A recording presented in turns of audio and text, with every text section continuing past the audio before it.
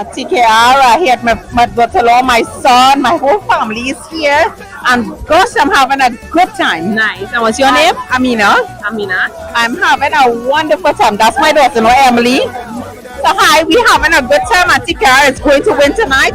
Yes, it is. That's it. Can you tell us your top 3 TKR players?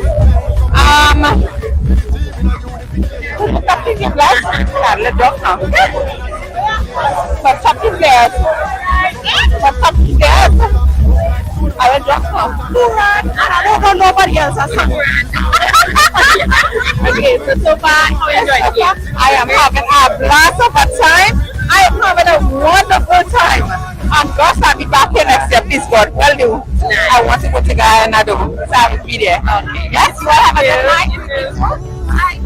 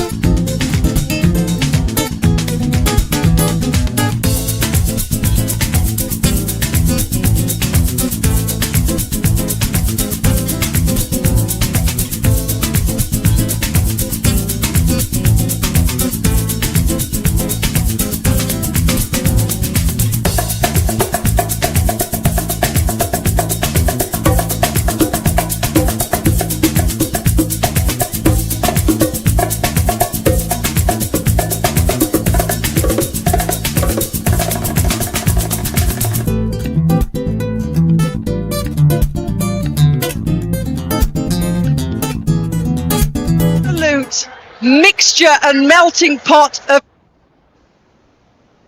Good morning, everyone. We will be starting promptly at 10 minutes past 10. We apologize for the late start.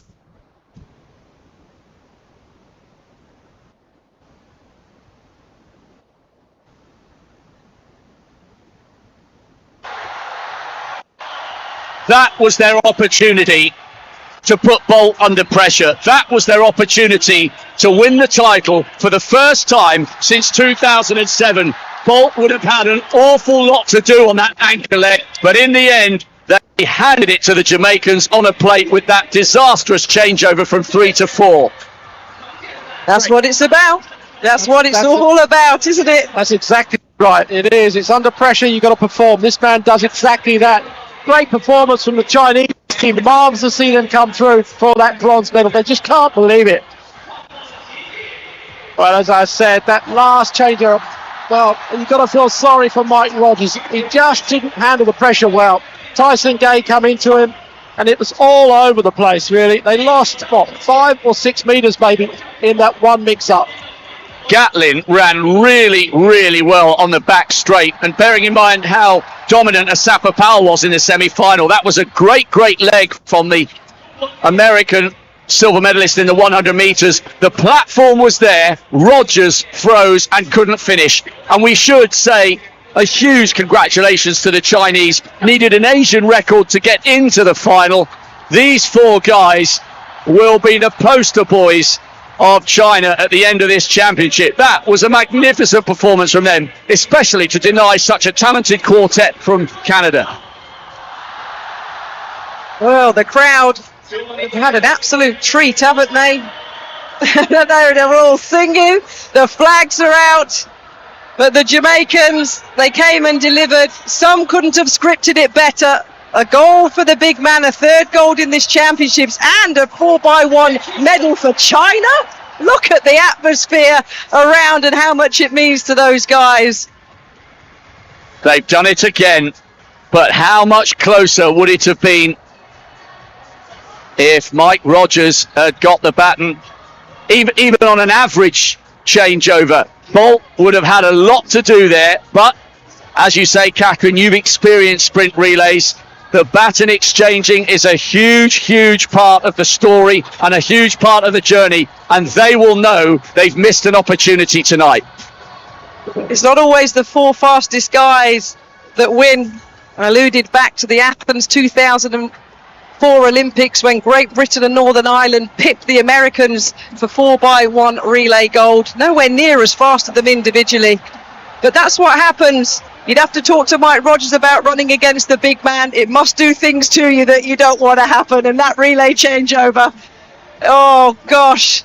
Well, can you imagine if you're on the relay team and you think, well, am I going to get that last leg against Usain Bolt? You think,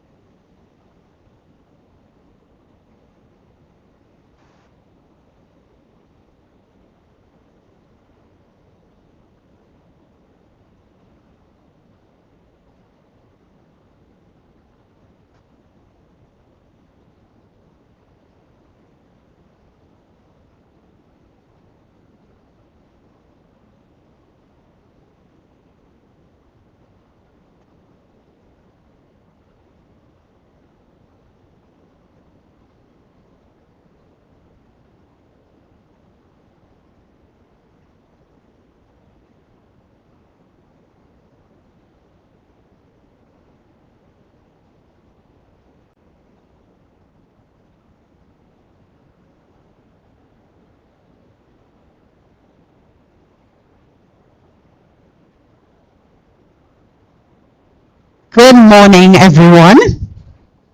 Now, I know track and field ladies have enthusiasm and excitement. Good morning, everyone. And welcome to the Entries Accelerate Her Program 2025. Let's give it up for the entries this morning. The theme for the program is confidence, self-esteem, and motivation. Fuel your fire and own your lane. My name is Jay Shadigans, and I'll be your master of ceremonies for this morning. Now I want you to do something. Turn to your neighbor. Say neighbor. Say neighbor. If it wasn't for you, I would be the most gorgeous person here today. You all look gorgeous this morning. So I invite you to stand as we begin with the opening prayer, and this would be done by Miss Dawn Washington, a member of the Women's Committee. Let's welcome her.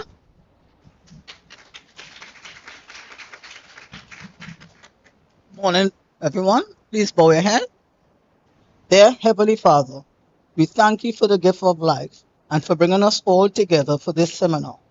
We ask for your blessing on our speakers as they share their knowledge and experiences. Help the participants to listen attentively, engage meaningfully in discussion, and absorb the information presented today. May they be able to use the information received to impact in a positive way in their lives. We ask your guidance and protection throughout the day. In Jesus' name we pray. Amen. Amen and amen. We now invite Miss Kiki Melville. You could have your seats. We now invite Miss Kiki Melville, one of the directors and the chair of the Women's Committee, to do the welcoming remarks. Pleasant morning to everyone. How are you all feeling this morning? Are you feeling great? Let me see some smiles on that face. I know it's not early, 10 o'clock, after 10. So I had to see some smile on those faces. How was your journey here this morning? It was good? All right, wonderful. So I am here to bring the welcome remarks this morning. And I will want to start off by saying morning to acknowledging our president of NTREA TT, Mr. Ephraim Serrett, who is at the head table, Mr. Paul Voisin, our first vice president, other members of the board that would have volunteered and are here today, to our presenters, our sponsors, members of the Women's Committee who made this event today possible, our contributors and volunteers, our supporting staff, the secretariat that would have been working very hard behind the scene to make sure that we got these documents printed and so forth. I want to thank you. To our master of ceremony, media, our online viewers, our distinguished participants, the athletes, coaches and parents, ladies and gentlemen, good morning. So, on behalf of NTREA TT, it is my pleasure to warmly welcome you to our annual seminar. This year, the theme is Accelerator. We are delighted to see many bright faces. Smile, ladies, smile. Let me see the bright faces. I ain't seen the bright faces, I've seen some. But anyway, we are delighted to see many bright, motivated young ladies here today, ready to invest in your personal and athletic growth. This workshop is designed to empower you with a mindset and the tools and strategies to build your confidence, strengthen resilience, and reach your fullest potential in sport and in your personal life. Our Accelerator event continues a proud tradition of annual seminars. Let me see how many persons would have been at the seminar last year by the show of hands. Right, did you all enjoy it? Wonderful, and that's why you are here today again. So we continue a proud tradition of the annual seminars dedicated to empowering female athletes through education and mentorship. Over the years, these sessions have tackled important topics, inspired meaningful conversations, and provided valuable tools for success both and off the field. Last year, our Inspire Her seminar workshop focused on safe sport, anti-doping, financial literacy, and featured our very own Josanne Lucas, the 2009 World Championship bronze medalist. This long-standing initiative continues to strengthen our collective commitment to learning, growth, and advocacy for women in athletics.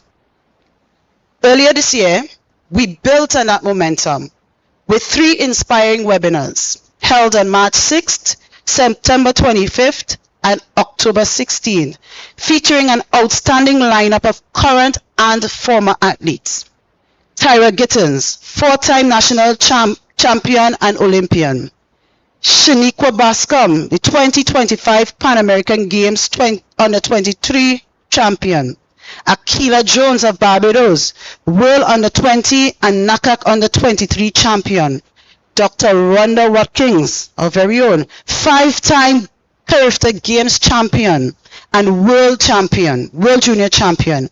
And Khalees Spencer of Jamaica, the 2012 Olympic Games bronze medalist. These phenomenal women share their journeys, insights, and advice, reminding us that true success is built on determination, self-belief, and perseverance. Today, we continue that journey of empowerment with 2 remarkable women who embody excellence, purpose, and passion. First, we are honored to welcome Ms. Amanda Johnson. She's here, a distinguished sports psychologist who will present on the topic confidence, self-esteem, and motivation. She's here to make sure that you fuel your fire and own your lane. In her session, she will guide you in building self-belief, overcoming societal pressures, staying motivated, and staying motivated. We are also thrilled to welcome Ms. Kellyanne Batiste, a 2-time World Championships bronze medalist and one of Trinidad and Tobago's most decorated female athletes. She would have flown all the way from Florida to be with you ladies today. Kellyanne's story, marked by dedication, discipline, and courage, stands as a powerful example of what we can achieve when talent meets tenacity. Her journey will no doubt inspire you young women here to chase your dreams and confidence with commitment. In the past, athletes like myself, we weren't blessed with the opportunity that you all are blessed with today to be in forums of this nature, to have conversations with past and present athletes. So we are providing this opportunity for you, and we trust that you won't take it lightly, that you will absorb all the information that is shared with you today and use that as the motivation force as you move into the next season. We will also have a session during the course of the day where you will now be able to focus on creating your own vision book. We have some books, we will provide that to you, and you will have the opportunity to select photos. I hope you all work with some of your images that you can now put those together and use that book going forward to motivate you for the upcoming season. So before we close today's event, you will be invited to complete an evaluation form. And this provides the opportunity for each of you to provide your feedback,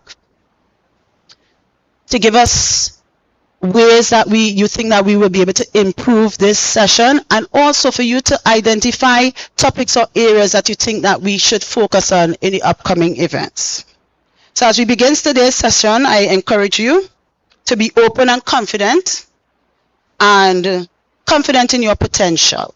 Right? So again, welcome, and we trust that you will have a fantastic day. And please be open-minded, be able to participate, be vocal.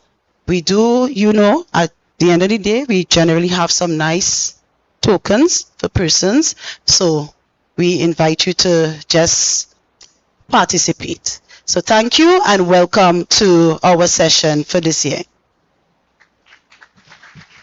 Let's give it up again to one of our hard-working board members, Ms. QK Melville. Let's give it up again for her. At this time, we invite our president of the entry A's to do the opening remarks, Mr. Ephraim Serrett. Let's give him a round of applause as he comes. Thank you very much. Pleasant good morning to all. After QK's welcome, there's not much for me to talk about. I want to take the opportunity to acknowledge First Vice President, Mr. Paul Vorzet, Second Vice President, Ms. Michelle Stout, Directors, Kelsey Toussaint Reed, QK Melville, Davina Washington Treasurer, and Ms. Michelle Penny. Donnell Stafford as well, Director. It's indeed a pleasure for me to be here this morning to do opening remarks, and as I indicated, not much left for me to do after wonderful welcoming from the director, Miss Melvin. But I want to say that you are very fortunate in a sense that I don't know of any other federation who focuses on the development of the female athletes. We have recognized over the years the attrition rate of our female athletes. Although in general is attrition, but more of athletes, but more females from the sport. And we are doing everything possible to see how we can keep our females in the sport. The workshop to this year speaks to accelerating her, and I'm very interested in two of the areas of self-confidence and visioning. And I am anticipating what the presenters would share with you. But over the years, and I want to say this, and I think I mentioned it to some athletes some time ago, in my previous, earlier years, athletes used to come to me to say that they would be on these teams, what times they're going to do, what medals they're going to win. And that has stopped, and I'm wondering why. Because we have a bunch, not a bunch, but we have athletes who are now just focusing on one thing, and that's to make a Carifta team. And it cannot be that. It cannot just be that. And if you all recognize, standards set this year are on par with World Juniors. So if you're focusing for Carifta, it means you're focusing to World Juniors. And then you transition where NACAC is now catering for under 23 athletes to make that transition from under 20 to the seniors. We are also modifying our program that we had as Youth Elite, and we're going to change it to Youth Transition to cater for a broader group from 18 to 23. So to try and keep athletes and so we can source funding to keep them in the sport. So I want to say today, and I challenge everyone who is here today and who is eligible for either under 23, under 18, Carifta, World Juniors, set that goal of not just making the team, but get into a final and get into the podium. And anybody who here today who would achieve that, I ask to check with me when it happens, see me when it happens. So I want to put that challenge up. I want to thank the committee for working to ensure that this annual event comes off and that you have a very successful day. So the imagination and the visioneering and that's very, very keen to me, that area of visioning. You have to vision.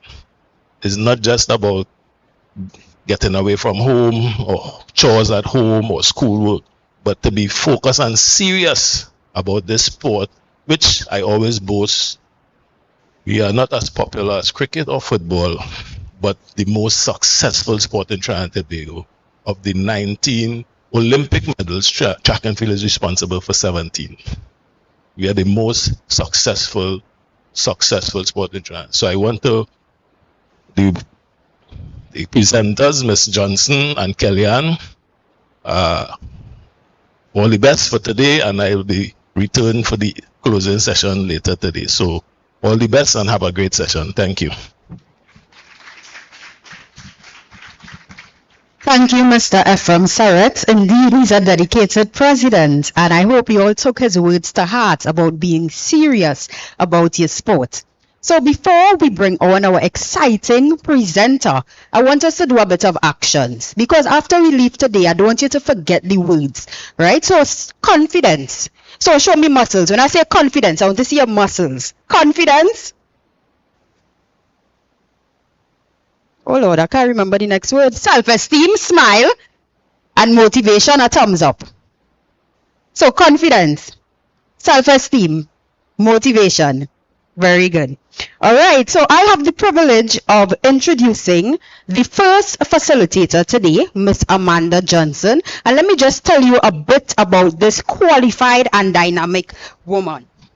So Amanda Johnson currently serves as the supervisor of sports psychology at the Sports Company of Trinidad and Tobago, also known as Sport TT.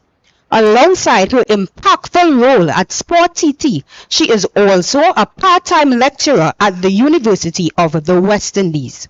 As a Certified Mental Performance Consultant, a CMPC, awarded by the Association for Applied Sports Psychology, AASP, Amanda brings unparalleled expertise to the field of sports psychology. With her comprehensive experience and practical application in enhancing athletic performance through mental strategies, she has firmly established herself as a trusted expert in enhancing athletic performance through psychological development. We could give her a round of applause. She has done so much. Amanda's career highlights include guiding numerous national teams and athletes, from juniors to seniors, through prestigious competitions such as the Pan Am Games, the CAC Games, the Carifta Games, and World Championships. She also extended her impact beyond Sport TT as a mental skills coach for Cricket West Indies, previously contributing significantly to age group teams and the senior women's squad. In addition, she is an alumni of the Global Sports Mentoring Program held by the U.S. Department of State, ESPNW, and the University of Tennessee Center for Sport and Peace. She has done so much. You all have a qualified woman on your hands. And I'm not finished as yet.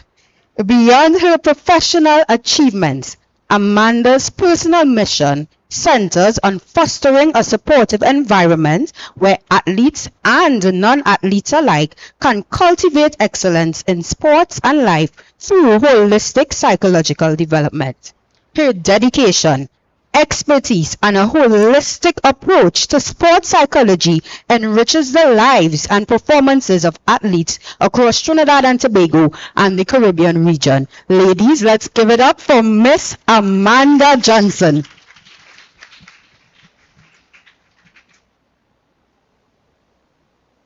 I'm like, okay, I really did a lot of things, but you know how life gets, you just get caught up in everything. But first of all, thank you, all you beautiful women, for having me here today. I am very honored to speak and to share knowledge and to help you build in something like this. I'm very excited today.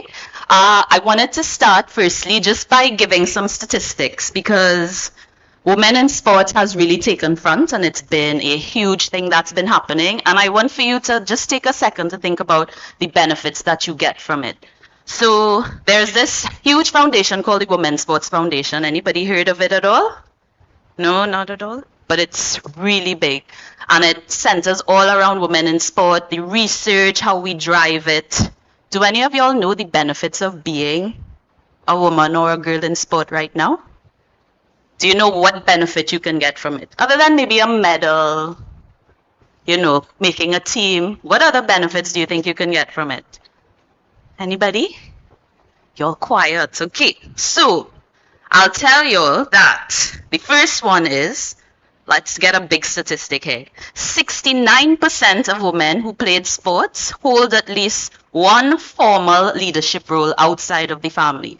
So that means that leadership is one of the biggest things that you can get. Another one is 71% of female athletes. I'm sorry, my phone is malfunctioning today. All right. Have formal leadership roles such as managers, directors, presidents, and C-suite executives. So that means those at the top. And you can see by the board as well where we have our leadership roles. All right.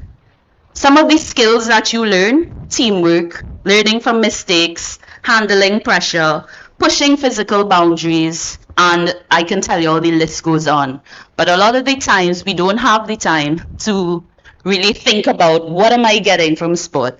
So before I start to get into things, can I get a volunteer to tell me what your week looks like? Training, homework, school, if you get a little lime in, because I know that might be hard. Anybody want to volunteer to tell me what your daily routine might look like? Yes. Tell me your name. Hannah. Okay, y'all. Hannah's been very brave. I love this. All right, Hannah, tell me what's your day like. School. How much is a bit? How much is relax for 20 minutes in a relax? You could relax in 20 minutes. It's hard, right? All right, so we get 20 minutes relax. Training. Home, shower, homework, repeat. Yeah? So how much time would you say you get for yourself? Depends on how much homework I have. It depends on how much homework you have. Now, how many of y'all identify with Hannah here? It's literally like a rinse and repeat cycle every day. School, track, or field. Then we have homework. We eat a little bit of things. Maybe we could watch some TikTok, and then we go to bed and we do it again and again, Monday to Friday, sometimes Saturday, because I see people training outside Saturday. Show of hands, how many people? It's like this. Yeah. Sorry, I'm not accustomed to this, y'all. Please forgive me. All right? So, knowing, first of all, that we are constantly going. We're going. We don't have time to slow down to think about things. So, a big part of today, we're going to take about an hour about and how many hours we have in the week to slow down, to think about ourselves, to think about the self-esteem, to think about confidence, to think about motivation. How does that impact me? How do I develop it? Do I even know what it means? So we're going to do that. Now, on the table, everybody has gotten a worksheet. Yes? All right. So we're going to pause throughout the presentation to work on those things. I purposefully brought this because, as Kyuki would have said, or Miss Melville would have said, y'all are going to be able to fill these journals with different things that you've learned today. So I provided some content to get those wheels turning so that we start thinking about these things. Now, before I jump into it, because I see some people stretching, some people losing a little bit, I'm just going to do a little warm-up. Now, obviously, you all are accustomed to warm-up. It's not going to be anything physical. We're just going to try to engage the mind. So, I'm just going to write this here. I'm going to say one. One means clap. So if I say one, everybody. Oh, that. We could do better than that. One. Lovely. If I say two, raise our hands. So let's go. Two. Nice. Three. What should I do for three? We could do our hands out. Please do not hit each other. See, I said it and it happens. Yeah? So let's see a three. All right. So 1, 2, 3. 1, 2, 3. 3, 2. I'm so sorry. 2, 1. All right, looking good. Now I'm going to mix it up. 2. 1, 1, 3.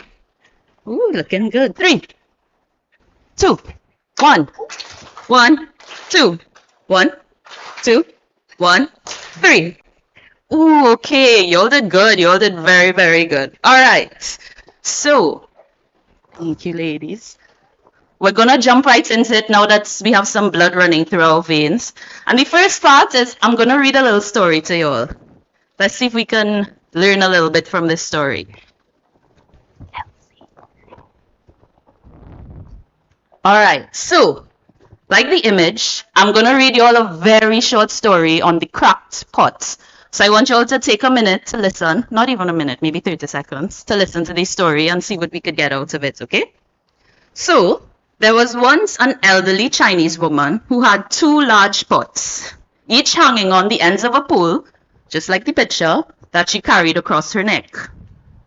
One of the pots had a crack in it, while the other pot was perfect and always delivered the full portion of water. At the end of the long walks from the stream to the house, the cracked pot arrived only half full. For 2 years, this went on daily, with the woman bringing home only 1.5 pots of water. Of course, the perfect pot was proud of its accomplishment, but the poor cracked pot was ashamed of its imperfection, and it was miserable that it could only do half of what it was made to do. After 2 years of what it perceived to be a bitter failure, it spoke one day to the woman by the stream. The pot said, "I'm ashamed of myself because this crack in my side causes water to leak out all the way to the back of your house." The old woman smiled. She said, "Did you notice that there are flowers on your side of the path, but not the other pot side? That's because I've always known about your flaw. So I planted flower seeds on your side of the path, and every day while we walk back, you water them. So for 2 years, I've been able to pick these beautiful flowers to decorate the table. Without you being just the way you are, there would not be beauty to grace this house. So each of us have our own unique flaw, but it's the cracks and flaws that we have that make our lives so interesting and rewarding. So in saying this story, I want you all to take away that, and I'll stand in the room too, we all have little cracks and flaws. Do you all agree with this? Yeah. Do we focus a lot on the cracks and the flaws? Or do we focus on the fact that our cracks and the flaws are also having flowers bloom, right? A lot of the times, we always aim for this perfect job, this doing everything very perfectly. But if we don't take the time to acknowledge how great our flaws and our cracks can be, it makes it a lot harder to build the self-esteem that we're talking about today, to become motivated, because I'm always looking at the things that I'm not doing well. And also, if we can't do that, how are we going to build the confidence? Yeah? So you all with me? So, just by a show of hand, how many people in here are the crackpots? And I'll put my hand up because I know I have my flaws with it. Right? We all have our flaws. How many people in the room want to do things better than they're already doing them? Good. How many people in the room know how to do the things better that they want to do? It's harder, right?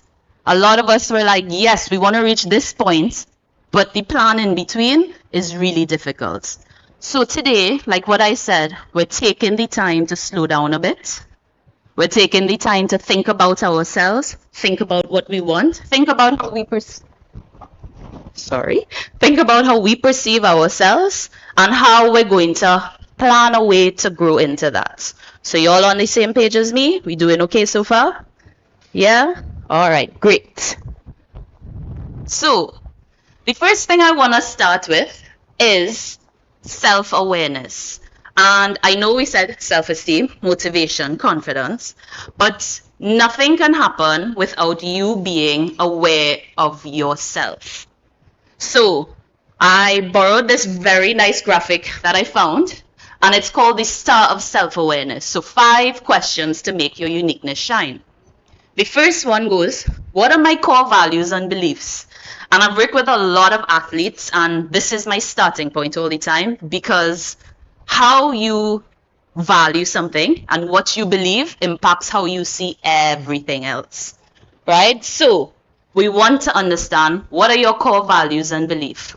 Knowing what matters, what helps make you make better choices, what guides you, what makes you authentic, who are you, how do you show up in the room, how do you show up in training, in school, with your family, friends, etc. The second point of the star is, what are my strengths and weaknesses? And again, when we think about this, I ask the questions to the athletes. They can list 10 weaknesses and 1 strength. We don't take time to think about our strengths. We always automatically go to, what's my weakness, what I need to do better, all these things. But that's also because that's what we hear constantly. We get more reinforcement on, we need to do this better, yes or no? Yeah? Do you all, how many times, and I really want you all to think about it, and I'm sorry if the coaches are here, in a training session, how many times do you hear a correction or what you're doing wrong versus congratulations, or you're doing this well, or some sort of positive affirmation? What do you hear more of? I hear in the murmurs. Yeah? All right, so I'll say this. Raise your right hand if you get more correction or negative feedback, and raise your left hand if you get more good feedback, positive feedback. All right, so we have a club here doing good. Okay, all right. Yeah? So understanding, and it's no fault of our own or no fault of the coaches, but very naturally, this is what we hear constantly, and this is why the self-awareness portion is so important, right? So thinking about it, you're all in the room, we're seeing that it happens, it's common, it's also part of our culture, so we can't always break free of it, but today we're going to try to think about ourselves, all right? The next point of the star, what are your passions and interests? Do you know what you love to do? Yeah, that's a really big one because passion is directly related to motivation, right? Passion means there's a really strong desire. So even if there are like 10 obstacles in my way, I'll find my way around it and still want to get to that goal at the end. The other point are what are your goals and aspirations? So very closely related. And my last point of the star, which I left for last on purpose, is how do I handle adversity and failure? Because our reactions tell us a lot about how we feel about ourselves, right? Even when we react to other people doing things, it tells you more about yourself than it does about the other person. So I want for us to be able to really develop our self-awareness way before we jump into self-esteem, way before we jump into confidence, way before we jump into motivation. All right? So, self-awareness, first and foremost, the past informs the future. All our past experiences tend to shape the way we feel about ourselves, we interact with the world, we interact with others, our ability to be like, I can't do this task in front of me. It provides a sense of identity. So if it is that I am constantly told that I'm a superstar, right? More than likely, I will think that I am a superstar. So it provides that sense of identity, right? And lastly, it helps with your decision making, right? So knowing patterns of behavior can help you be like, okay, I see this pattern in my life. What is it triggering me? And how can I change it so I have a better outcome, right? So also thinking about things that are in your control and things that are not in your control. Question, and it's not a trick question. What are some things in your control? Somebody can tell me? No, there's no right and wrong on. We are here to learn, right? So remember the theme is self-esteem, confidence, motivation. This is a safe space right now. There are no right or wrong answers. We are all learning in the room. So as I say that, you want to tell me, what is something in your control? Hey, whisper it to me. Whisper it to me. Yes, eating and waking up on time. Absolutely. Why? Because you're responsible for that, right? Okay, what else? What are some things that are in our control? The way you perform during training, right? So that effort that you put into it, where your focus is. What else? One more. Somebody give me one more. Yes. Tell me. Oh, yeah, that's a big one. The way we act and behave. And a lot of the times with that one in particular, people like to say, well, this person made me do this. And there's some truth to it, right? But we have to also be aware of what type of reaction do I want to have? Or am I just reacting because I have no thought process in between? Yeah. What about some things that are uncontrollable? Think about training. We'll go straight to training. What are some things that are uncontrollable in training? Yes, tell me. Arriving on time and training. What was the second one you said? Okay, arriving on time. Yeah, because sometimes they have traffic, right? And these days they have real traffic. Is traffic a controllable thing? All right. What else we have? Yes. Injuries. Now, injuries is a funny one, right? Injuries is kind of in the middle because are there things that you could do to prevent an injury? Yes. But then, are there some situations where we could just become injured because of what we're doing? So that one I would say is a 50-50. Yeah? Right. What about? Somebody give me one more uncontrollable. Once again? Yes. The weather, yes. So the sun could be blazing hot and you have to train, or it could be pouring rain, hopefully no lightning, and we have to train, right? We do not have control over those things. So I want you all to start thinking about, do I give a lot of effort and energy into things that are uncontrollable or things that are controllable? Controllable means that I have a direct impact on it, and uncontrollable means whatever it is can do whatever it wants, no matter how much I tell it and beg it to do something different. Yeah, so how much energy are we giving? All right, so this is the start of where we're going to take our worksheets and we're going to start exploring some of the core beliefs and values that we have. Now, before we jump into it, I want to explain how our core beliefs affects us. This is a very simplified version, but if we direct our attention on the screen right now, our core beliefs affect how we think first and foremost. So I always give this example, right? Everybody in here is familiar with a roller coaster. We know at least what it looks like? Yes? All right. So if my core belief about a roller coaster, and I think about it, is that it is terrifying. What's my thought going to be when my friend drags me in the line to go on the roller coaster? I'm gonna, yes, because that's how I felt when I had to go on a roller coaster, right? My whole body was trembling. I was like, I am gonna die, right? So I had that thought. The behavior, my body was trembling. Y'all, a funny story, like the security had to come and escort me out because I was screaming so much because my cousin was dragging me on this like one that drops you, and I really didn't want to go on it. Very embarrassing, but we've overcome it, right? But my behavior was that I was being very erratic at that point in time. And then the feeling that I would have, what is it? I'm scared. I'm terrified, right? Now, if my core belief about a roller coaster changes that I think this is the most exciting thing, would my thoughts, behavior, and feelings then change? Yeah. So we have to be very aware of what those core beliefs are and what we think about ourselves and situations, because it impacts everything.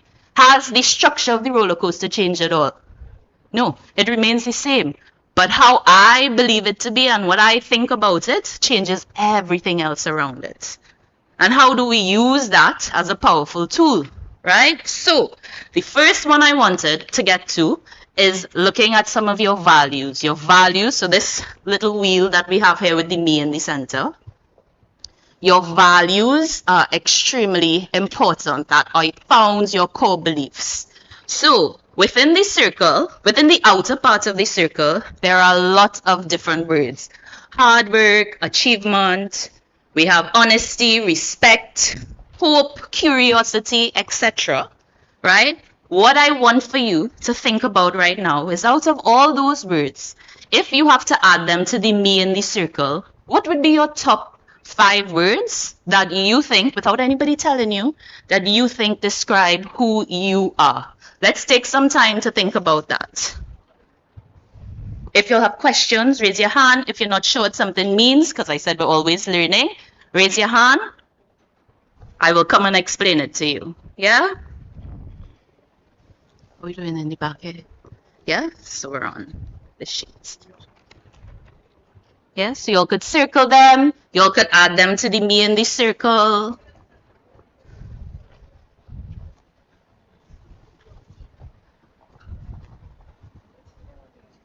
Oh, okay, so that's a great question. It's the words on the inner part of the circle. Okay?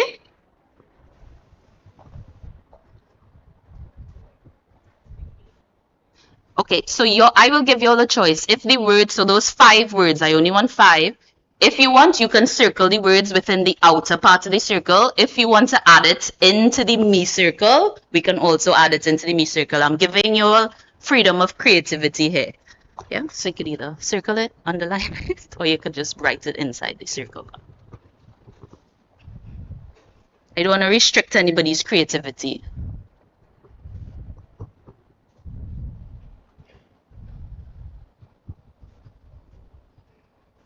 So while y'all are doing this, think about interactions that you've had. Think about our parents and things that they try to teach us, teachers, coaches, and it's something that you're like, I really like this quality. I want to show up as this person.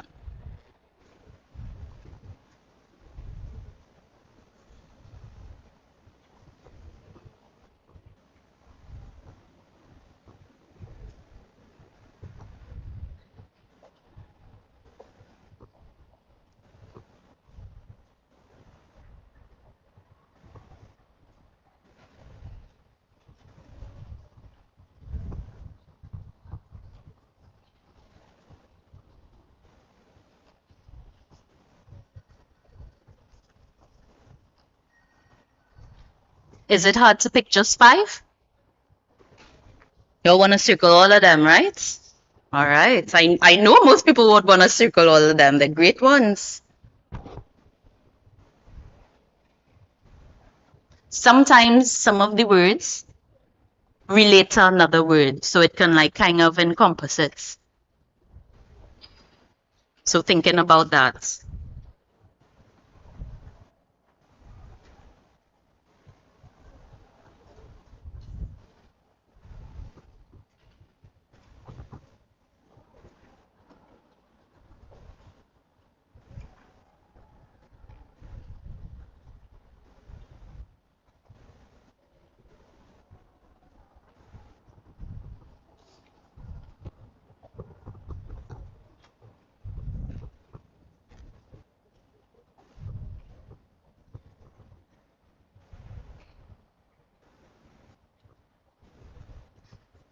All right.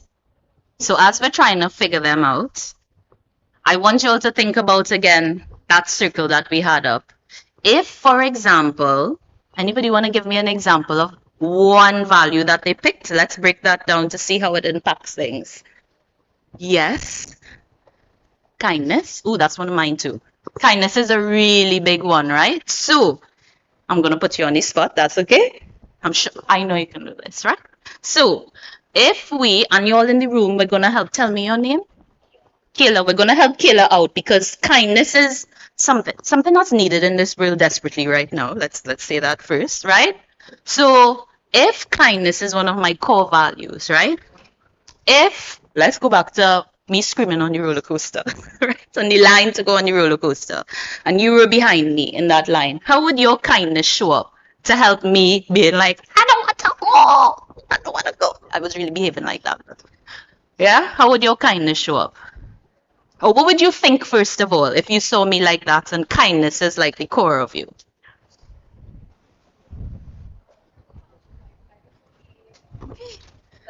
It's not that bad. Yeah, so she'll try to motivate me. She'll try to talk me down a little bit. It's not that bad, right? Okay. So that's part of it. So we're thinking about what would you think about me if kindness is at the forefront? So before you even try to tell me, what would you think about me? No, let's be honest, because I would be like, what's wrong with him, boy? Yeah?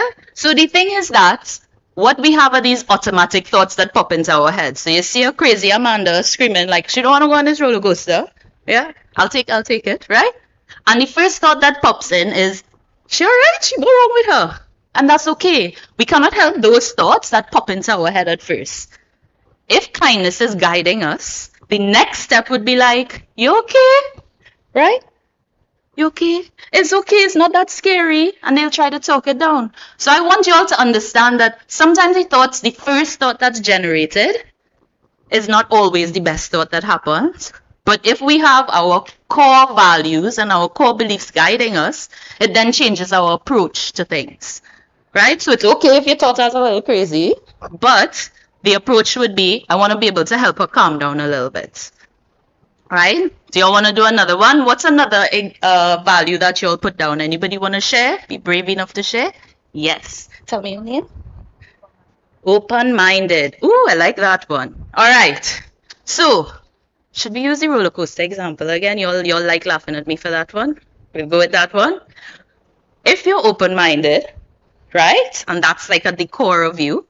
When you see me screaming to go on the roller coaster, what's your first thought that might happen?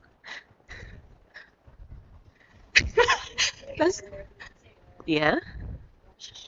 Yeah, right? So we try to we think about what the emotion is attached to that. Like she's probably really scared because we're being open-minded. Not that she might be a crazy lady. Somebody who's open-minded might be like, she's probably scared. And then what's the reaction after that? Yeah. So she's asking if I'm okay. She wants to ask me if I'm okay. So she's just trying to maybe distract me, ask me if I'm okay. So again, all these different values show up. Now, the last part of what I want you to do is what do you know now in those 3 lines that we have there? I want you to pick one of the values that you circled or you put into the me circle and you have to explain it. How do you show up as that? What is an example of behavior that you have actually experienced, not that what you want to do? How have you showed up as that? So if it's kindness, it might have been like, I saw somebody fall and all their books fall down and I helped them up. So I want for you all to think about our action, because it's very easy to circle what we want, but I want for you all to be like, do I actually act like this? So what is an action or a behavior that you took between today and to point 0 when you were born, right? That you showed up like this.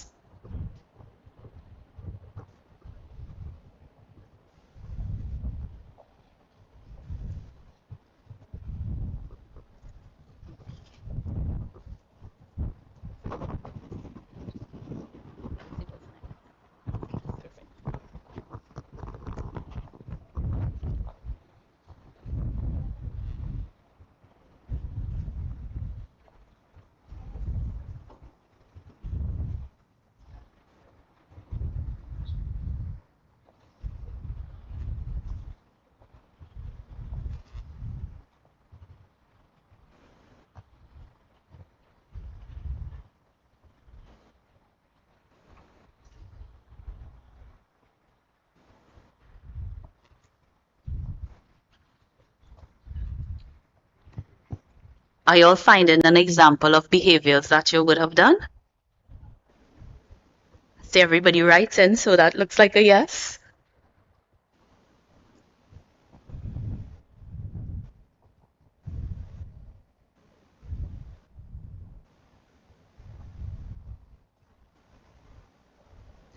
So a question to the room, just by a show of hands. How many of you have taken the time to slow down, to think about what are my core values and beliefs?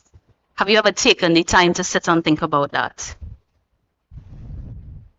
Have you taken the time to sit and think about, do I show up as these 5 things consistently? In all my actions, in all my behaviors? Yeah? We have. Some people not so much. This is a hand saying, yes, you have? Or question? A question or yes, you have? You have. Good. Right? So, as I said from the start, today is this hour and a half, maybe 15. We don't know. Keep an eye on the time to really slow down and think about yourself. Think about first, how do you want to show up? All right? So, how are we now linking this to the 3 different areas that we spoke about today? So, self-awareness is laying that foundation. The second part is what we really want to focus on today, is self-esteem. So, the extent to which you develop your self-awareness has an impact on your self-esteem. If we're not sure of our core values, if we're not sure of our behaviors, we can't begin to work on self-esteem because we are a little flimsy. So we've taken some time to identify some of those core values. Let's start to build into self-esteem. So, is self-esteem a word that we've heard before? Yes, we're kind of familiar with the term. But to really get into it, I want you all to understand that it's not just about liking yourself. Like, I have good self-esteem, I like myself. We want to focus on the fact that it's a sense of worth and value that we place on ourselves. Do I think of myself as valuable? Do I think of myself as worthy? Right? And I know everyone in here in the room is involved in track and field or involved in sports. But if we don't develop us first, it's not going to show up the way we would like it to in our sports. So we want to take some time to think about, what is my sense of worth and what value do I place on myself? So, let's take a little look at the pyramid of self-esteem. At the bottom and the base and the foundation is what we covered, our self-awareness. Our self-awareness leads into self-acceptance, then into self-worth, then into self-respect, and at the pinnacle of that we have self-esteem. Now, in the self-awareness components, we looked at a lot of positive traits and values that we want to show up as. But if we're being honest, are there some ones that we're not too fond of that show up every day as well? So we have these traits. Are you aware of them? Have you thought of them? Have people told you about them? Right? So we want to know that, yes, we accept all the lovely traits that we did on this one, but what about the ones that are not great? Because then that starts to affect our self-acceptance and self-worth and self-respect. So we need to really understand how my self-awareness is showing up to then build my self-esteem. It's not just self-esteem and it's here, because a lot of the people get caught in words, like just saying words. But I want you all to truly understand what it means to build these things. So we're jumping right into another exercise, right? This one is a little bit of reflection, and they have different reflective questions. So again, I said today we're going to take some time to think about ourselves to really build that pyramid that we're talking about. So if we look at the paper in front of us, which is exactly similar to the screen, right? It says that self-esteem is such a highly personal construct. Big words, it just means that it's very personal to us. In the room today, nobody has to tell anybody else what we're writing unless you want to. But this again is for you to take the time to develop it, right? So it is one of the most important things that you have to work on consistently, because it's always going to be challenged. You might think one thing about yourself, somebody tell you something else. You might think you're working really hard in training and giving all your effort, and the coach is like, what is that? Right? These things happen, so it has to be constant. So what it is that the model that we have in front of us will guide you towards building your self-esteem. In each building block, there is a prompt, and we're going to start at number 10 and work towards 1. So we're starting at the base of the pyramid. So the prompts are, number 10, we can answer the question. People always compliment me on what? No? Yeah? So we're going to start from 10 and work our way all the way to the top of the pyramid in number 1. Do you all have any questions for me? No? Okay. I'll give you all some time to think about this. Yes.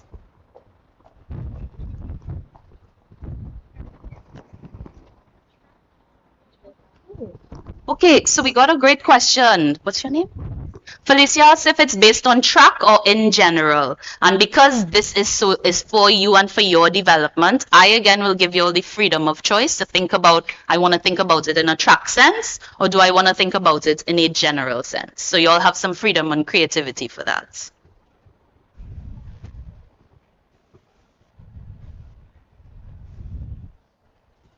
What I will add is, because of some of the questions that they ask, it might interchange. So if you want to interchange between track and your everyday life, we can, because you're a person before you're an athlete. Yeah?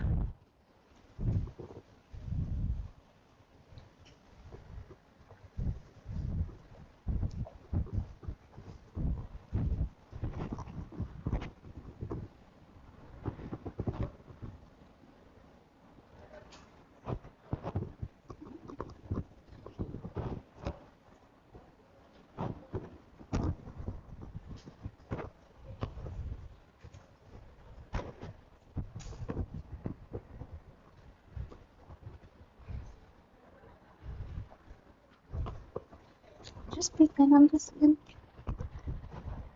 Are they hard to answer, some of them? I know I did this on purpose. I want for you to really think about these things. So how about we use each other as well? If it's stuck, say, what would you say for this one about you? Yeah? How y'all going?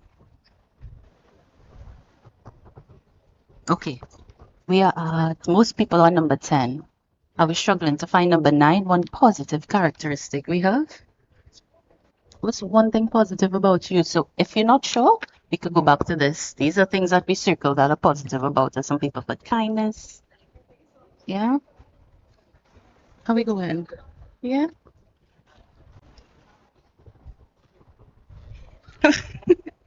What is it? Okay, what's this face for? What's this face for? Oh, I have a jacket, but I don't know for a jacket.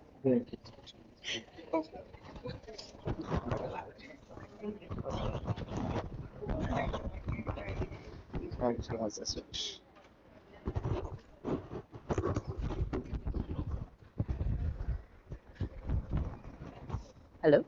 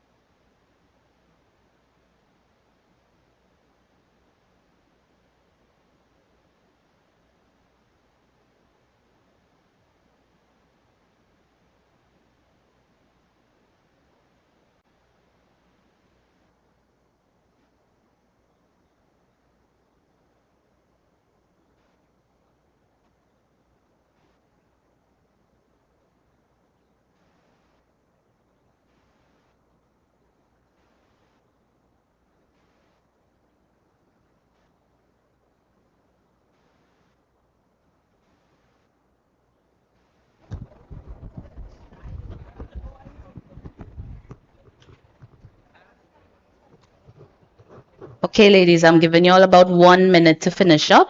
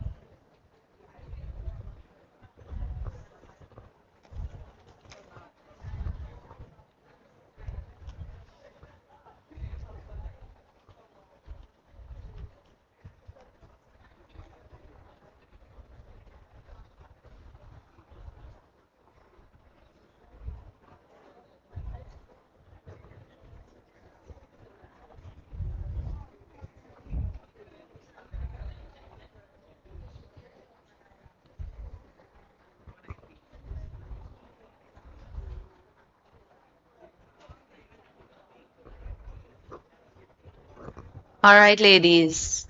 So we have spent some good time really digging into those reflections about ourselves, about how we show up I know some of these questions may have challenged you to think about things. Some might have been really easy to answer. Some might have challenged you. But tell me, after writing all these things about yourself, how are you feeling right now? What are some things that y'all are feeling, Ashe? We said good. Anybody else have anything that they're feeling right now?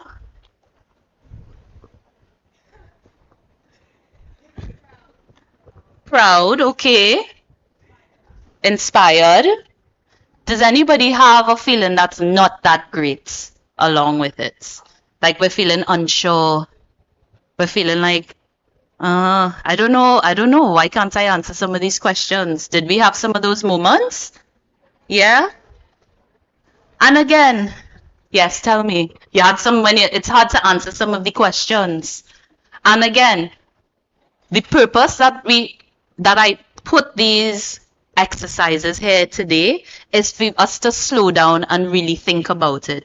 We don't take enough time on a daily basis in our very busy schedules. And I think I was talking to this table about, like, every day we have something to compare. How many people here on social media? We have a TikTok, Instagram, Snapchat, blah, blah, all these different things, right? And all it's showing you all day long is other people doing things that sometimes we want to do or wish we had. And it is very difficult to work through that all the time. So we're always thinking about somebody else in comparison to ourselves, right? So taking the time to slow down, to be like, how can I answer these questions? How am I showing up in the world? How does how I show up in these every day influence how I show up on the track or on the field, right? Some of it would make you feel good, like, wow, I put some great things down. And when we can't answer some of them, we're like, what am I missing? What do I have? That is okay. The reason why I say it's okay, because I want you all to get in the habit. I will say at least once a month. I know how busy track and field is. Once a month, to take the time to be like, what am I doing that is great? That I think is great, not everybody else telling me that is great, that I think is great and I am proud of and I am passionate about. So coming back to that self-awareness, just once a month I ask that. When I used to be in secondary school, I did not have a cell phone at all through secondary school. They did not exist or they were too expensive. I used to write things in my little diary. Do people still do that today? Yes? No? Sometimes you have your journal on your phone too. They have it on your phone, right? So taking the time every month to build it. So when January comes, by the time we reach December, we usually forget what we did by May. By the time December rolls around, you have this nice long list of all the qualities and all the good things that you would have done in time that you yourself are proud of. And sometimes we can go back to remind ourselves. Yeah, so going back to this, congratulations to those who are finished the pyramid. If you do, I will encourage you to take time later on, because these are worksheets are for you to take some time to complete it, or you could talk to me afterwards. Okay? Now, we're trying to link all of them. So we understood at the base of self-esteem was the self-awareness portion. But we want to also understand that self-esteem is part of self-confidence, right? So self-esteem was about those beliefs. Sorry, excuse me. Self-esteem was about that worth and that value that we place on ourselves. So if we look at it in the circle of how it affects each other, we have self-efficacy, which is like what I think I can do. If I have a task in front of me, I can do it, which then leads into our self-esteem, that leads into our self-confidence. So all the things we're talking about here today, they're all interrelated. They reinforce each other. So when we think about confidence, self-confidence is a belief. So self-esteem is how we value ourselves. Self-confidence is what we believe about ourselves, right? So your belief in your abilities, your capacities, your judgment. The second line is really important. It's a result of how one thinks, what one focuses on, and how you react to events in your life. So we throw around the word confidence so easily all the time. People will be like, just be confident. But how? Yeah, we say exactly right. But how? We love to use words. We don't know what the meaning is behind words. We don't know what we value behind the words. And I want for us not today to just be like, okay, confidence is ABC, but for us to really understand what it means to you and how to develop it. All right. So, oh my goodness. Right? If we want to nurture our self-confidence, we're going to look at the top 3 points of the star. First one, what are your core values and beliefs? Guess what? We did that a little bit. So we have some of our foundation. 2, what are your strengths and weaknesses? Have we thought about those things? Right? Are we aware of them? Is the scale balanced, or do we have more weaknesses and strengths and weaknesses? And then the last point of the star, how do you handle adversity and failure? So if we want to get confidence, and I said, but how? Confidence is about being aware of these things first and foremost. Can you answer the 3 questions at the top of the star? Yes, so take a second, think to it. Do you know how you respond to adversity and failure? So adversity just means things are really tough, like when you have 5 1,000s to do. I know I'm making things up here, but right? How do you handle that? All right. What are your core values and beliefs? So we have done some of that work. What are your strengths and weaknesses? So, question or show of hands, can we at least, and I don't mean a full answer, but at least start putting together answers to these 3 questions? So show of hands if it's a yes, we can. Yes, yes. A little bit, someone shaky. All right. So the but how comes with the self-awareness part first and foremost. Let's also talk about the growth mindsets. Have we heard of this before? Yes.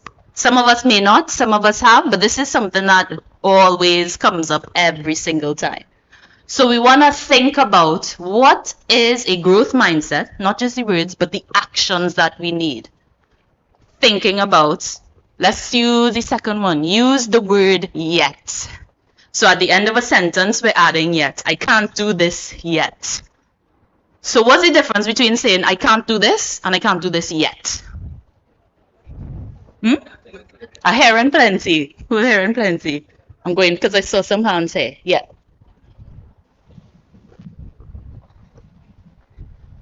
Okay, so when we use the word yet, that means that you wouldn't say, putting the steps to get where you want to be. But if you just say you can't do it at all, that means you're not even going to give it a try. Very nice. Okay. Tell me your name. Oh, my name is Andrine. Okay, thank you. All right. If I hold this, will it squeak? No? Okay. I don't know. I don't think it will. All right. So we have the word yet. So you gave an excellent. Okay. You're only giving me a lot of things to press and push, and I have to concentrate. I'm just kidding. All right. So I love that you said that you're giving yourself time to do things, right? So you know that there's time.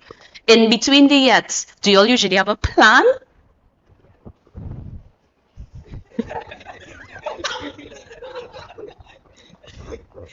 Right. I want to hear that. No, we need to share that. That was a good one.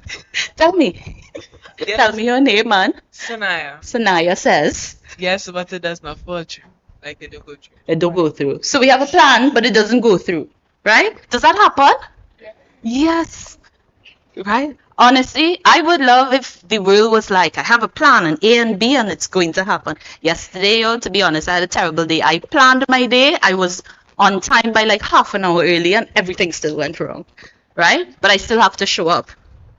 Okay? So sometimes we know a plan or a semblance of a plan.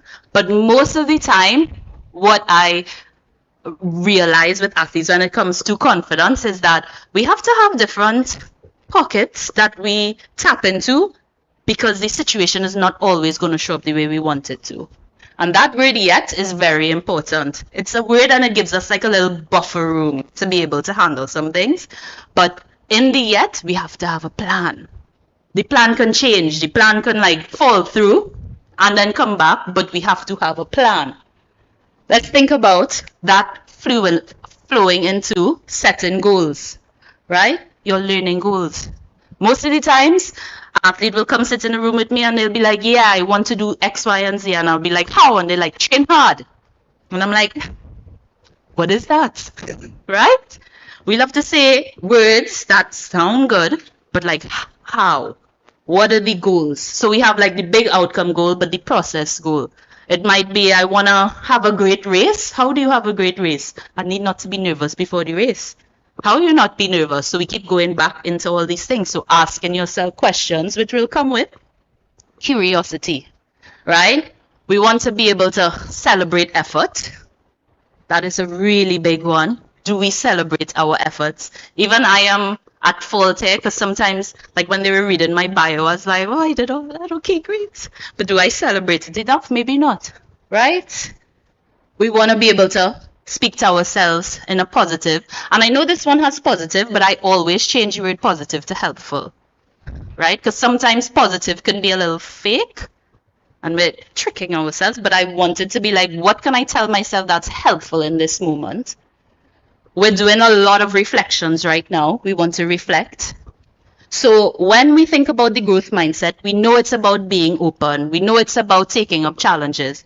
But these are some actual actions that we can take to be able to help us with our confidence through the growth mindset.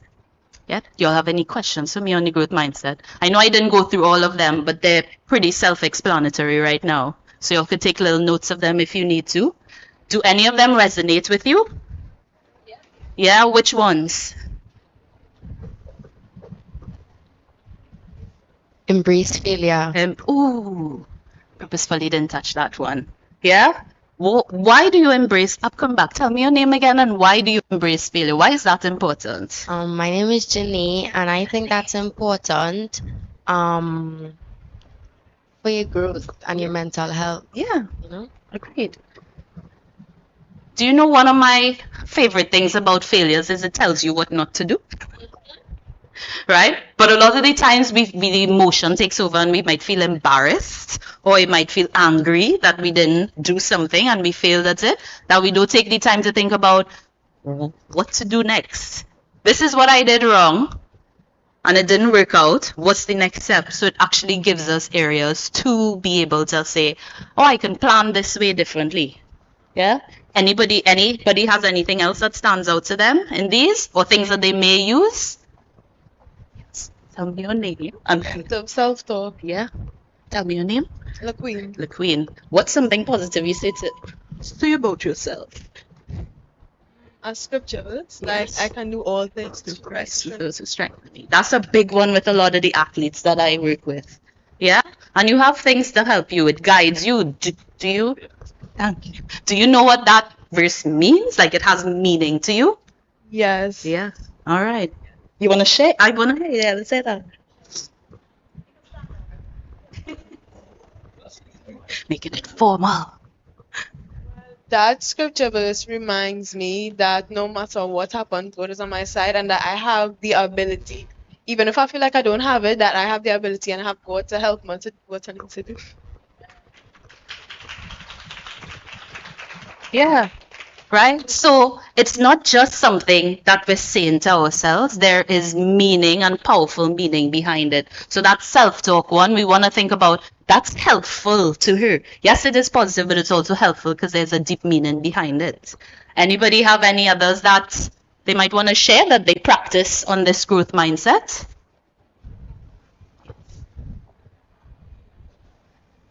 Hi, morning everybody. I would say, sorry, my name is Kalicia. Morning again.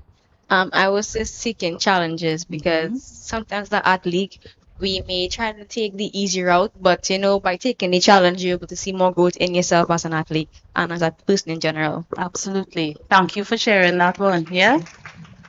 All right. That seeking the challenge means I'm going to give a little bit extra. And it's those athletes that just give a little bit extra and work through it and over time accomplish it, help build their confidence, because we are talking about confidence, right? So if I know I can do something, it's going to boost my self-esteem which is then going to make me believe more things so that my confidence actually grows. So if we think about the but how for confidence, these are the things we want to be able to focus on. These specific actions to help us grow through all of this. I'll take one more if we have one more. Yes, stable talkative. My name is Ria. Finding others. It help find others that is greater than you, better than you, so you can help push yourself forward. Absolutely. Thank you for sharing that. Yeah. As humanity, let's talk about it on a whole. Part of what makes us human is that we rely on other people. And some people be like, I don't want to rely on anybody. But having support and interconnectedness is what links us and what goes all the way back to the values that we hold, right? Understanding how support, some people could have knowledge, some people could just have kindness, some people can show up in different ways, and we do need to be able to have that. So going back into it, if we practice having this growth mindset, showing up by these behaviors and actions consistently, over time, it will build our confidence and it will also build our self-esteem. They all interrelate to each other. So, last exercise to our reflections on. So I have this longer sheet in the back here. I try to save paper so, we have a back and front here. And we want to be able to check in on your confidence. Now, there are a list of different phrases that we have, and it says to just reflect on the following. And in the row next to it, it says rate it from 1 to 5. So this is a rating for yourself. If you think it's high, we're going to put a 5. If it's about a little not as high and a little below, we put a 4. If it's really low, we put a 1. So it then again builds that self-awareness into us to be like, how is this working for me? Right? So let's take some time. Let's rate ourselves. So we're only focusing on that first column.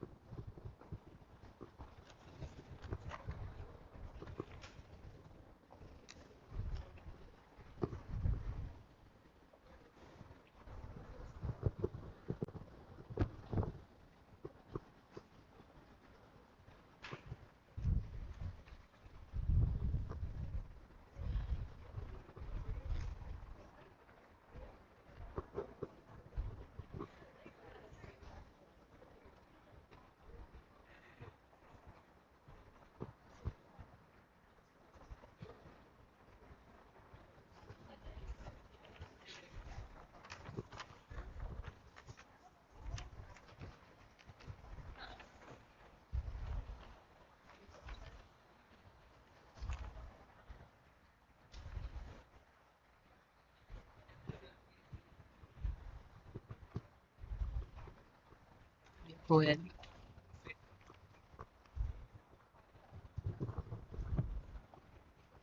All right. So if we're taking time to rate ourselves, remember we said that a big part of confidence is a plan. How are we going to accomplish these things? For those ratings in the first column that are a little low, the second column asks you what may need to change to reach those self-confidence goals. So whatever, if it is, I trust myself to make wise decisions, and I put like a 2, right? What are some actions I can actually take to help me raise that 2? So I want for you all, for the lower areas, to try to think about what are some things that may need to change to be able to help you raise that score.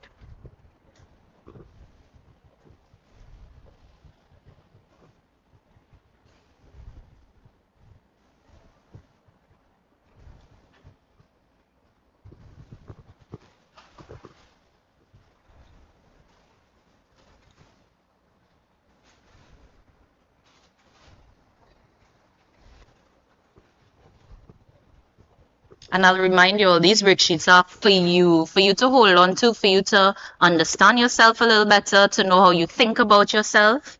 So being honest in how we score ourselves and things that we have to do or things that we have to work on. Again, it's only for you.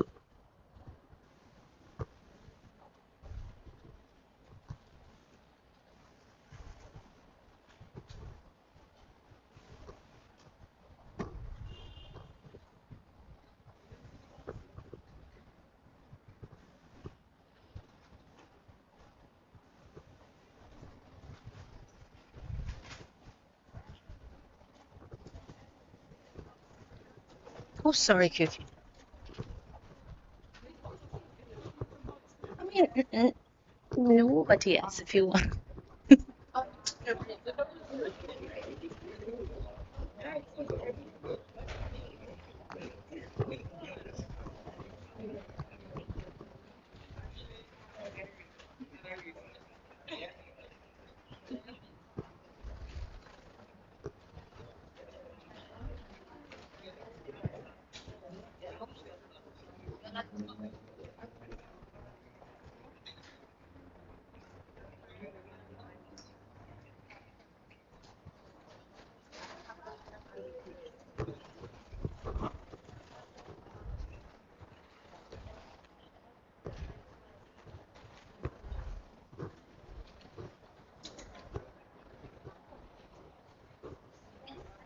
Yes. It's in between. What is in between? Sorry, I'm so sorry. I'm so sorry.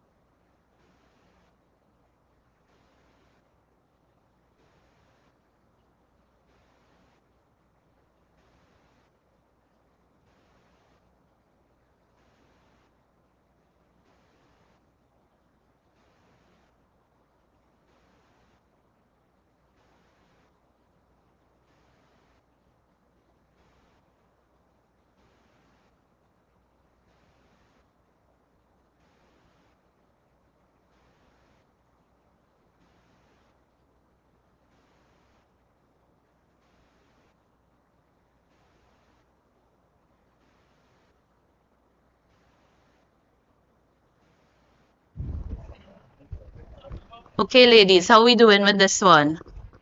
Almost finished. I'll give you all about 30 seconds to finish up.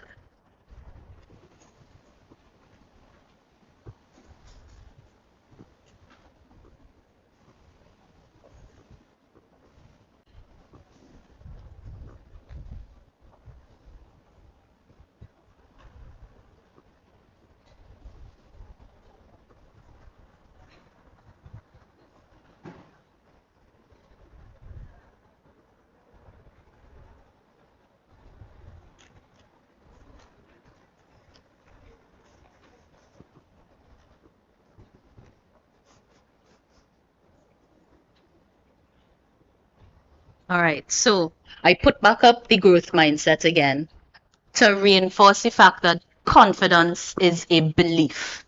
It's a belief in yourself. It is a belief in how you interact with different situations. So if that belief that you're holding up here in your brain is not helpful, the growth mindset actions are some of the things that you can start actively doing to help raise that level of that self-confidence within you.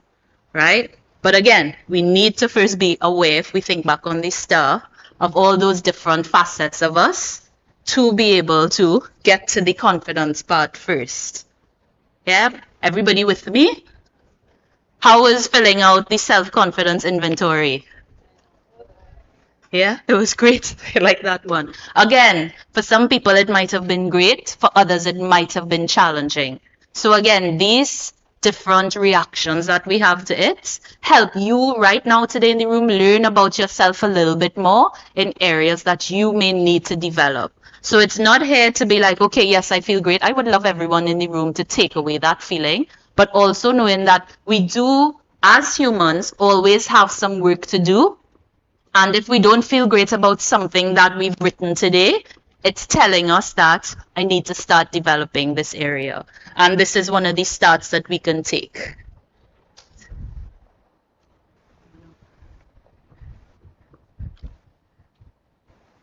One more. Yeah. All right. So we're looking at this self-awareness star because this is the foundation of everything. All right. So we've moved from confidence, and I purposefully put motivation at the end because we need to be able to have what we feel as valuable and worthy, and have our beliefs in order before we can even start to feel motivated. Right? So when we think about motivation and we go back to the star again, we're looking at the bottom 2 points of the star. What are your goals and aspirations, and what are your passions and interests? Motivation is an effort factor. So that means I really have to like what I'm doing or like what I can get from what I am doing. Right? So thinking again, as we go through motivation, what are the goals and aspirations that I have? What are my passions and interests? Are those two aligning with each other? Right? If all of us in here are track and field athletes, is that my passion, and do I have a goal for that passion as well? So something to think about. So when we think about it, it is simply defined as the ability to initiate, which means just to start a task and then persist at the task. So I have to keep going no matter the obstacles, how difficult it gets, how tired I am, what other things that I have to do with my life at that point in time. We want to be able to understand that that goal and that aspiration and that passion is what is driving you forward. So let's think about it. Motivation is a choice. It's not a magic pill that people have and they're just like, whoa, okay, I feel motivated today. Did you all see that Kyle Boss? You all know who Kyle Boss is? Did you all see his video where he just gets struck with motivation and he started exercising at midnight? Yeah, right? Sometimes motivation shows up as that. We see some inspirational video and we're like, yeah, I could do it, right? But that's only part of motivation. The other part of motivation means that I have to persist at it. So we have to understand that it is a choice first and foremost. It is not a magical formula that I just feel. I have to choose to do whatever the task or the goal that I'm focusing on. Back one more. Right. The next one is effort, right? So how intensely you train, compete, or strive for your goal. That's intensity. And I tell athletes, like, intensity is just a word. If I think about, or if your coaches tell you 75% effort, do you know what that looks like? Yes, right? 100%, 50%. You can understand those things. So why don't we use that to help us with our effort and motivation? Not every day you can give 100%. Some days you had a really hard day. I still need to be motivated to get X. Do we ever think about what percent of effort I can give on that day? Because that means motivation means I'm still persisting, right? I'm still being able to show up and do it. I need you all to acknowledge for motivation to continue, it cannot be 100 every single time. It's almost impossible to do. So how do I pick on that day, based on what's happening, how I'm going to show up? That's how I know what effort I'm going to give, right? And if we think about persistence, sorry, how long you can persist or push to attain your goals, even in the face of obstacles. Because again, we are human, we live in the world, and things happen, and there are always going to be obstacles. We might have some perfect days. Most of the time, they're obstacles. So I want you all to understand that motivation is a choice, it is an effort, and you have to have persistence. So what fuels it? So, and I put Kylebo's video to remind myself it, right? So the direction, do you have a plan? So if y'all think about it, have y'all seen that Kylebo's video that I'm talking about? No? Okay, so basically he is looking at his phone and he sees people exercising and it's like midnight and he jumps off his bed and he's like, oh, I need to get fit. And then at midnight tries to get fit. Can you get fit in 1 hour in midnight? No, we all know this. Track athletes for sure know this, right? So what we want to understand is to have motivation and to make sure that it persists, we need to have a plan. You need to plan what we're doing. So when you get to training, your coaches have a plan for you. Great. That is their role. What is your role for your plan? Do you have a role in planning things? Okay, first, do you have a role in planning things? Yes or no? I'm hearing murmurs. Yes? How many people say yes? Show hands. Okay, I have 2, 3. How many people say no, you don't have a role in the plan?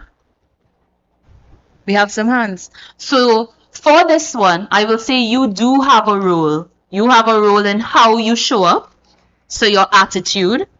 You have a role in, do you want to be able to persist? Do you even set yourself? You want to be like, okay, today I want to be able to complete all the tasks at like 80%. Do you think about your role in all of this? Sometimes we just show up and do what the coach tells us to do, but I also want for you to have a plan on how you show up. The next D, desire. Do you have the passion? Which comes back to our self-awareness stuff. Do you have the passion? And for days we don't have passion, how are we helping ourselves? Going back to having a plan. Right? Because a plan means we have to complete it and we have an idea of what's going on, because you're not always going to have passion. The third D is dedication. Do you have the resources? And this is a big one that I would love everyone to understand. Coaches, administrators, athletes. If we don't have the resources, which means the things to do the things, right? It's going to make it a lot harder.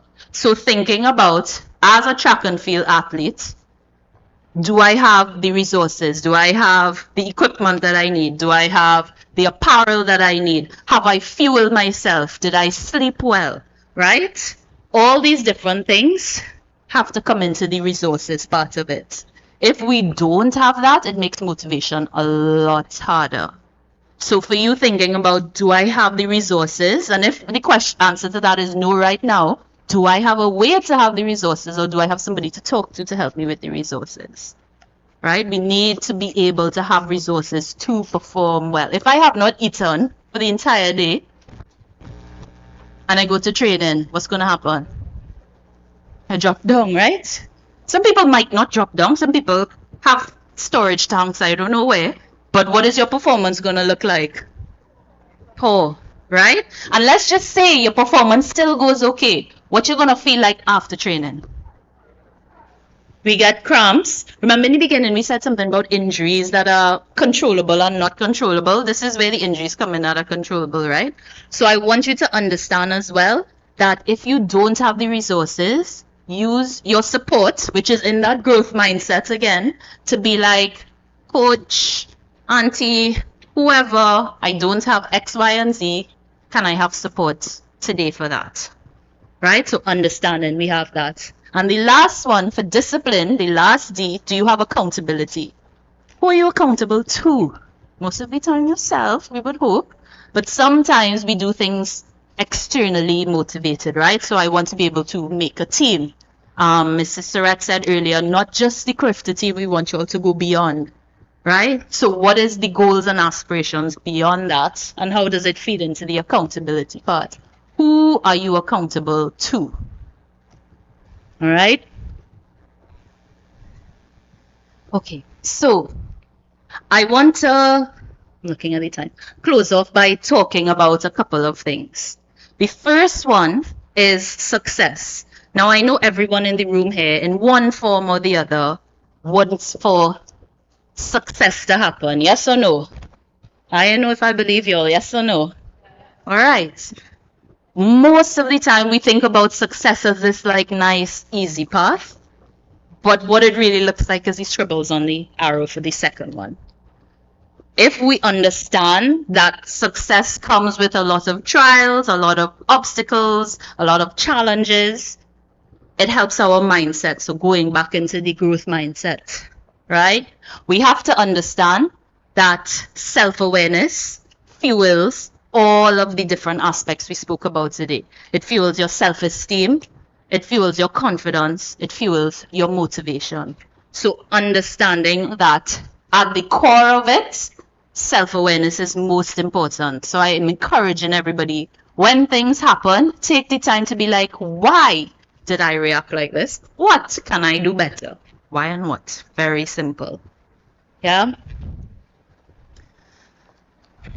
The last part that is very close to my heart, and that the reason I put this on the screen today is this act of practicing self-compassion, because a lot of the teens that I talk to today live in this very virtual world of comparison. Long ago when people could compete, you had to like set your own goals, work towards things, and it was done within your own community. Now we have people in, I don't know, Australia that we can just go on Instagram or TikTok and see things happening. We can see all the things that we don't have. And that a lot is fueling this thing called like what we have a deficit mindset. We keep thinking about all the resources we do not have, right? This country has this better, that's why we can't perform and all these things. And it tends to bring down the morale that we have for each other, and it tends to affect us. So I want for you all in the room today to start, before those things happen and you feel your mind turning, practicing self-compassion. Right? Self-compassion is the idea that we are compassionate to ourselves. How do we do this? We want to be able to be mindful. So just being present with your thoughts and emotions. It is happening. We cannot control it. Just like those immediate thoughts that I had asked different people in the room at me screaming in the roller coaster. You're going to have an immediate thought. It's okay. You could have it. Right? But we want to be aware of it. What are the thoughts that we're having? What are the feelings? We don't want to suppress them, so to push them down, or we don't want to make them who we are. It's just happening in front of us. So just being mindful that this is how I'm feeling and thinking right now. The second part is self-kindness versus self-judgment. We may not say it out loud here, but most of us practice self-judgment. We're constantly judging ourselves. If you had to turn to your friend in your room and they said something negative to themselves, would you be like, yeah, boy, that's definitely true. You are like that. Most of us will not. Sometimes, depending on the mood. But most of the times, if you see someone struggling, we're not going to jab fire into them, right? We're going to try to help them. But when we are struggling, we jab fire into ourselves. So we want to remember to practice some self-kindness versus self-judgment. And the last one is common humanity versus self-isolation, which a lot of words, but it goes back to that growth mindset of support. Do we lean on each other for support and understanding that To be human is to err, so we make a lot of errors, we will make mistakes, it is okay, and we have to understand those things. So if we want to be able to develop all the areas we spoke about today, we have to be self-aware, but we also need to practice compassion for ourselves. Okay? So I want to leave you all with the thought that growth is not linear, right? And no matter your highs and lows, you have the opportunity to plant something to bloom, because we can learn about ourselves within all of this. I know we had a lot of reflection today.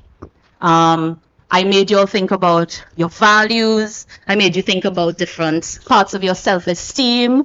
I made you all take stock of your confidence, right? And again, we said we're taking this time to reflect. So I'm hoping that everyone has taken the time to think, to lean into the exercises, and have come out with more clarity within themselves. Yeah, I'm going to ask if one brave lady in the room, because we covered a lot today, would like to share something significant that she would have learned today. Do I have any volunteers for that? Oh, I have 2. Okay, great. Alright. So what I've taken from today is like believe in ourselves, value ourselves, and having confidence. Don't self-doubt ourselves. So, yeah. Self-doubt. Yeah. Thank you so much for sharing. Yeah.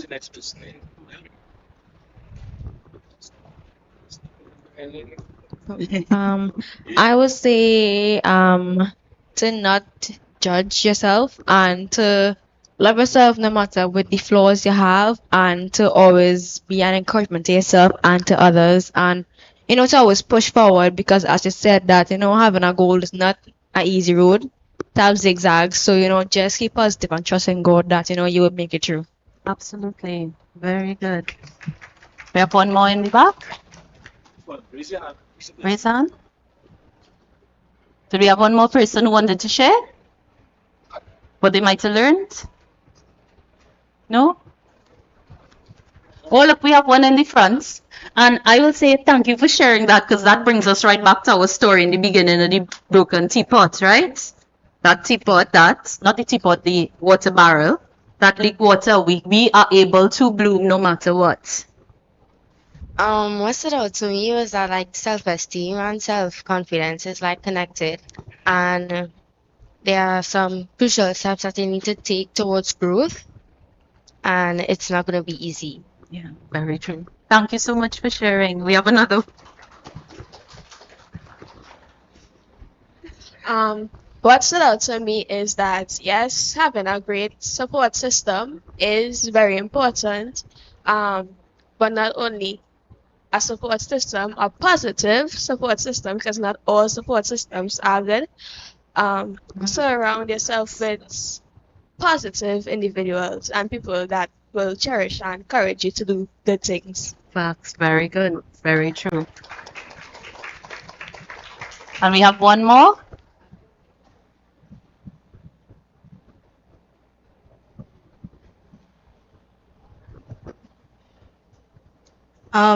I learned that self-awareness is the core of self-esteem and confidence and the path to success. Okay, great. Thank you so much. Absolutely. All right, ladies. Thank you again for. Oh, we have more. Oh, we have one more. Okay, we go. I like this. We learning things. And we could do. That I learned that self-care is something that is needed and important to understand. Yeah, absolutely. Yeah. Self-compassion, a really big one.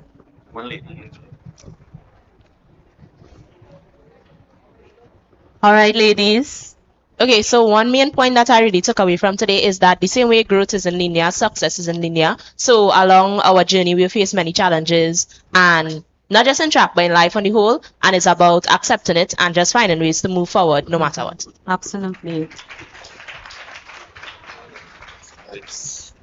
All right, ladies, thank you. All those answers were so touching. I am very happy that you all were able to take away things from today and learn, most importantly, learn about yourselves. As far as I understand, you'll have a journaling part at the end where you'll get to like put different things. You'll have now a wealth of information about yourself to add to these books that you all are going to do. So make sure to use the information and really build up yourself. And again, thank you so much for having me. Yeah, we're all those, you know, pots of water that have little cracks and flaws, but we can always, like what the picture shows, be able to bloom with beautiful things. All right, everyone, thank you.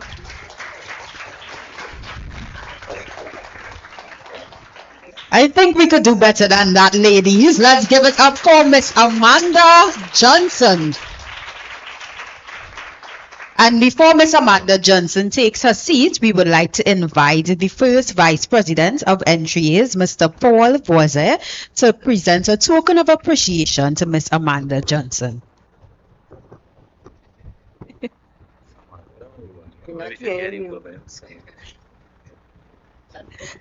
Good day, Mrs. Johnson. On behalf of the NTRAs, I would like to take this opportunity to give you this token of appreciation for your contribution and your continued contribution that we'll be asking you to help our next generation and moving forward. Yes. Thank you, ma'am. Thank you so much.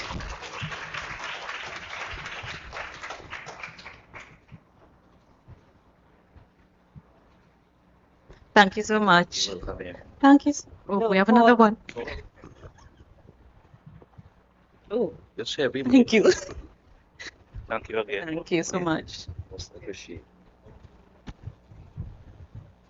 Thank you. And Thank you at again, this lady. time, no problem. Thank you, Miss Johnson. At this time, we would like to acknowledge the presence of our two-time World Championships medalist and five-time Olympian, Miss Kellyanne Batiste. Let's give her a round of applause as we acknowledge her presence. We are so humbled to have you in our midst this morning. So I want one brave person to come up here. One brave person. I'm not telling you what it is for, just one brave person. Thank you so much. All right, let's cheer her on as she comes. The rest of it. Earlier, I gave certain actions for the team. So can you say the 3 words and do the actions for them, please? The 3 words in the team and do the actions to support.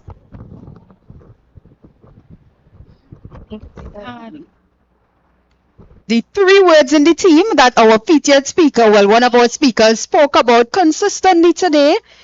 And the actions. So the 3 words in the theme and the actions. Self-esteem, confidence, and motivation. What are the actions? All right, we'll take somebody else. Thanks so much for trying. Somebody else. So, come up here. You all are athletes.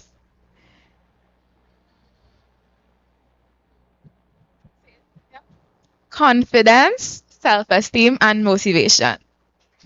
That is correct. We have a token to present to you by one of our sponsors, Angostura, and we invite Mrs. Kelsey Toussaint Reed to present this token to you.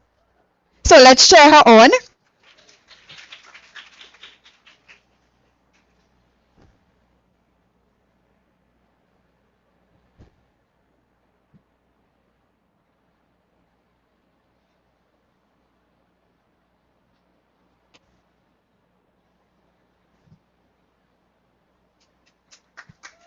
So let's all do it again, just in case I ask the question again. Confidence, self-esteem, motivation. One more time. Confidence, self-esteem. Why not see the smiles? Self-esteem and motivation. All right, so at this time, we would like to take a mini break for lunch. Right, so we take a mini break for lunch and we one table at a time, right? The tables would be guided by the persons in white. So the ladies that are standing in white will guide the tables for lunch. So take the opportunity now to go to the washroom, have your lunch, because when we reconvene, we have more excitement in store for you.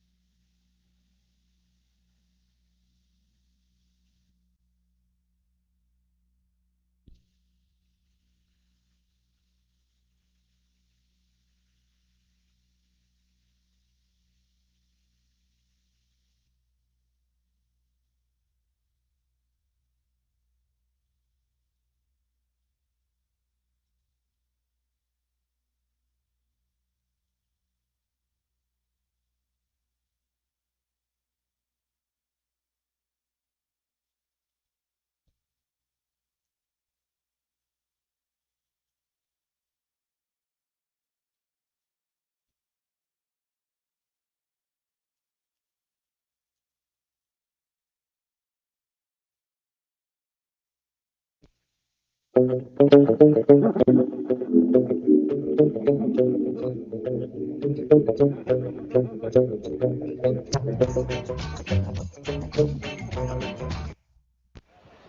by 100 Trinidad and Tobago. You finished third, girls. What's that medal feel like? Amazing. I feel like for years we've been trying and we've had a couple mishaps, but I just feel grateful to be among this group of women that has been running excellent all year and to finally put it together on a big stage and run to our best of our abilities and actually get a medal. It feels great. What a team, you guys! National record again. When is it? When is Trinidad and Tobago gonna stop? Never. And how did you feel the race and the baton passing? I think it was a good race. We had a good handoff, so that's why we came out with a medal. And how's the medal gonna feel like on the podium? How is that in Shanghai? I'm gonna cry. How are you guys gonna react? I couldn't even tell you. Yeah, but it probably would be so emotional because it's been a long time coming. We've had a history of I competed in my first Olympics in Athens, and so I remember from since then we've been trying to get a medal, and to finally put it together, it just feels great. Which one of you is gonna cry? I'm gonna cry. Thanks, girl. Congratulations, Trinidad and Tobago.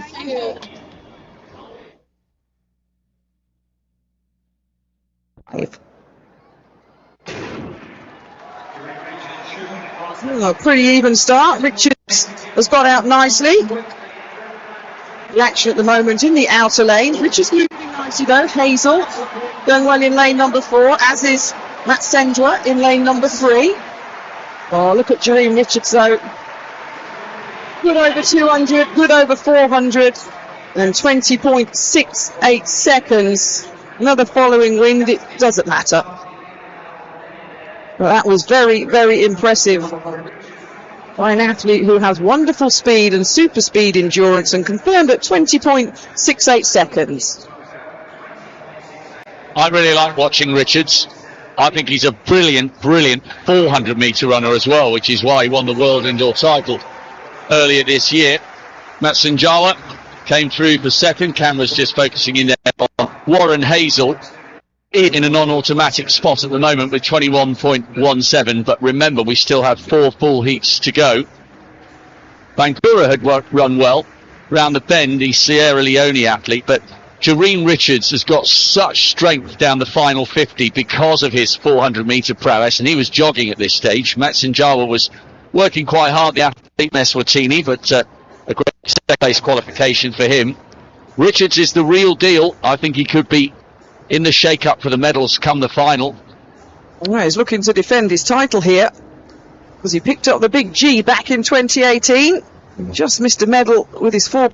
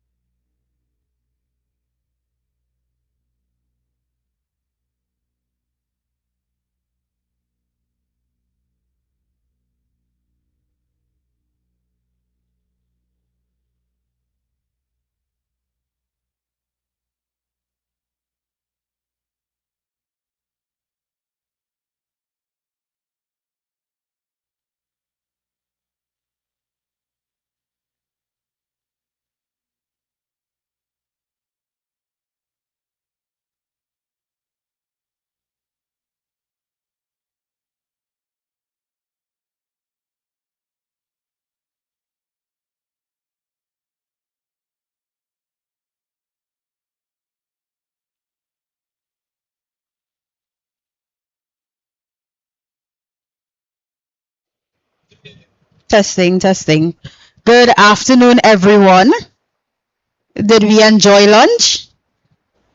All right, so we want to get straight back into our sessions for this afternoon. And we want to acknowledge our sponsors today.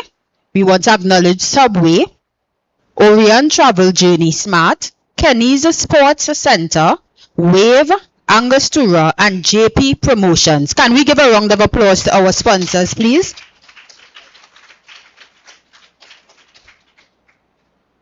All right, at this time, I want to invite one person to come up to the front, please. One person. Let's applaud her as she comes. So I want you to tell me what the theme for today means to you. And the theme again is confidence, self-esteem, and motivation. Fuel your fire and own your lane. What does that theme mean to you? Okay, so the theme today means to me to maintain a positive mindset and to believe in all my abilities and to believe in everything that I do and just have a confident outlook on life and the way I train. All right, thank you so much. What's your name? LaQueen. LaQueen. So I'll ask Miss Burns to present you with our first token.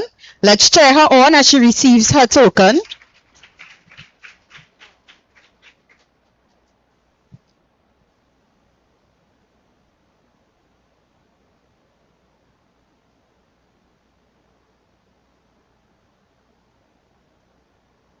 And this token is on behalf of Angostura. We ask Mrs. Michelle Penny to be on standby for the next presentation. So we invite another person again to the front. Of course, you don't know what I'm calling you for, but there's the opportunity to win a prize. So please come up to the front. I'm not picking persons, whoever comes up first.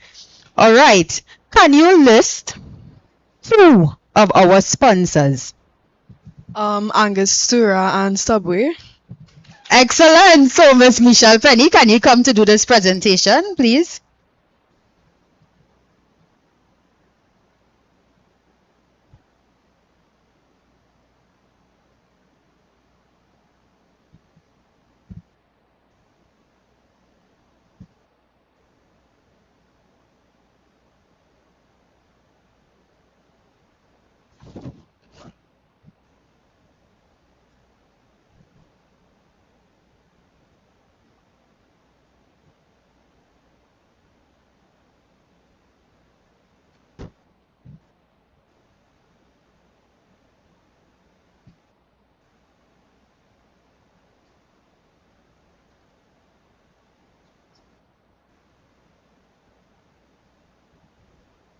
How many of you are excited for the evening session?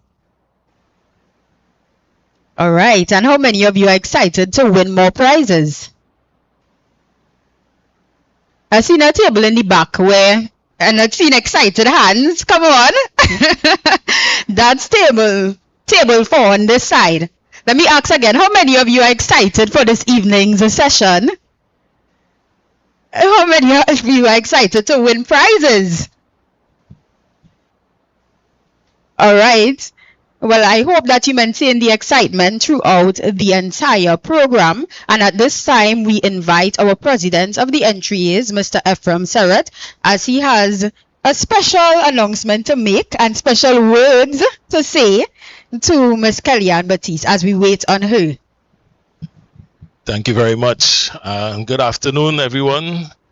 I just wanted to share that, I'm very happy that, Kellyanne accepted the invitation to be part of this. Kellyanne was on a team that I managed in 2005, a Carifta team that started increasing our medal hauls. I think that at that time, in 2005, the results from that Carifta was our best haul until 2010. Another team that I had managed. At that games, Shelly-Ann Fraser-Pryce was present. Yes, Kelly? Yeah, I think she came third. She was third at that meet.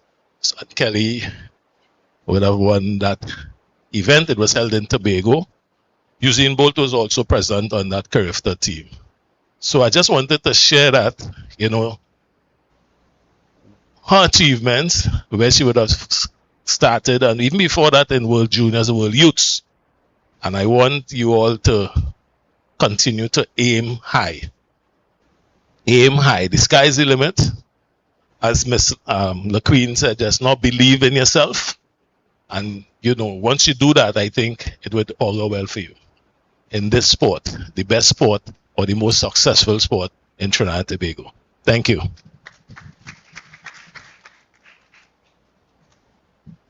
Thank you, Mr. Serrett. And before we introduce our featured speaker for today, let me give you a bit of information about her. Kellyanne Batiste is a world-class sprinter from Trinidad and Tobago, renowned for her exceptional speed, discipline, and longevity in international athletics. A 5-time Olympian and 2-time World Championships medalist, Batiste has been one of the Caribbean's most accomplished female sprinters, specializing in the 100-meter dash. A graduate of Louisiana State University, also known as LSU, she competed as an NCAA champion before turning professional, representing her country on the global stage for over a decade. A long period of time. And we could give her a round of applause for that. Batista's career highlights include winning a bronze medalist in the 100 meters at the 2011 IAAF World Championships, contributing to a 4x100 meter relay bronze at the 2015 World Championships, earning multiple Diamond League podium finishes, and ranking amongst the top 10 fastest women in the history at the peak of her career. Beyond the competition, Kellyanne is recognized for her professionalism, leadership, and commitment to athletic excellence.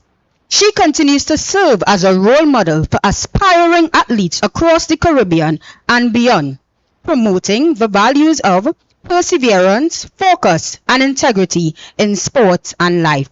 Ladies, can we stand and acknowledge a champion in our midst as she comes to grace us with her presence today, Miss Kellyanne Batiste. Thank you. Thank you, everyone, and you can sit. I appreciate the applause and everything. I kind of wrote what I wanted to say. How I'm going to do this is just kind of give you my real feelings in words, and then I'll open the floor to anyone to ask any questions. And I hope that in my words, you can take away something for yourself.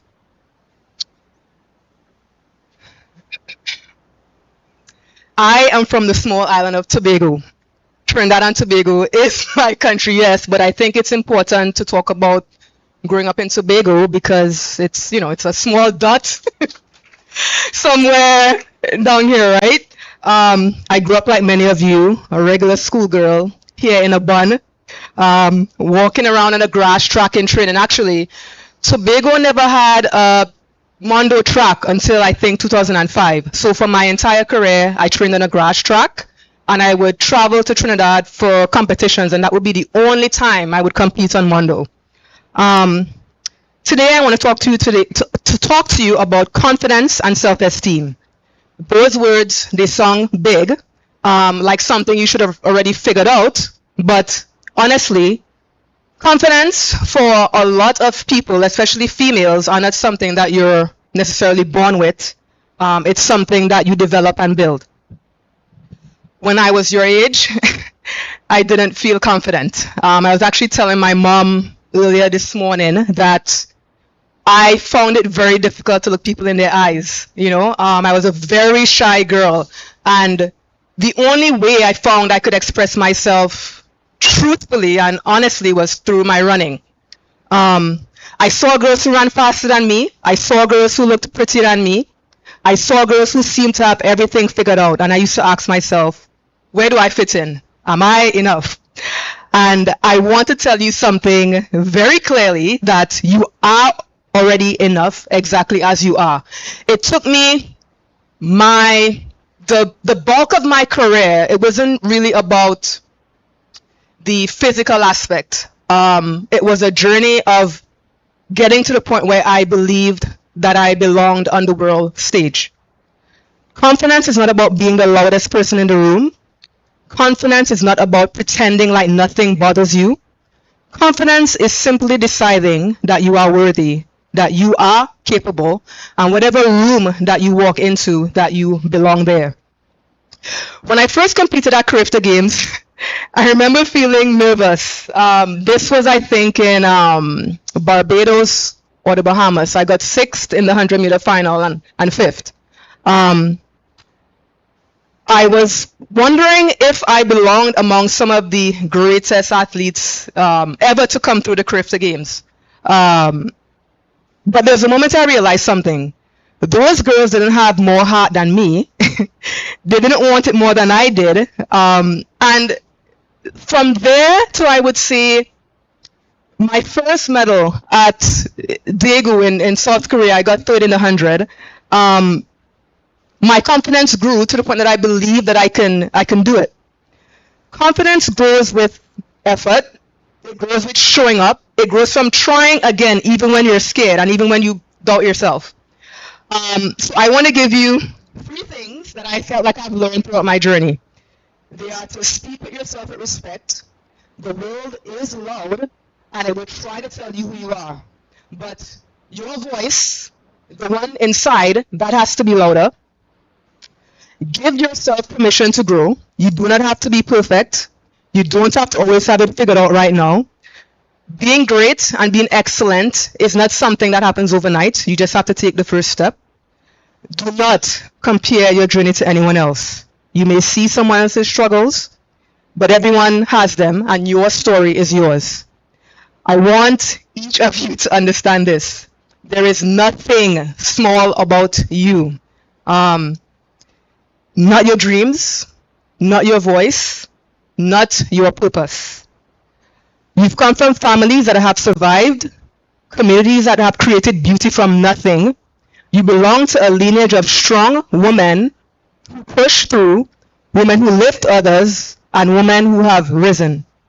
When you walk into your classroom or in training, or into a new chapter of your life, walk with your head held high. Not because you think you're better than anyone else, but because you know that you're not less. Confidence is not about proving yourself. It is actually about accepting yourself just as you are. So repeat this with me. You all ready? I am enough.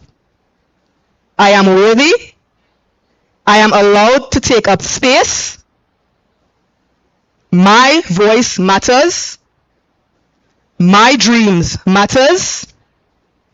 And I belong here. That's my words for you today. And if you all have any questions, I am very open to answer them. Thank you.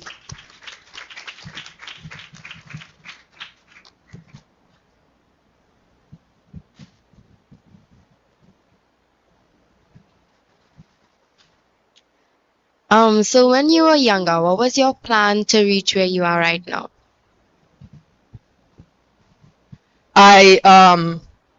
Truly, track was the only thing I thought about on a daily basis. And at that time, Trinidad and Tobago never really had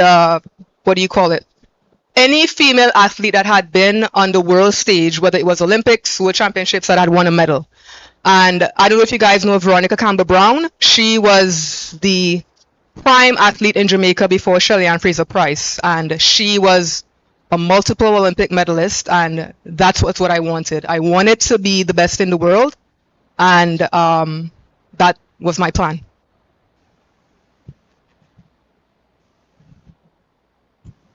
Agreed.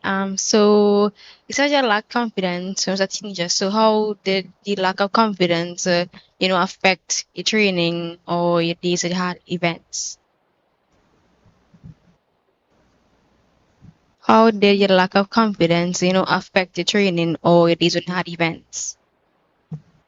I think it didn't affect training. I think training is actually the place where it's easy to be confident because you're around familiar people. You have your coaches there to push you. I would say how it affected me was when I competed. If you're not confident on the line, it's very difficult to fake it. It's going to show in your performance. So I think there were races I could have won. There were times I could have ran faster, but it didn't manifest because I didn't believe I could do it. So, the other day I was speaking to a group of volleyball players, and the young lady asked me what were some of my biggest challenges. And as I reflected on that, the biggest challenge was just getting myself to believe. It sounds so simple. It's the simplest word. Every athlete says it. Believe in yourself. I just, believe in yourself. And it's because it doesn't matter who it is. Every single athlete struggles with their own thoughts, their own ideas of what they think they can and cannot do, and then the world doesn't make it easier. You have critics, you have people telling you, well, this can't be done, and so you're fighting voices not just from yourself but other people. So I think just not performing at my ultimate best, I would say, is what affected me. I have 3 questions. How do you motivate yourself? Did you ever feel like quitting? And I forgot the next question. What do you motivate yourself? Feel like quitting? Okay, good. If you took. How do I motivate myself, and if I ever felt like quitting? Well, as it comes to motivation, I was a very self-motivated person for whatever reason. I couldn't tell you why, right? I just had this really deep drive to be the best in the world, right?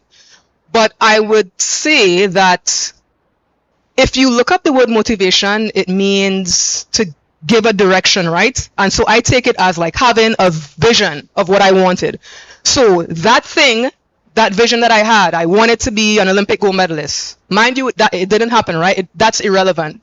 The fact is, I knew that I wanted to be not just the fastest girl in Trinidad, not just the fastest girl in the Caribbean. I wanted to be the best in the world. And so when you have a very, very big goal, that is all the motivation you need.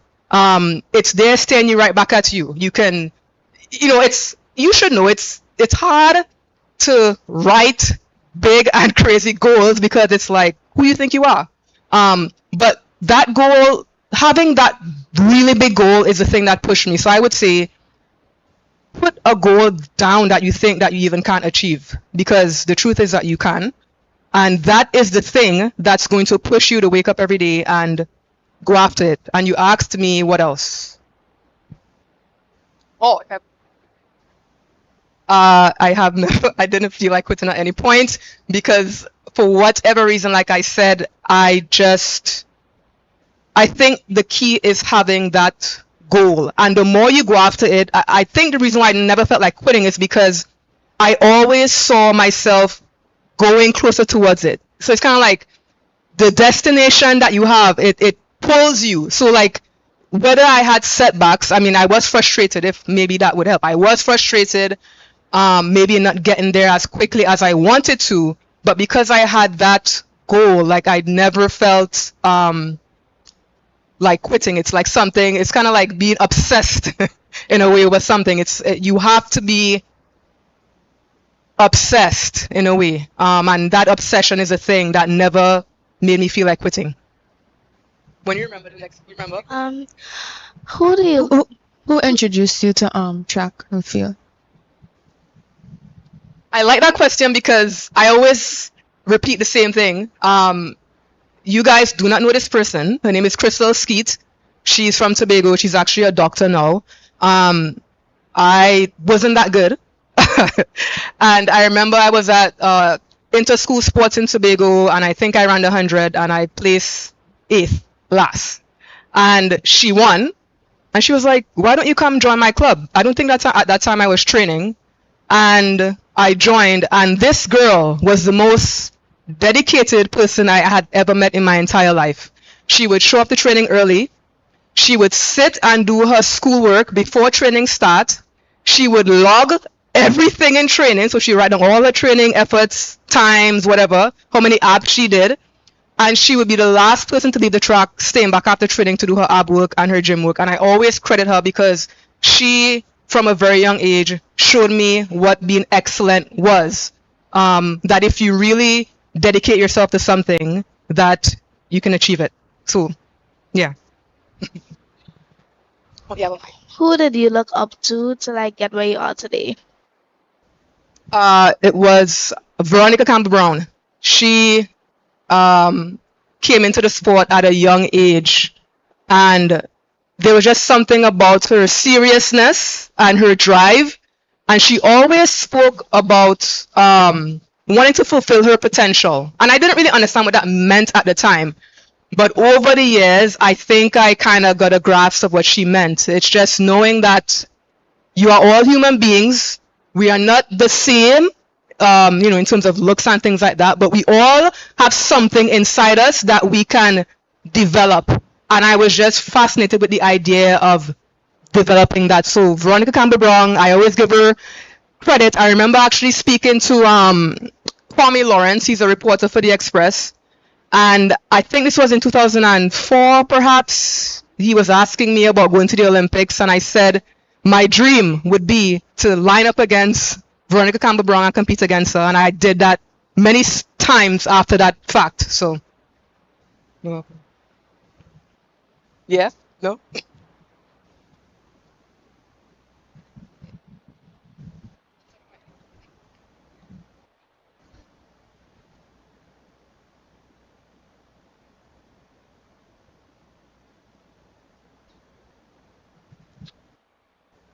Give me a sec. The question is, you mind if I share? The question is, what advice would I give to somebody who is, they feel like if their goal is too far to reach? I don't think it's about, as much as I have accomplished a lot, right? I don't think it's necessarily about reaching it. It is daring, D-A-R-I-N-G, daring to actually put something on paper and going on the journey to trying to achieve that. So it is a misconception to think that they're fearless people. That doesn't exist. I'm standing here this morning. I have nerves. I have all these feelings, right? But I think the point of life is not just to sit and watch, it is to participate. And the bigger the question or the bigger the goal that you have, it's going to require you to step out. So I wouldn't say to change anything about how you're feeling. It's just understanding that it's not about getting there. It's about taking the first step, and along the way you actually realize you're becoming the person that's able to achieve that goal. So just take the first step. There's never going to be a point in time when you're just going to not feel nervous, fearful, uncomfortable. It's just doing it, just making. There are a lot of people that don't even take the time to, I shouldn't say take the time, to actually put down on paper. I'll give you a good one. I never, throughout my career, I never said I want to break the world record. The world record is 10:49 by Florence Griffith Joyner. And I wish I did, because the messages around me was about, oh, it's too hard, it's all the way out there and all these things, right? But had I really just not thought about getting there, just put it down and see where it went, I think the outcome would have been different. So I hope that kind of answered your question. You said that one of your goals was to line up and compete against, it was Veronica Campbell. When you did get to do that, how did you feel like being on the starting line with people like that? Did you feel like how your performance was? It actually wasn't that good, but I felt like it was a privilege, because I need to give you another analogy. I have a brother, he is, I think, 21. He's in track and field. And he grew up here while I was away. And I remember he stayed with me for some time recently, away. And he said, when I used to watch you, I used to really think that you're like a god or something, right? Just watching you on TV. And, but he's like, living with you now, you're just like normal, right? So it's the same thing. It's like, you line up against these people and it's like I'm starstruck, right? But then you get to realize there's just a person with spikes on. They're just me. They're just probably more confident, more trained, and all these things. So it was an incredible experience to be in that space. But you had to quickly get over this fanfare and all this stuff. It wasn't that I didn't respect her, but it's realizing that, okay, I am in this space and I actually want to be better than you are or get to this point. So I had to quickly reshape how I viewed her. Like, I have respect, but I want to beat you. So, yeah. What? Okay, so I know you said that you started track when you were in school as well. So, and you had to go from Tobago to Trinidad to compete. What was it like, basically balancing your academics with your athletic progress? Well, I knew that. I shouldn't say I knew that, but I've. You always hear messages about having to balance those things, right? And especially if you want to go to a university, you need good grades. So again, like I told you, my friend Crystal Skeet, she went to Bishop's High School. She was a very dedicated person. And so whether it was doing stuff at practice, taking the time after practice at home to do my school, just knowing that if I wanted to go to college, I had to get good grades. There was no way around it. So just knowing that was enough for me to find the balance. Like I can't tell you schedule or anything like that. It's just you have to understand the requirements and what it takes, and then find a way. Everyone's day is going to look very different. So what works for you? Just knowing that you can't have one without the other. You need both, and putting that as at the forefront of everything that you do.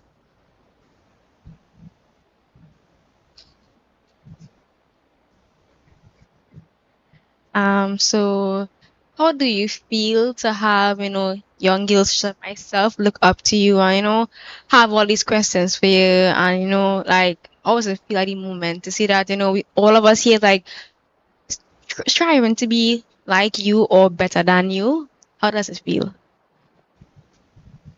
So you're fine.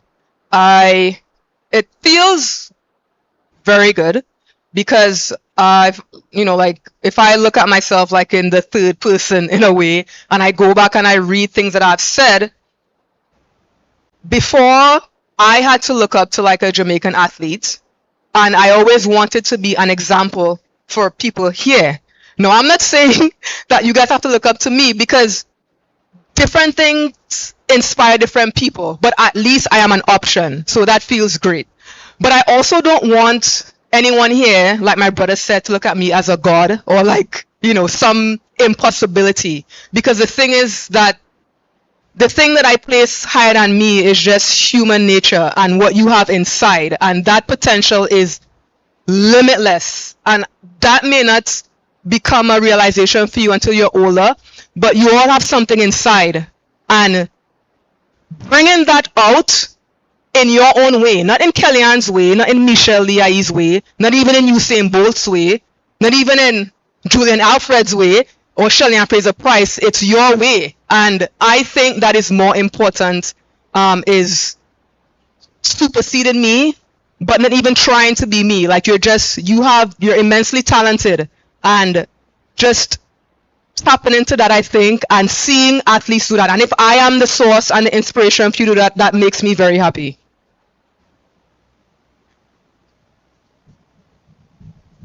Oh, she has a mic.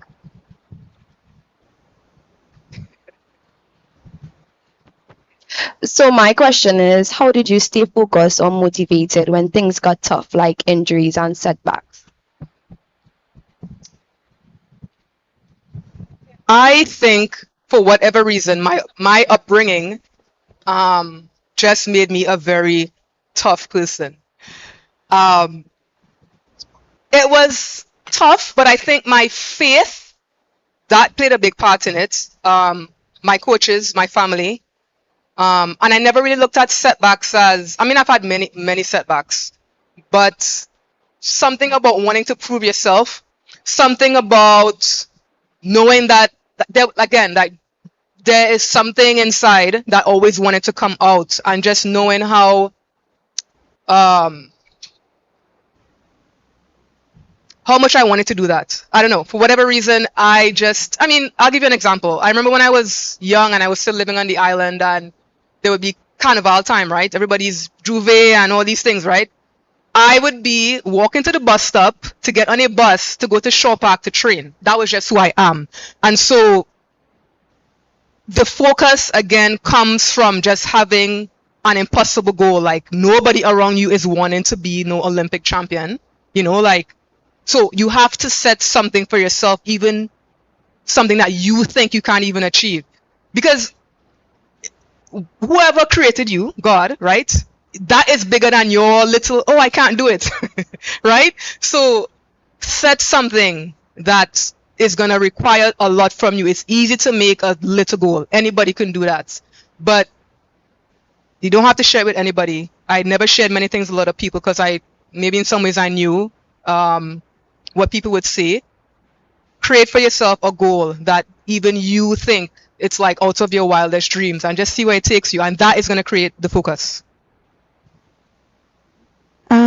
What did you do to motivate yourself when you feel like you perform bad in something, or when before you perform and you know that whoever's in your heat, their times prior have been better than yours? What did you do to help motivate yourself and keep yourself motivated and confident?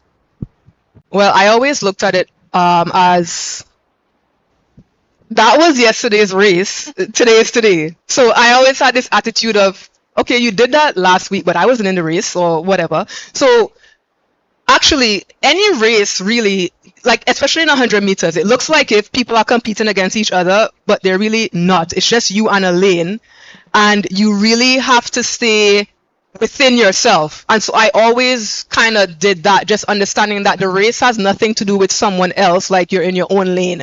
And I think that really helped me a lot of times, just staying grounded, knowing that, well, one, I have no control over the outcome.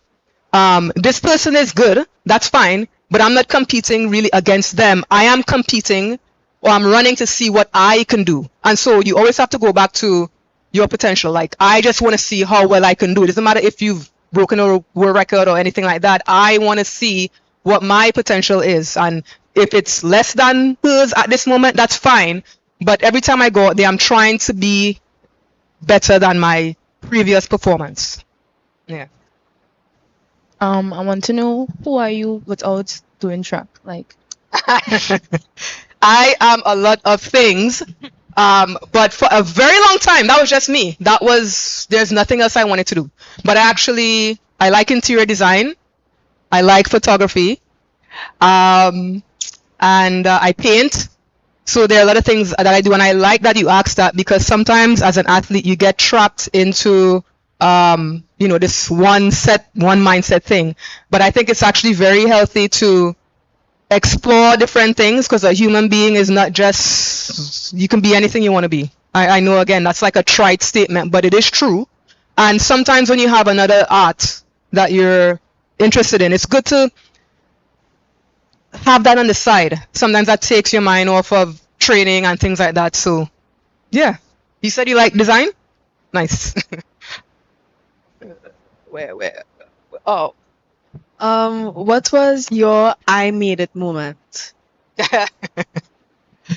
Definitely. World Championships in Daegu.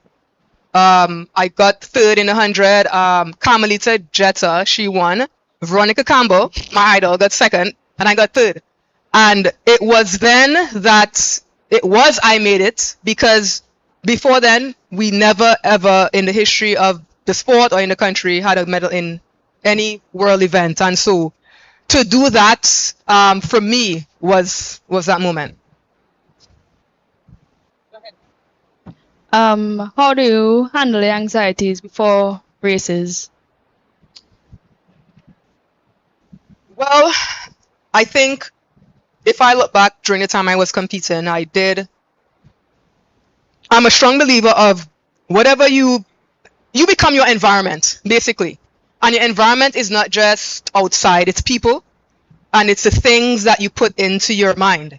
So I would listen to a lot of positive things, a lot of music, a lot of the speakers that I liked, and that helped a lot. And just, you can't really, anxiety is not something you control. It's just going to be there, and it's being able to live with that and use that actually as fuel. You know, coaches talk about having adrenaline. Like, you don't want to go on the line just flat.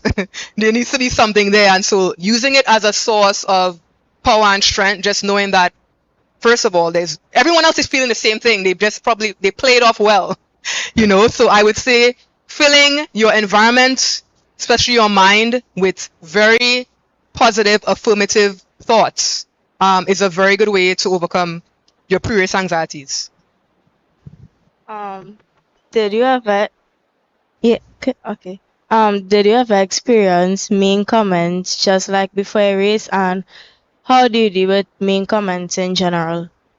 I mean, a lot. But I isolated myself from those things because there is a quote, and I'm trying to remember, but I'm going to try to paraphrase it. It's like, the man in the arena, the person doing the thing is actually what matters.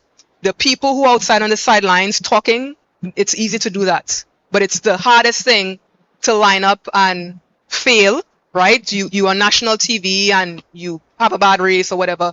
Anyone could say anything. They could say anything negative, but it takes something to go against the grain and to put yourself out there and to be vulnerable, because that's what that is. It's like having a big goal and sharing that with people, knowing that it's going to be criticized. So I blocked out the noise. There's no need for me to listen to people saying critical things because it doesn't matter.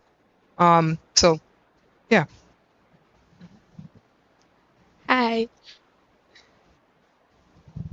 I have two questions. So, have you ever, I know you said that you are very self-motivated, but have you ever had or needed like a support system? And if you did, how did it help? And my second question is, just like many others, outside of track, we might be in other extracurriculars or lessons for academic reasons. Were you in any other extracurriculars or lessons, and how did you balance? I think once I left home, I did have a support system, especially when I became a professional athlete. I was in a very small training group, so my coach was a source of support. I had a sports psychologist, which was immensely helpful, and just having positive people, whether it's your family, certain friends, all those things can be influential. But I have to always go back to, I was telling my mom the other day again, that no one can give you confidence. I wish I could. But I think there's something about developing your own confidence that actually makes you like unstoppable, because you did it on your own, you know? And so I would say just have those people around, whoever it is, if it's the one person or the two people that you know, you go there and they're reinforcing the direction that you want to go, have those people around, but develop that somehow within yourself. And my faith was a huge part of that.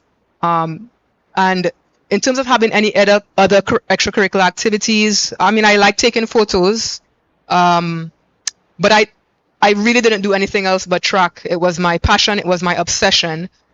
But I would say if you do have those things, use it as like a source of distraction from your sport, because sometimes that's good. You don't want to just be at home being obsessed and stressed over things that you have no control over. So I would say when you're there, be with whatever project it is, whether it's school, football, whatever. Just be there. Don't take on the stresses of track, and I think that's a very helpful thing.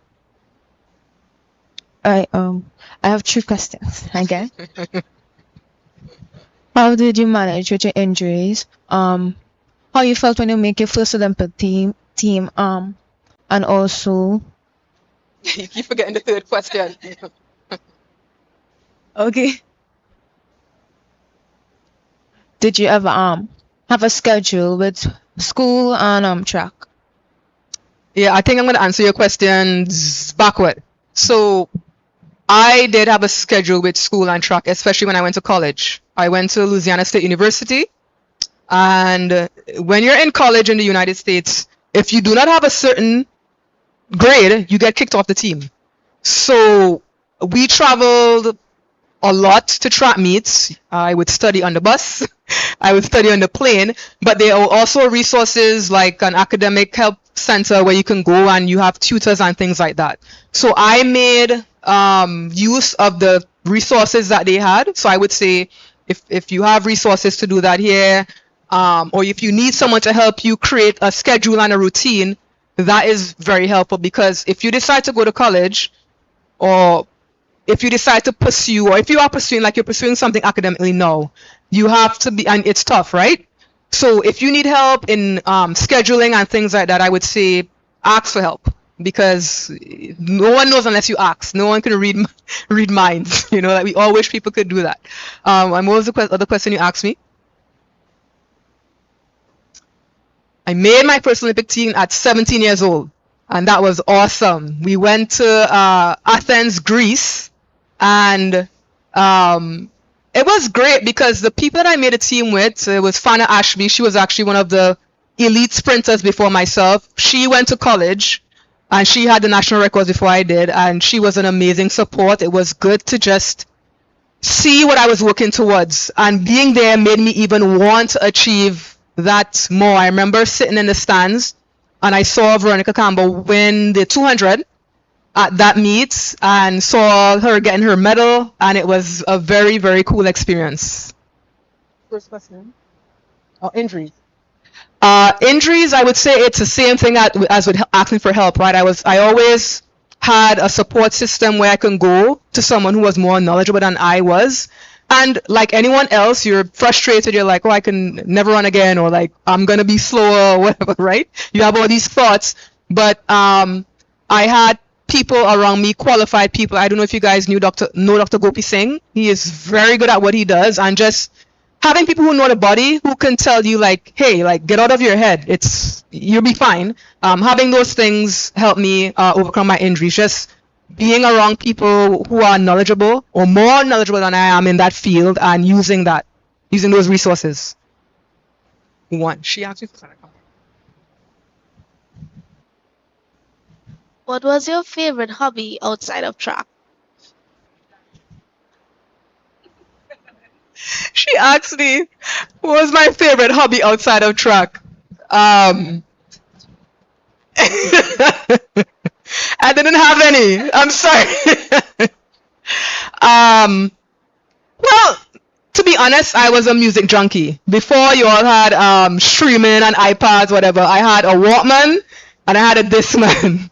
So every time you would find me, I would just have my headphones on, and I love listening to music. That music is my thing. So I would say that was my hobby. How was the transition from like home and training home to college life? It was very different. It's a different culture of people, but luckily, you find, even if you don't find a Trini, you find Caribbean people everywhere you go. So when I went to college, there were some Jamaicans, a girl from Grenada, and it felt like home in a way. I could eat home food. They would cook regular food, and that helped. And just being able to still communicate, talk to people back home on the phone, or I think now with technology, it makes those things so much easier. But I also embrace the experience, because I do think there's something about leaving your country and leaving your culture and just seeing what is out there. The world is a big place, and you think you know so many things until you leave and you realize I don't know anything.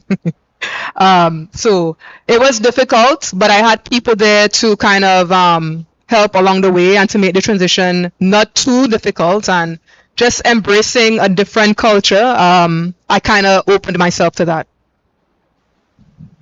All right, so at this point, we'll take two more questions. Okay, so through track, you might like develop some traits, right? Whether it's like being resilient or what. So how has this that you've developed through track benefited like other spheres of your life? Whether it's like after, your athletic career or what? That is an excellent question. I think the thing that I developed is just, I'm going to say this and it's going to sound crazy, but I accept being delusional is okay, right? So like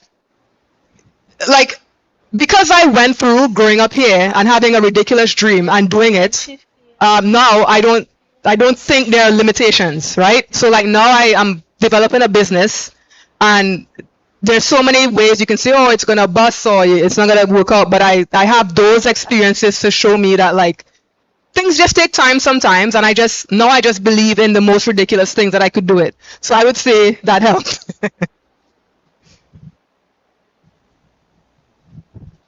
How did you feel when you made the first Grifter team? Wow, that was a shock. I'll tell you why. It was a good feeling, right? Because like when I was growing up, there was something about like wanting to get the gear, right? The Trinidad and Tobago gears and put it on and all that, right? So that was very like that being able to put on the uniform was good. But then going there and you're like, man, these Jamaicans are on. Like, if you want to be good, you have to get past these people, right? So it was like a real eye opener that you think you're good here. There are people out there that are like miles ahead of you. So it was a good feeling, but it was also realizing that you have work to do, and it was a motivation. Thank you guys. It was really a great honor, and I just want to say that being back here, it brought back so much memories. I mean, I started track, I think I was 14, and half of the people in this room is Burns, all Kelsey, all these people, right? Like I grew up here, and like looking back, you just realize like the work that all the volunteers and all these people do, it's underappreciated. They have really helped support the track and field ecosystem, and I'm so thankful that they're still here, still trying to work with you all, because it is a very tough thing being a volunteer. And I just want to say thank you. Thank you to every single volunteer, worker, everyone, like being out there in the hot sun holding flags, shooting a gun, putting out starting blocks. Trust me, the effort is not unnoticed, and so thank you. Thank you so much, Kellyanne Baptiste, but we don't want you to leave just yet. We have a token of appreciation for you, and this token will be presented by none other than NTRIA's president, Mr. Ephraim Serrett. So thank you, Kellyanne, for your words of wisdom. Mind you, if you still have questions for her, you could speak to her after the session, because I know you all had a lot of questions. So if you still have burning questions, you could speak to her after.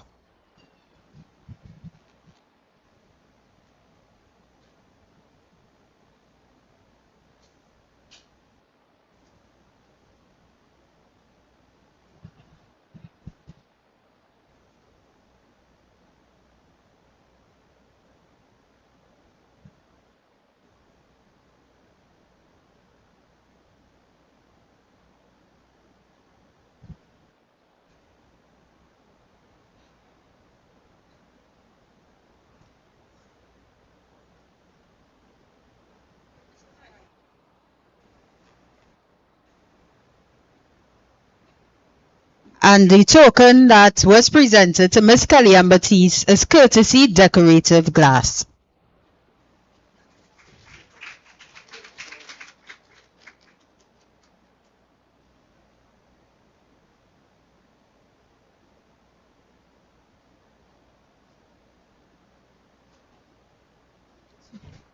Well, something you may have realized by now is that we like to give stuff away, not so?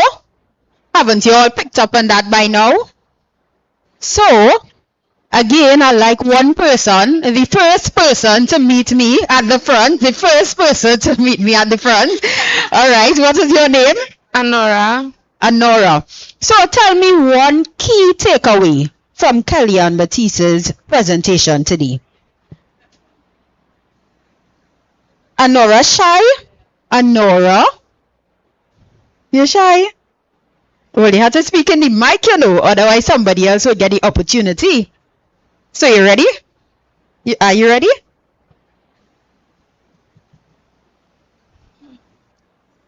I like how she had a lot of confidence when it comes to motivation and stuff, and how she had a lot of self-motivation, confidence. I mean, how she maintained when she was from Tobago going to Trinidad, but she would maintain her books during flights. All right, let's give Anora a round of applause. Despite being shy, she showed a level of confidence. So we want to give her a token of appreciation. And we'll let Kellyanne present this token to her.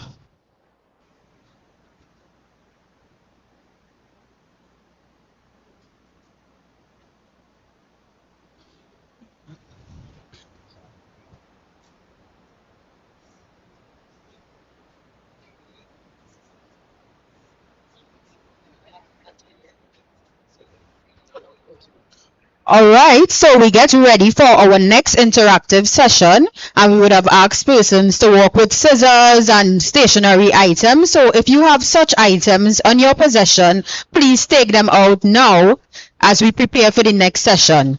However, we have somebody here who knows a bit more about Kellyanne Batiste, having probably trained with her and stuff. So we want to hear her perspective on Kellyanne's journey. So let's welcome Miss Kiki Melville. So good day again, ladies. How are you all feeling? How are you all feeling after those very interactive and personal sessions that we had today? How do you feel about meeting a bronze medalist, a world champion bronze medalist? How do you all feel about that? Good. And I must say, I applaud you all. You all did. You made me proud today. You all had a lot of questions for Miss Batiste, and it seems like if we did not call her time, we would have gone on till the rest of tonight. So I want you all to applaud yourselves for showing that confidence today to ask those questions. Some excellent questions. I'm proud of you all. Right? So thank you for that. But while we are preparing for... Yes. So let me, before I say something about Kellyanne wanted to say a few more words to you. So I'll give her that opportunity as we prepare for the next session. And then I will say a little word about Kellyanne. I think what I really want to say is that when I tell you guys that there are no limits, it is truly not, they're not just words. It just takes the courage to put something on paper. And I know you guys are about to do an exercise. Do it without any sort of restraint of what I think I can and cannot do. It doesn't matter. What matters is putting it down and making the first step after to getting there, the journey. It's not just ridiculous goals. Anything you even think that you can't achieve on there, because it is, you are really limitless. And I hope that if you take away one thing from what I said, is that there are no limitations. Thank you for that, Kellyanne. So again, I will reiterate what Kellyanne said. There are no limitations to what you do and what you can achieve. So yes. So what I will do as well, I want to acknowledge in our presence Kellyanne's mom, because without her, Kellyanne would not have been here today. Miss Hazel in the back. Without her, Kellyanne would not have been here to represent Trinidad and Tobago and to do what she did to make us all proud. So I know we have some items moving around the table. We have some vision books that each table will have some books that they could go through. But also please feel free, the books are different, so you could also feel free to go to our next table. This is an opportunity for you to network, for you to barter with the other persons. So, ladies, are you listening? Right, because I'm not hearing myself, I'm hearing you guys. So regarding the vision books, as I said, there are different books so that you could go around to each table, right, and see if there's anything that you may like from that book, or you could exchange the books after you utilize it, so that you could see if there's anything that speaks to you in that book that you can utilize for your vision book. Now regarding Kellyanne, I don't know how much of you all know, but Kellyanne was my past track and field teammate. We went to the same school, Signal Hill Secondary in Tobago, and we had the opportunity to run track and make teams together. We were also a part of the Senate squad. Is the Senate squad here? Is Senate represented here today? There's only one. I think we're supposed to be three. right? So we were members of the Zenith Athletic Club in Tobago, and I also had Miss Chelsea Toussaint. She was also a part of our team at that point in time. And I always like to share Kellyanne's story because with Kellyanne, we went to the same school, and I remember Kellyanne running track, starting to run track. And that first year that she came on the track, she would have placed last. Ladies, are you listening? Like I have to tell her, put away the books. Right? So give me a few minutes. Let me just share this story with Kellyanne, right? So we attended the same school. And I recall Kellyanne, and she told you she would have placed 6 or 8, but she used to come last, right? Nobody really wanted Kellyanne to make the relay team. I was making the relay team. Kellyanne wasn't making the relay team, you know. And what stood out to me is that Kellyanne took that opportunity, and as she said, her good friend would have encouraged us, Crystal Skeet. She took that opportunity to come and train at Zenith Athletic Club for 1 year. And by the next year, Kellyanne came out on that track. It took her 1 year, guys. That's why nothing is impossible. You all could be here. Some of you all could be here today, and by next year, your whole life turn around.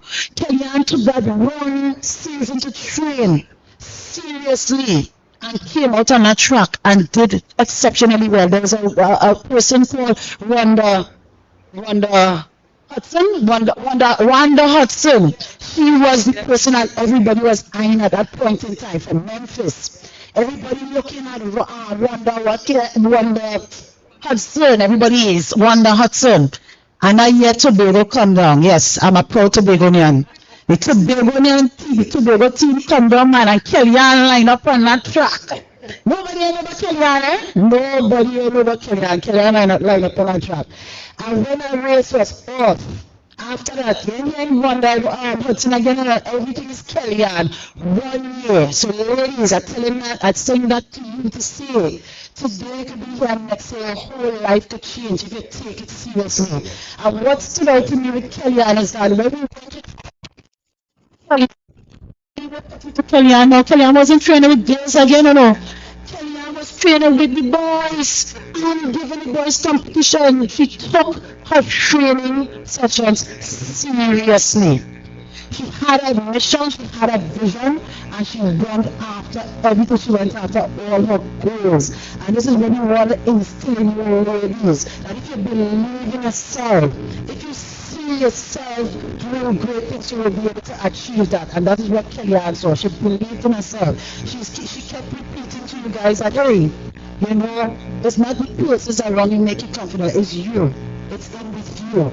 Right? So I want you to keep that in mind, and I look forward to seeing many of you all as the next Kellyanne in the upcoming year. So this year you may not have made the character team.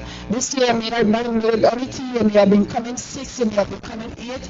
But you have the opportunity to turn around your life, believe in yourself, train hard, and come up to the track next year. And let everybody start to talk about you and the person who would have been winning last year, right? So, your challenge for that over next week. So we're moving along into the next session with the Vision Board. And we're all very excited for that.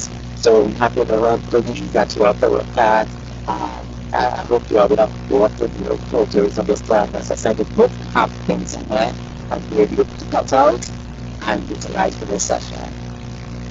And so enjoy.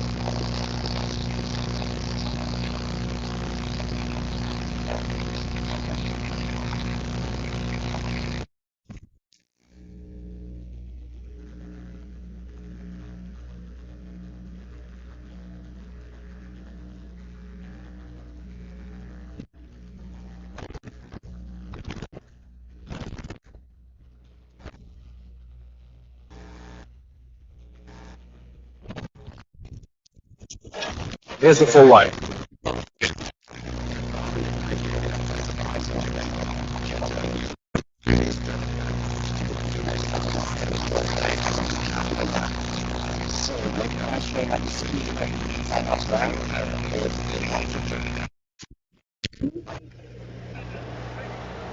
World Championships 100.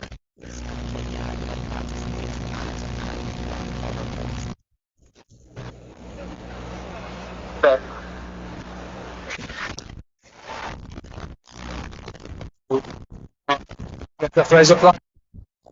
Jetta, they're going clear. Then no Baptiste in third. Campbell Brown's not going to make it. It's comedy for Jetta. From Sally.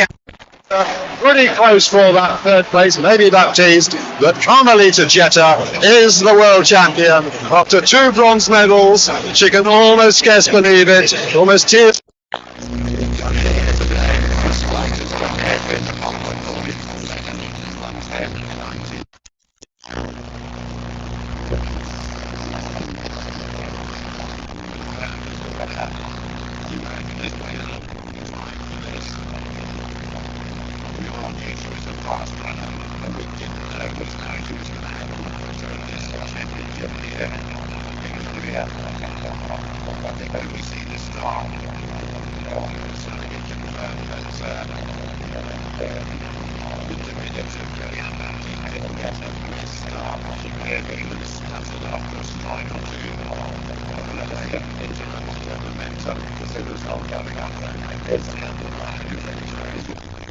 Only 200ths of a second separating second, third and fourth, and in fact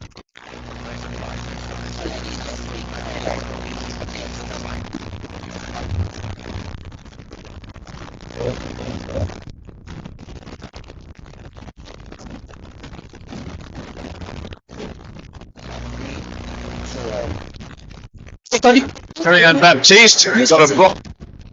Real artist. Okay, to those who don't have scissors, and Very good in the semi-final. so You're right, Paul. scissors on your table. Such a good start that she fell over on about her third or fourth stride. Normally she'd be Extra scissors.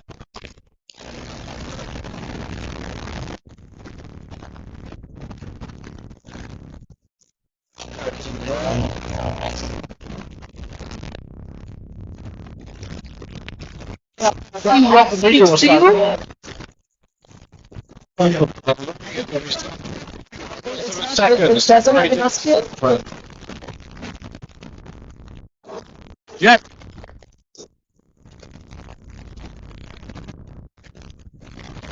Top of the rostrum. You can never rule out Campbell Brown.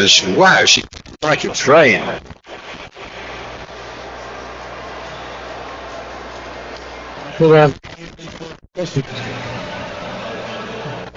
There is the confirmed result of the women's 100 metre. And the bronze to Kellyanne Baptiste. Kellyanne Fraser Price just missing out despite running.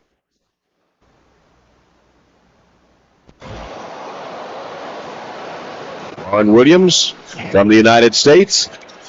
Lauren has always been a big-time performer. She was a silver medalist back in 2004 when no one really knew who she was. And I asked Lauren, I said, Lauren, what are you thinking about on the starting line? And she told me, honest, I'm just trying not to faint.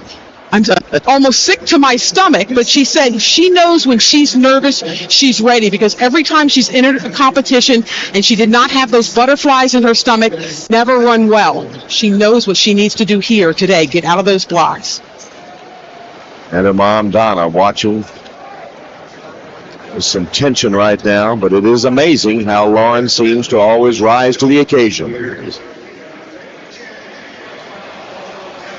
Karan Stewart of Jamaica has looked good. Yes, she has. I think she's looked better than everybody else in this entire field. And she said, you know, she grew up watching Merlene Ottey, and she wanted to accomplish half the stuff that Merlene Ottey has. Well, if she's able to win Olympic gold, she will have done something that no other Jamaican female ever has, and that is to win that 100-meter gold medal. And of course, the entire Jamaican contingent back at the village watching Usain Bolt set that amazing world record of 9.69 last night for 100 meters. And that has to do wonders for the confidence of this Jamaican contingent of sprinters here in this final. Muna Lee, the U.S. champion. And Muna Lee has had a big year this year. She called her old college coach, Pat Henry, and asked him if she could move to College Station and train under him. He made a deal with her. He said, if you would become the volunteer coach here at Texas A&M, you could come here. Well, she hooked up with Vince Anderson, and she said the chemistry has been absolutely fantastic for her. He has brought back her confidence, and she really feels like she deserves to be here now. Exactly how she was in the final at the 200 meters in 2004. She's back. Lane 1 is open. In lane 2, Sharon Simpson of Jamaica, hurt most of last year, but returning to the form that saw her ranked number 1 in the world in 2006. And if she can run one of those 2006 type races, she becomes very dangerous from the outside. They won't be able to see her. Good starter. Lane 3, Debbie Ferguson McKenzie, one of the Golden Girls from the Bahamas in her 4th Olympics. And she's so powerful. If she gets out well, like she's capable of, she can be right there in the mix towards the latter stages of this race. In lane 4, Shelly Ann Fraser of Jamaica won her semifinal race in 11 flat. Along with Karan Stewart, she looked very good through the first 3 rounds. Like Usain Bolt, no experience at this level, 21 years old. That means she has no baggage to bring to this race. She could very well end up winning the whole thing. Muna Lee, well, she was precocious as a youngster, but not in track. She learned to play the piano by ear at 3 and continued her music through high school, playing other instruments, now hoping to add an Olympic medal. So dangerous to us, though. The latter stages of the race, she won the U.S. Olympic trials by passing people in the last third of the race. In lane 6, Tori Edwards of the United States. I remember when she was one of the youngest members of the team. Now here she is, a veteran, and this is probably her last shot at Olympic gold. She did not look particularly good in the semifinals, but in Osaka, she looked great in the semifinals and had an awful final. So it's possible that here she is in her last chance. She can summon the form that saw her run 10.78, the fastest time in the world this year. Lane 7, the Jamaican champion, Karan Stewart. Has to be considered the favorite. The former Lady Tiger from Auburn, but she has not had good luck when it comes to 100-meter finals, but she's shaking her head yes, reminiscent of Bolt last night, very relaxed, and that's usually a good sign. The favorite here in this 100-meter final for women. Lane 8, Lauren Williams. There is not a better big meet performer in this field. She's been there before, edged out in 2004, and you better believe she starts well when it's crunch time. She will put herself in a position to win and put pressure on the Jamaicans as well as to her countrywomen to her inside. That was her mom, Donna, cheering. And in lane 9 is Jeanette Crockett of Great Britain. She surprised us with a fantastic start in the semifinal. If she gets a start like that in this final, she could be a spoiler here tonight in Beijing.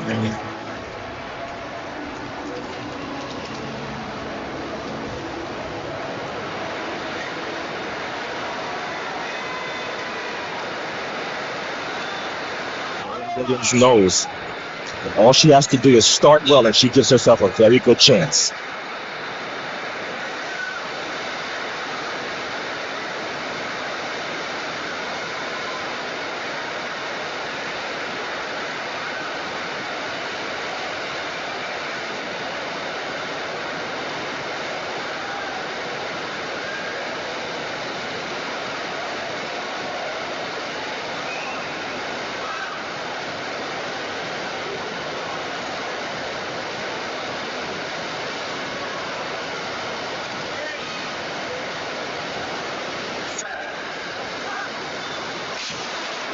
And it's a fair start.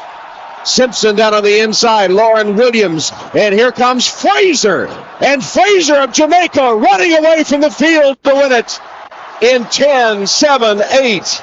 And I said the youngsters have no baggage to bring, reminiscent of Usain Bolt, 10.78. The one athlete in there, the youngest athlete with no experience, blows away a very, very good field. And now Jamaica 48 hours ago had never had a 100-meter champion, either male or female. Now they have both.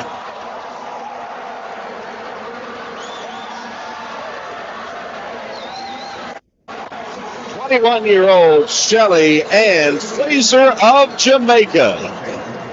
And it appears, Tom, that Jamaica has gone 1, 2, and 3. We're trying to sort out the minor places. But Shelly Ann Fraser, what can you say about the 21-year-old? The only experience she has at this level is that she ran on the second place 4x1 last year in Osaka. And midway through this race, it was never even close. She got a great start and just kept going. They're still examining the photo to determine the other placings, but Shelly Ann Fraser left no doubt as she blew away the field in the final meters to win in convincing style. And Jamaica is in fact 1, 2, 3. We just have to sort out who in fact will get those silver and bronze medals.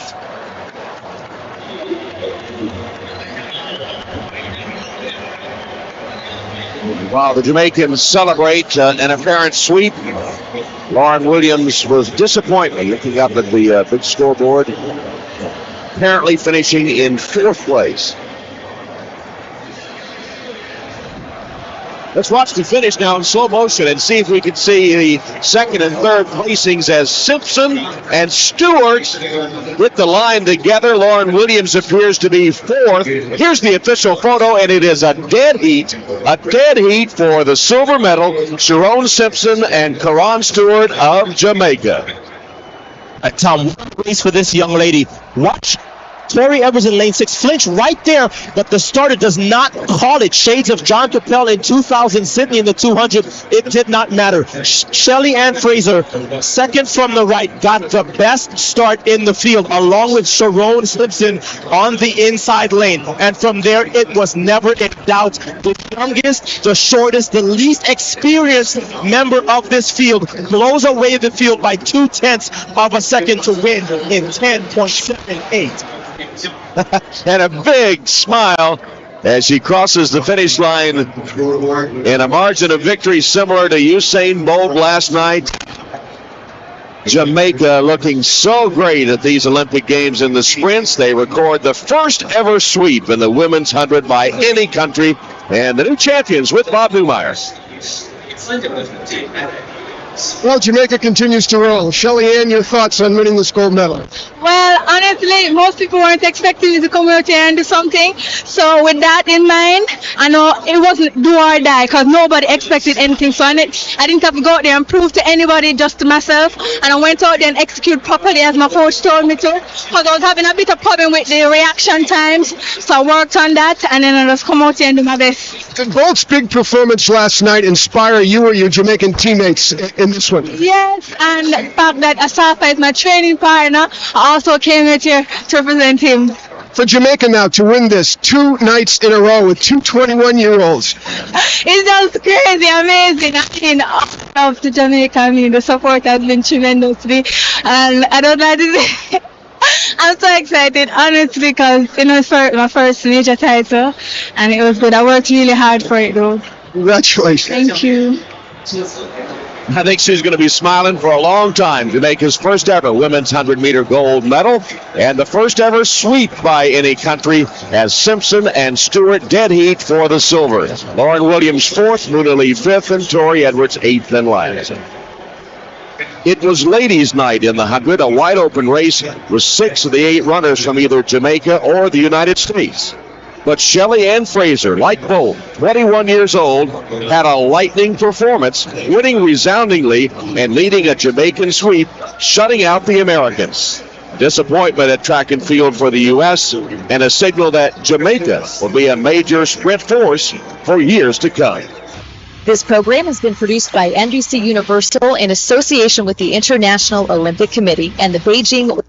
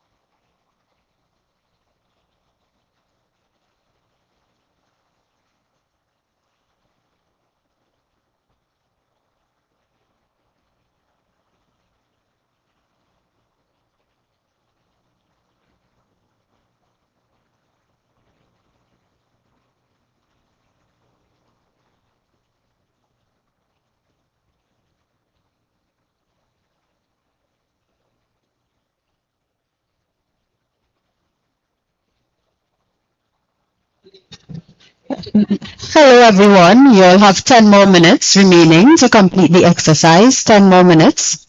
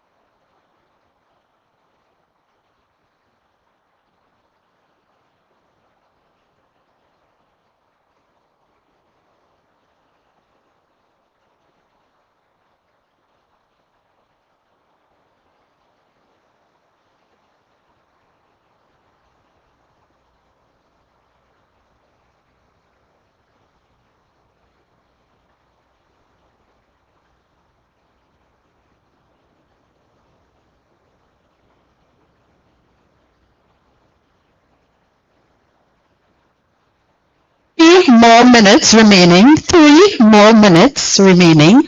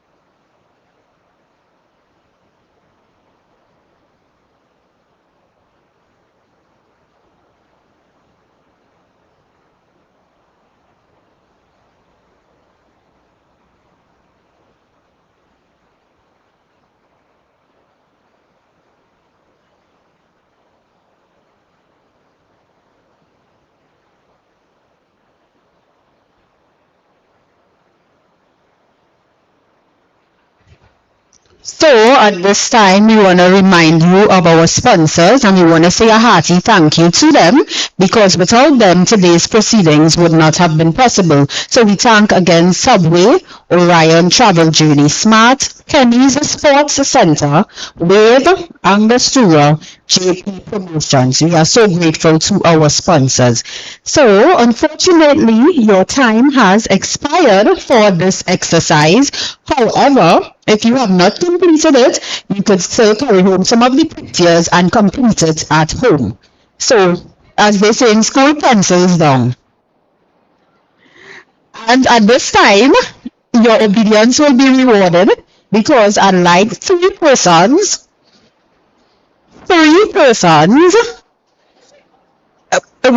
next thing I wanted 3 persons to go downstairs. What you're coming up here for? I didn't say 3 persons to come up. Please go back to your seat.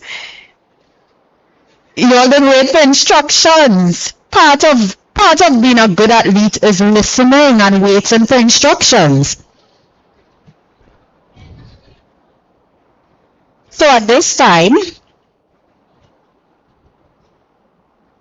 I would like everybody to hold their vision board in their hands, or vision book in their hands. You don't have to hold it up high for everybody to see it. You can just hold it in your hands. And I want to give somebody from the back an opportunity. So one person from the back, I'm not singling out any particular table, but somebody from the back, I'm giving you an opportunity. So from the last 2 tables in the back, somebody from that table could come up, please. Because I want to make it as fair as possible. Those in the fronts always getting the opportunity. So somebody from one of the back tables. Alright, I'm seeing Symphony. Somebody from a middle table, one person from a middle table. Please come at your vision board.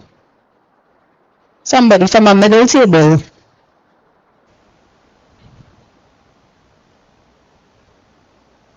And one person from a front table. I'm not picking anybody. You have to come up. One person from a front table. Alright, come. Alright, I'll take 6 of you.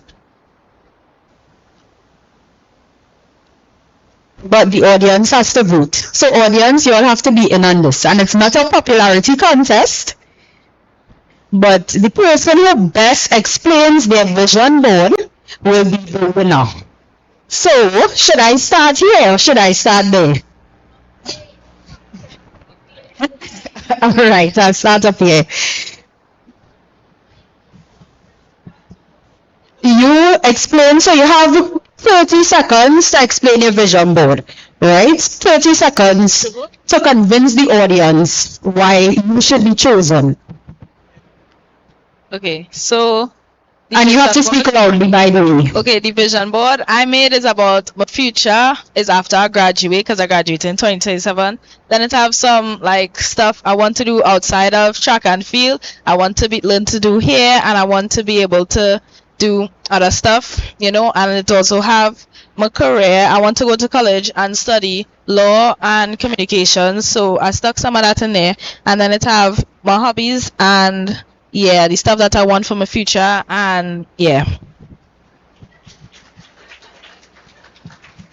Hi guys, so my name is Symphony Patrick, and this vision board represents me and what I want to achieve in the 2026 track season. So here I have a picture of myself. It says, be humble, be teachable, and always keep learning.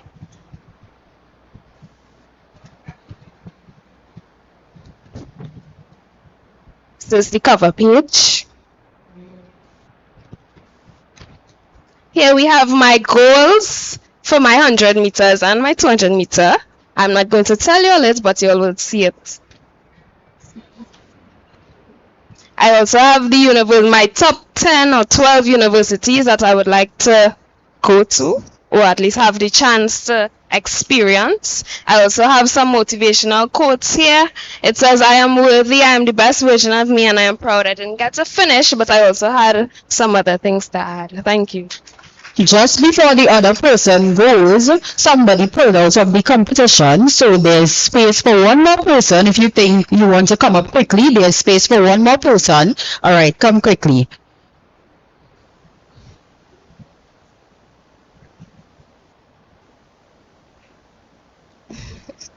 Hi guys, so my name is Kayla and this is my vision. In the front, I have some quotes about the 2026 year. The next page is Miss. So it says 2026 is a year of success. This year is focus and I will win. The next page has mainly focusing on my education because that's a big part for me. So I have some educational stuff there. The next page is just some stickers I have of some colleges that I'm interested in, and then I have my track goals on the next page. So yeah, that's all. Focus.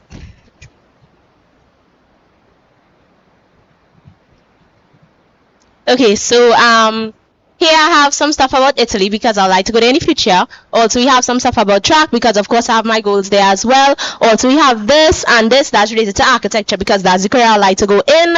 Also, have some pictures of some children because I have a passion for working with children and I like to be a mommy one day. So yeah, and I also have some cooking stuff because one day I like to pursue culinary at some point, hopefully.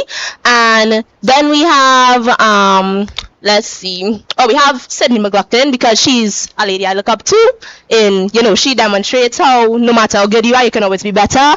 Then we have this psychology thing here because I like to understand the way the brain works. So we have that there. And then we have this quote here, art is long, life is short, and other than just the quote itself, I love art. So, it relates to me as well. And then we have a Bible and a cross here because I'm deeply rooted in my faith and spreading the gospel. So, yeah, thank you. Thank you.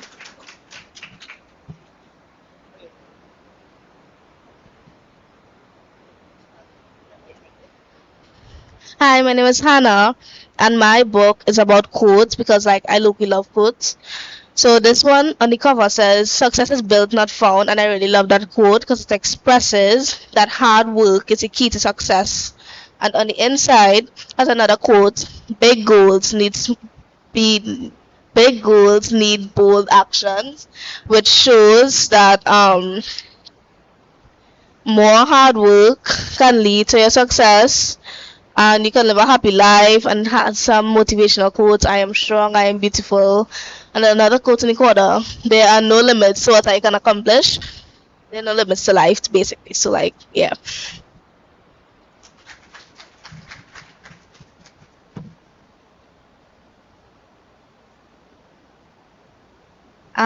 Hi, I'm Javel, and my vision board is labeled the goals.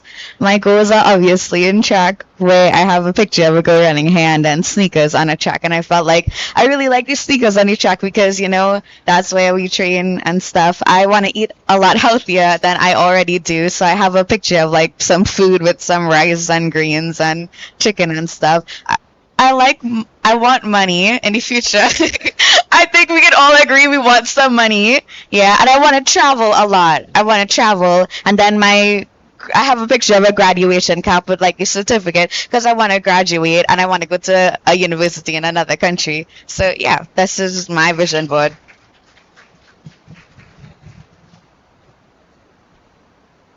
Testing. I do not envy the audience because you all have a hard task. Alright, so you all know the typical way. I'll come to this person, you all will cheer, I'll go to the other persons, you all will cheer. Right, we want to see who has the loudest cheers. Please don't make my job difficult. Don't cheer the same for everybody. Right? Okay, you all ready? Alright, we're starting here. All right, he's coming here. All right, we coming here. All right, we coming here. This seems like the most so far. All right, we coming here. All right, we coming here. Am I correct? Those in white. Did she get the most? Who are the two? This one and Symphony? Alright, well, both of you all come to the front. And Brazil? Okay, Brazil. Alright, the others can have a seat. Thank you so much for your participation. So it boils down to these three ladies. So I'm starting this way and going that way. All right, Brazil.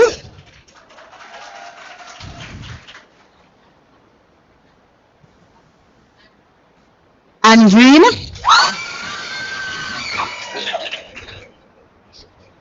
Symphony. All right, it seems like Symphony is the winner. Thank you, Andreen. Thank you, Chevelle. All right, and Symphony has a big prize. Courtesy one of our sponsors, Kenny Sports Center. And let me tell you Symphony's prize. She got a gift certificate of $400 courtesy Kenny Sports Center. So let's give her a round of applause and I'll ask Miss Burns to do this presentation.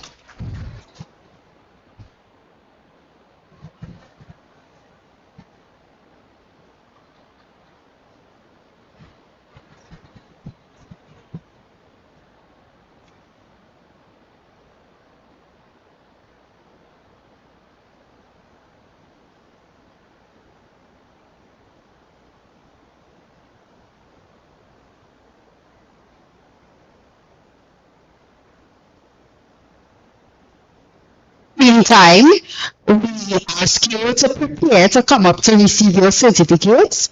Alright, we'll ask Miss Penny to do the first presentation of certificates.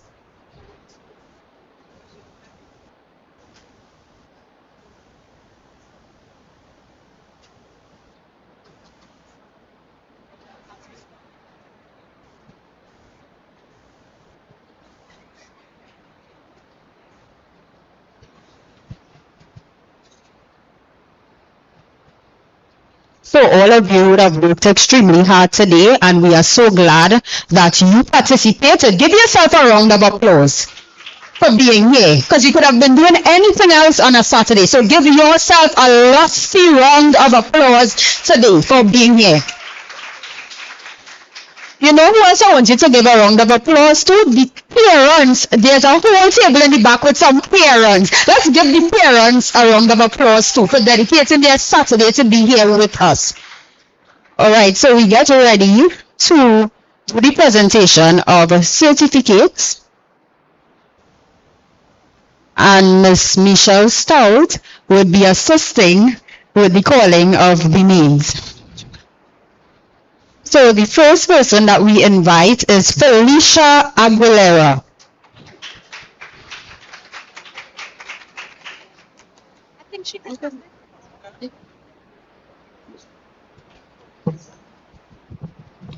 Feel free to take pictures and videos of your friends when their names are called. The next person is Calicia Aguilera.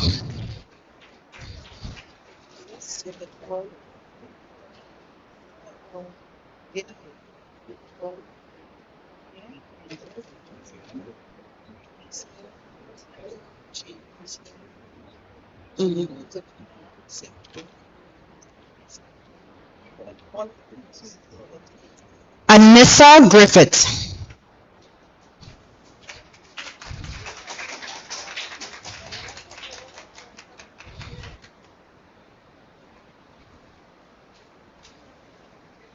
Be on standby, Rayan Graham. Rayan Graham, you be on standby. You are next.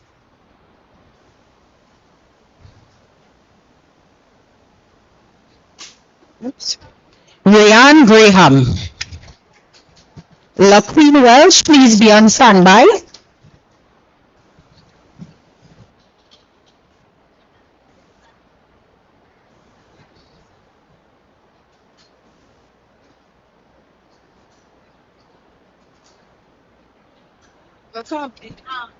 I think the videographer wants to get our attention.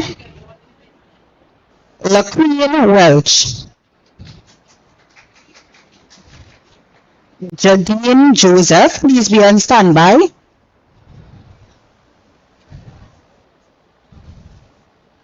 Jadine Joseph. And please forgive me if I do not pronounce the names accurately. You could correct me when you come up. Jadine Joseph. Adelia Blades, please be on standby. Adelia Blades.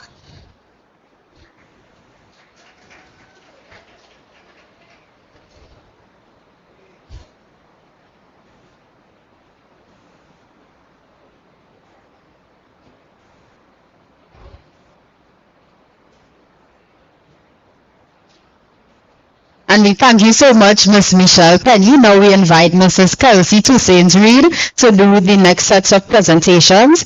And we invite Amaya Mitchell. Amaya Mitchell. Javel Adams, please be on standby.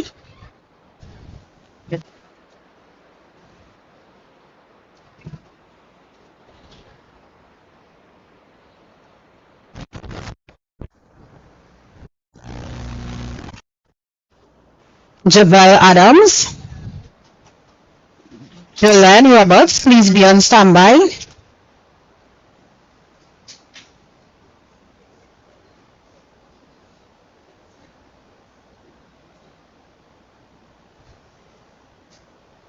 Jolene Roberts.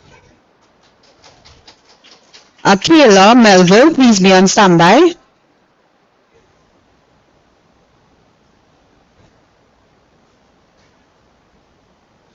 Akila Melville. Desha Gomandi, please be on standby.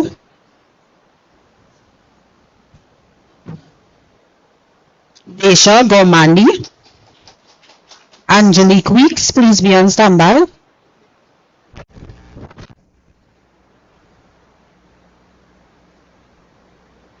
Angelique Weeks.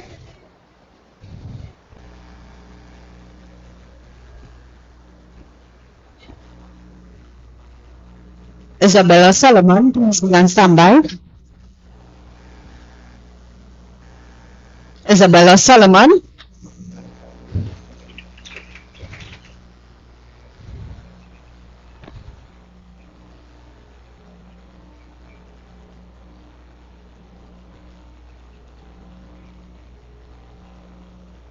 Thank you so much, Mrs. Kelsey to St. Reed. At this time, we invite the second Vice President of the entries, Ms. Michelle Stout, to do the next set of presentations. Melanie Burrell.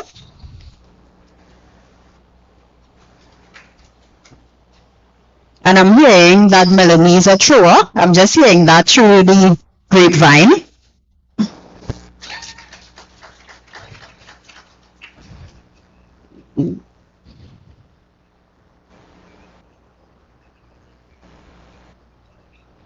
Janaya McLaurin, please be on standby.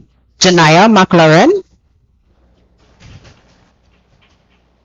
Janique McLaurin, please be on standby.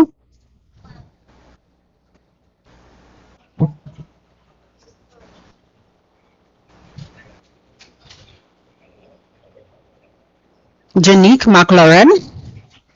Andreen Sylvester, please be on standby.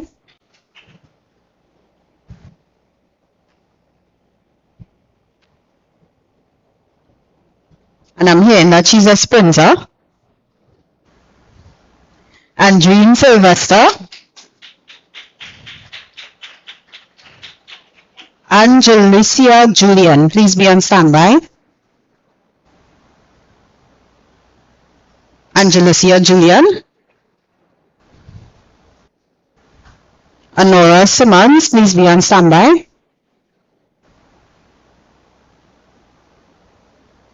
Nora Simmons.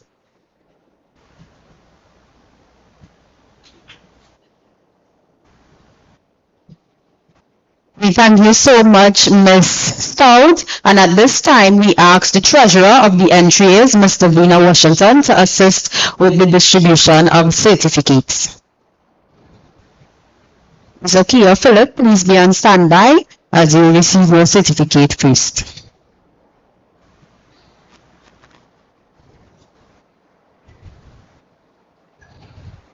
Zakia Philip. Azaria Lee, please be on standby.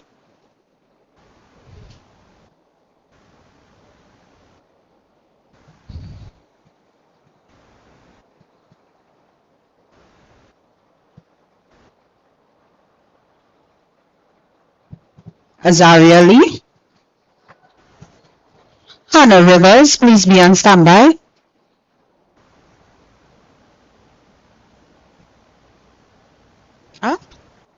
Azariah Lee, my apologies, Azariah Lee.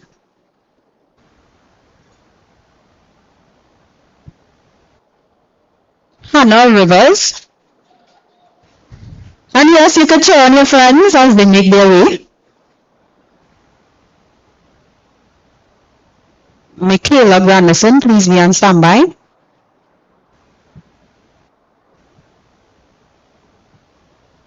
Michaela Granderson. Tisha Francois George, please be on standby.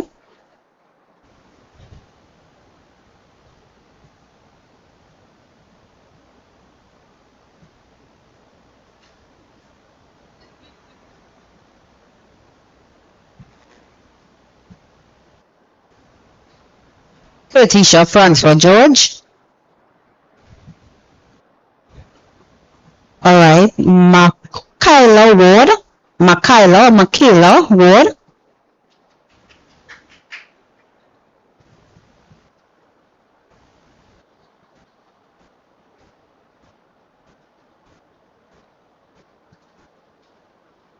Alicia Olton, please be on standby.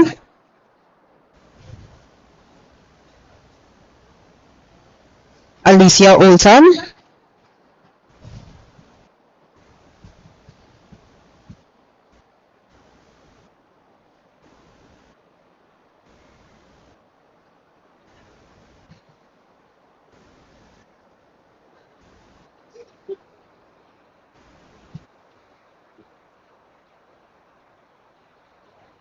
We thank you so much, Mr. Vina Washington. At this time, we ask Director of Entries, well, one of the directors, Ms. Donald Stafford, to assist with the distribution of certificates.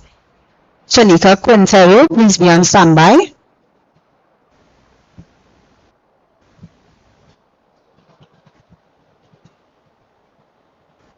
Shanika Quintero.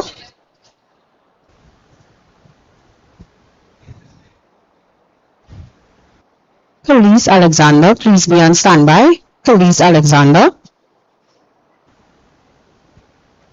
Zaria Tobias, please be on standby.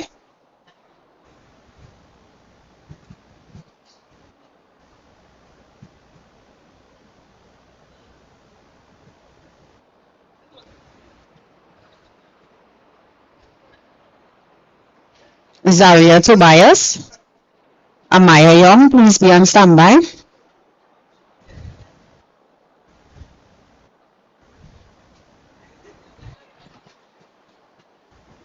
Amaya Young. Jade Atkins, please be on standby.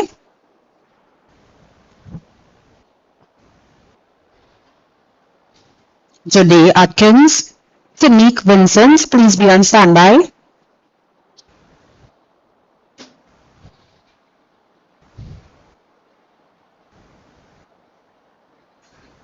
Tanique Vincent.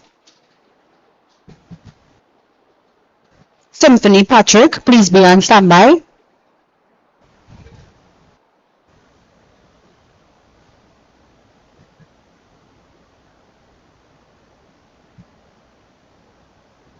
Symphony Patrick.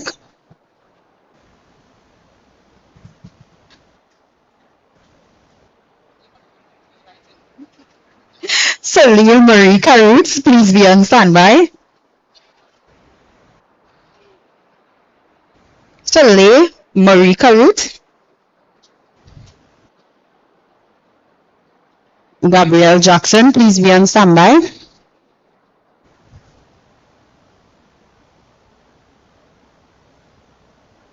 Gabrielle Jackson.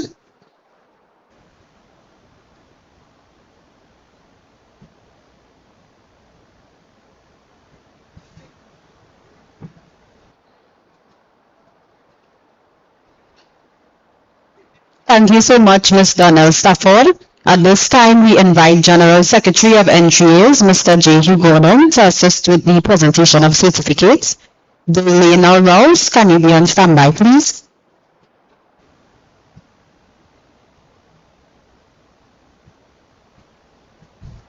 Delana Rouse.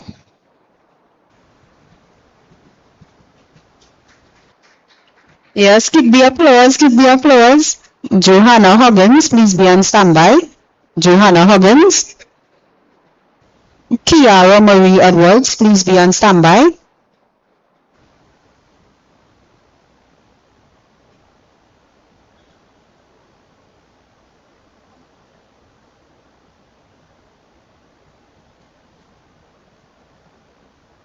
Kiara Marie Edwards. Annalise Museo, please be on standby.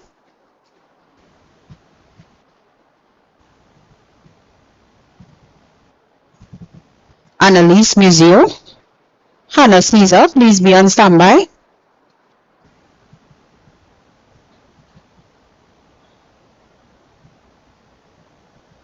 Hannah Caesar. Lachey Joseph, please be on standby.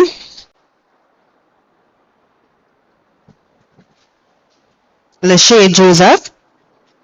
Kimora Wells, please be on standby.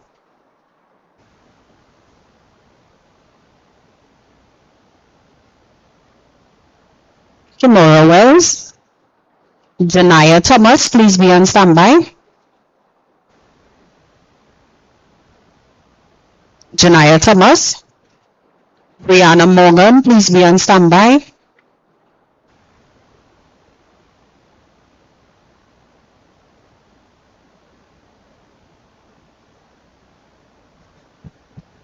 Brianna Morgan. Brianna Andrews, please be on standby.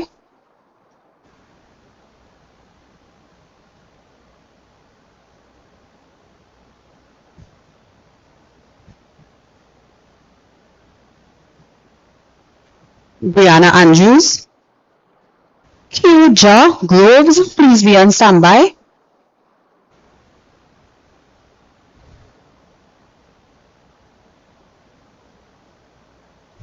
Q-Ja Groves.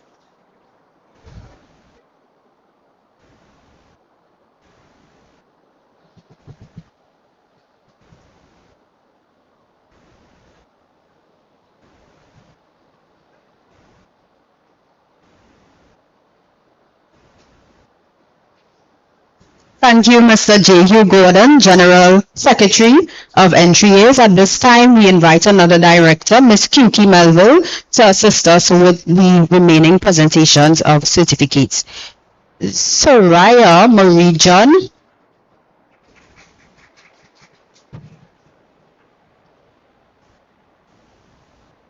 Shania Clement, please be on standby.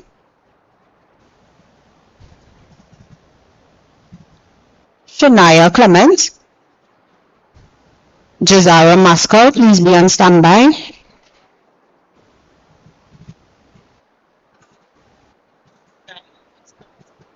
Sanaya, my apologies. Jazara Maskell. Heidian Harper Simmons, please be on standby.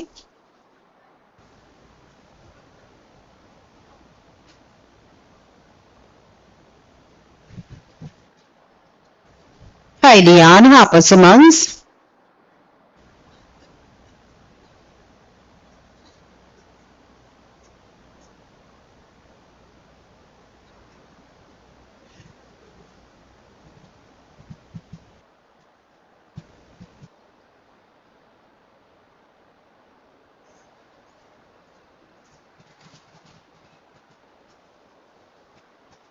Ms. Kellyanne Batiste.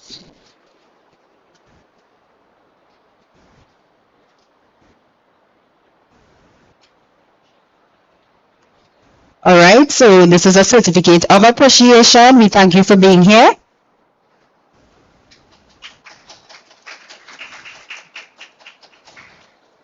We could do better than that. And we also appreciate your mom, Miss Hazel Taylor. So Miss Hazel Taylor, we want to thank you for being here, and we have a certificate of appreciation for you.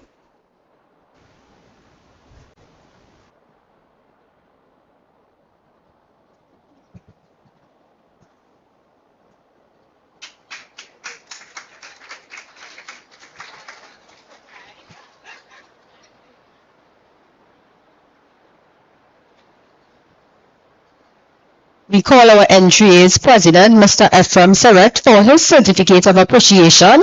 Mr. Serret.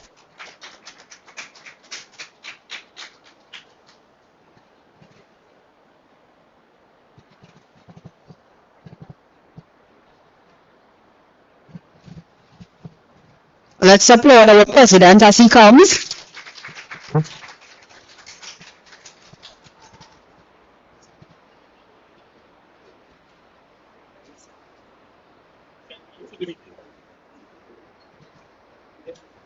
And we ask our president to stay to assist us with the other presentations. So our president will be presenting a certificate of appreciation to our hard-working Women's Committee chairperson, Ms. Kuki Melville. Let's go for a resounding round of applause for organizing with our committee this event today.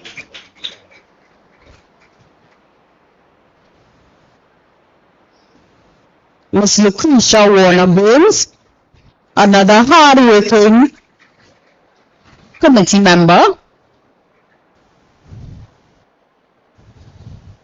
Please be on standby, Ms. Michelle Stout, you are next.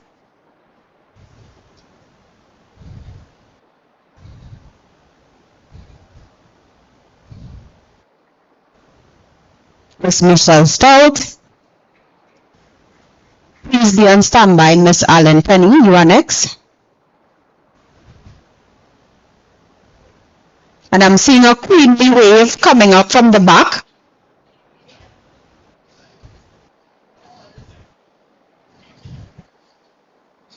Mrs. Michelle Allen Penny.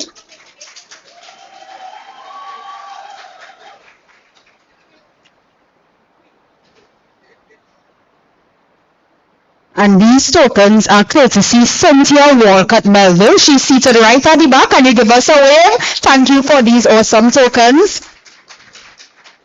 Ms. Davina Washington, be on standby. And Kuki is letting me know that Miss Cynthia is her mom. So that's Kuki's mom, Davina Washington. And she will be followed by Miss Dawn Washington.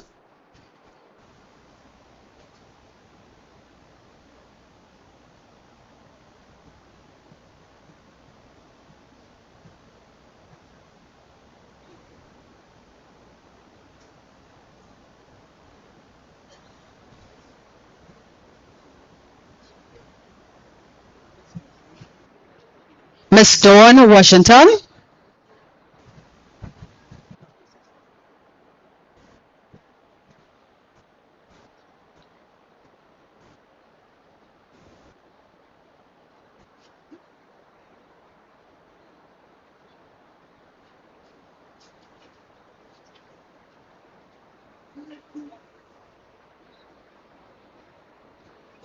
Miss Shauna Dongley.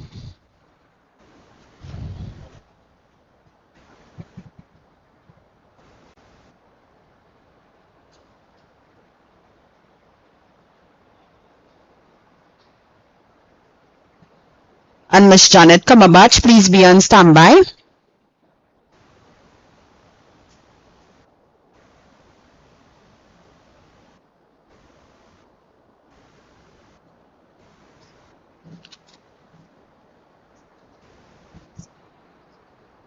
Janet Cumberbatch. Orchid Wasson, please be on standby.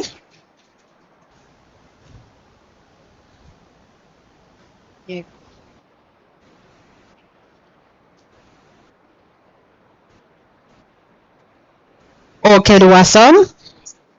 Wasson.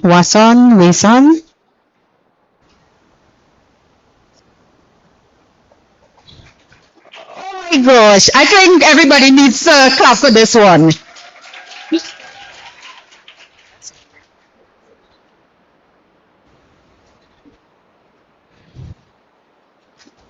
Ian Wason.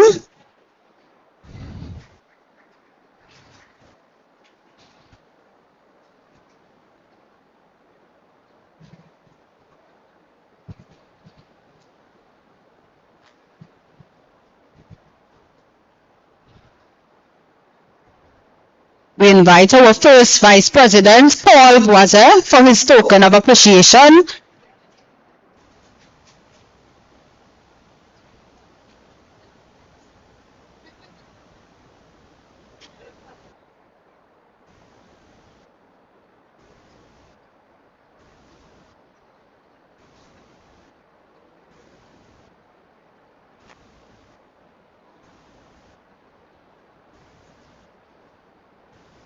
Julianne Harewood.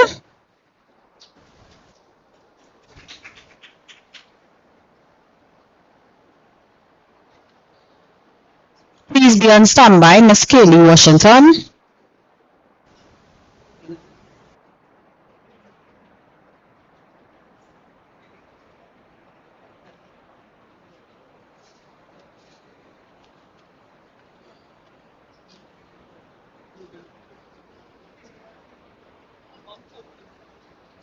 All right, collecting on Kaylee's behalf is her mom, Davina Washington.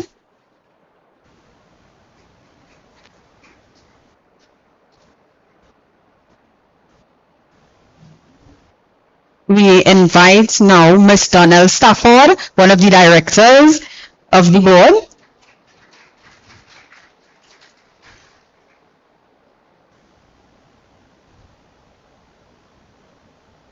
We invite Miss Kelsey Toussaint Reed, another director on the board.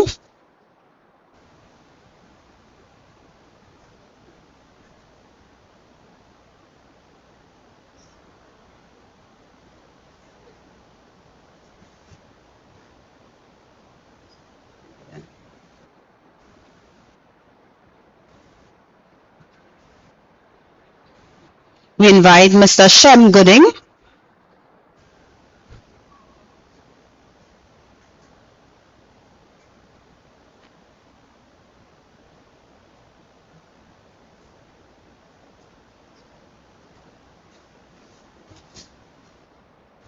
Jason Roach.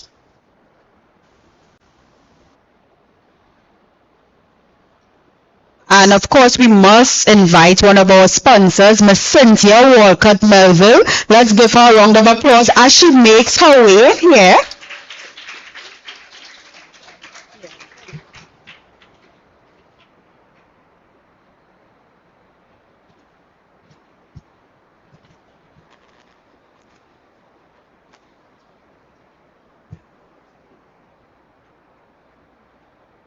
Mr. J. Hugh Gordon, General Secretary, of the entries board, we invite you to collect your certificate of appreciation.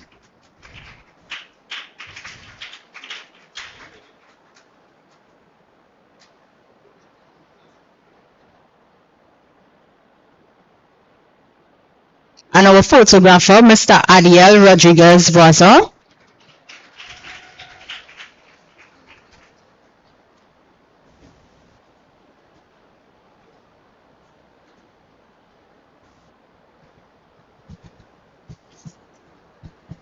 Thank you so much to Mr. F.M. Surratt for being here and assisting us with the presentations. And thank you, everyone. Everyone give yourself a round of applause once more. Thank you, thank you, thank you.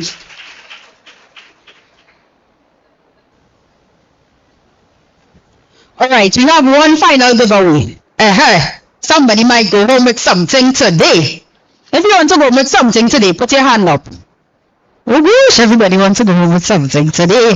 So this prize is for the MVP. You know, in sports, you have an MVP, right? So today we have an MVP. What do you think the MVP is today, in today's context? Everybody, that's a good answer. The most valuable, let me hear you, like you want to win it. Most engaging. Correct. The person who was most active and most engaging. And the judges, persons were looking at you all, by the way, for the entire day. And the judges boiled down to 2 people. And the 2 people that the judges recommended to me are these 2 young ladies. So again, you all will vote. So please come, 2 young ladies.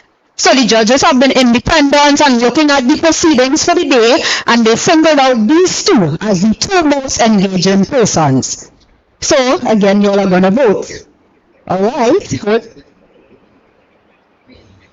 Rian, all in favor of Rian?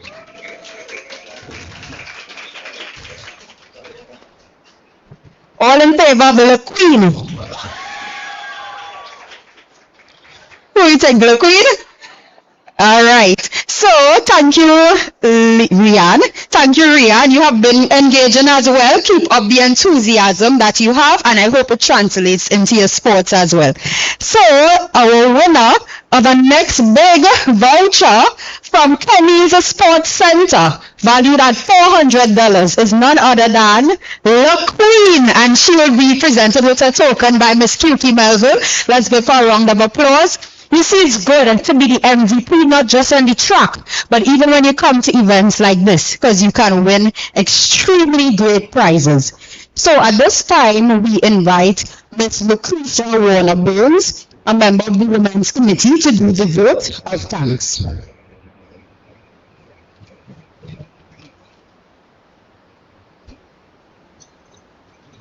Pleasant good afternoon to everyone. My task is very simple at this point in time. I will firstly want to thank the... So before we do the vote of thanks, we have someone that we wanted to show appreciation to, who made this session very engaging, interactive. She came up with some of the suggestions for the tokens being one. The men's floor. Okay, and I want to be able to present this token to Ms. Jasha Diggans, our MC for today, our master of ceremony. She would have done an exceptional job. Who agree with me that she did an exceptional job today? Let me see you show of hands. Let me hear the voices. Yes. We must show appreciation to those who come out and, you know, make this event an exceptional one. So Jasha, we want to say thank you so much for taking time from your busy schedule today to come here and volunteer to be a part of this seminar. We look forward to continuing to work with you and having you. I know I see you out there doing your little announcements, etc., and you do an exceptional job, and you did that today. So keep it up. And by the way, she's an attorney at law. She's an attorney at law. And she also wears many other hats. So we want to applaud her for that she took time from a busy schedule to be here today. So I will ask Ms. Burns to present the token, the little token to her, and the certificate.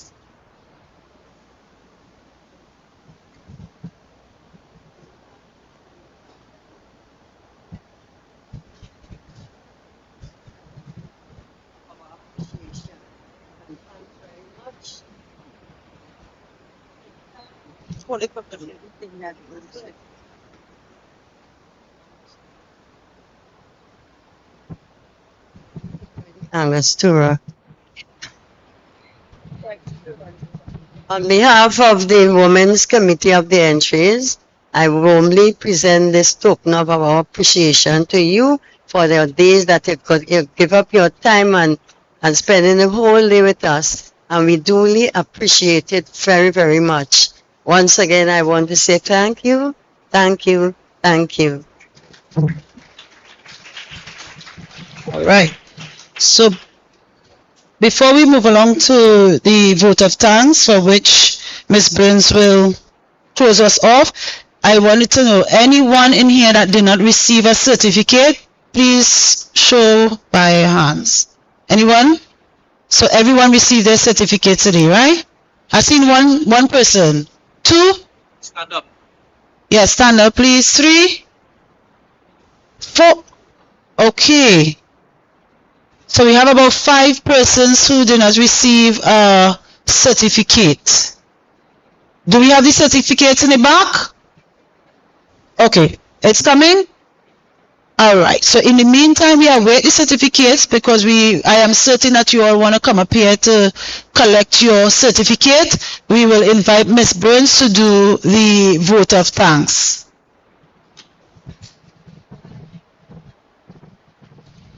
Good afternoon once again. Firstly, I want to give a vote of thanks to the management and staff of the Hazy Crawford Stadium for allowing us to use these facilities for this Women's Subcommittee Symposium. Secondly, I want to thank the entries for giving us their usual support over the years, for having us put on this magnificent event. The volunteers for coming out today, giving up their time to spend the day to work along with you all. Without the volunteers and without you, the participants, we would not have this event going today. So I want to say many, many thanks, and thanks for you all coming out here, along with your parents who give up their entire day to share this moment of appreciation with us, and thanking and giving praises for all those who participated and won a token. And this will give the others that encouragement so that next time when we have in this event, you'll be much more brave. As the motivational speaker said, you have to find that confidence within yourself so that you won't be bashful when you come in to do these, even when they ask you to say something. And that will remind me of when you're representing Trinidad, whether it is Carifta or even to represent your school, and they put a mic in front of your face to talk, you have to be brave enough to come forward and speak. Okay? I want to also go on to say thanks for the presenters, Ms. Kellyanne Batiste and Miss Amanda Johnson. Also, I want to say thanks to the Master of Ceremony, Mrs. DeGans, our sponsor, Subway, Orion Travels, Penny Sports Center, Jan Westman, Ian Wason, and Waves, Angostura, and not forgetting Decorative Glass. We all have appreciation for these sponsors. Without them, it will help boost our event. And also, I want to give a special thanks to the president of the entries, Mr. Ephraim Serret, who is he always here and give his support, because today is a Saturday, and for him to give up his whole day to be here with us and give greetings, we also have to say thank you. I want to say thank you, Miss Stout, for doing this, sitting down to do the certificates, so you all can take it back with you. How many of you like your certificates? Well, I would like you to give Miss Stout a round of applause. And once again, I want to say many thanks to all the volunteers, the board members, the committee members who put every effort to make this day a very possible day. And we know that the Christmas season is just upon us. Please do not work too hard. Your athletes, when you go to eat and dine, be limited because you know you still have 2026 season to come. So watch what you eat, watch what you drink, be merry and be happy. And all in one, I just want to say many thanks. Do have a good Christmas. Do have a good 2026 season. And I will say, thank you, thank you, thank you. Safe journey home and have a good weekend. Good evening.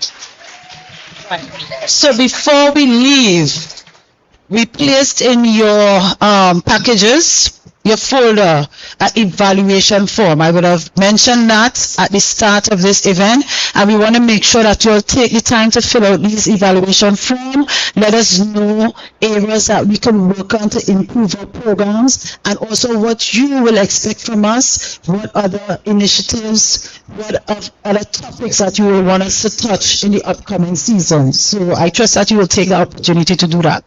And also before we close off, I know we had the last giveaway, and we had two young ladies who, you know, they were very engaging throughout the day.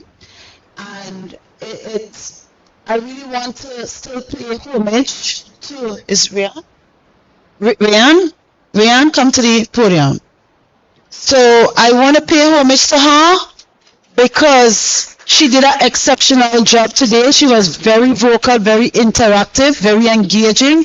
And I couldn't see that she leave here this afternoon without something to show our appreciation for what you did today. So I will call Miss Jesha to give you this little token of appreciation for making this session an interactive one for us as well. Could I have the photographer or you pack up? All right. Where's my camera? Somebody could take a photo for me, please. Yeah.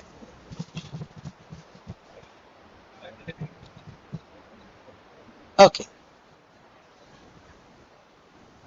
Yes. So congratulations and continue keeping up the good job.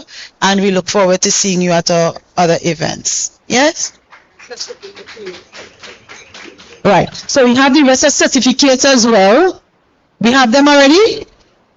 No? All right, ladies. So I know we run behind time. It's now 3:24. We were supposed to finish at 3 o'clock. In the meantime, you can use the opportunity to fill out your certificates. We really want to ensure that the other ladies get presented their certificates in front of everyone. Everyone here worked really hard today, and we don't want anyone to leave here feeling left out, right? So just give us a few minutes. And in the interim, I know some of you all have little places that you have to go to, and someone has to go to their plan session. So just give us 2 minutes and use the opportunity to fill out your certificates. It's survey, sorry, my bad. Oh, and we will have lent 3 scissors, blue scissors, so we'll be collecting those scissors back. I think this, it was a blue, a purple, and a next scissors that looks like this, right? Yeah. Yeah. All right, great.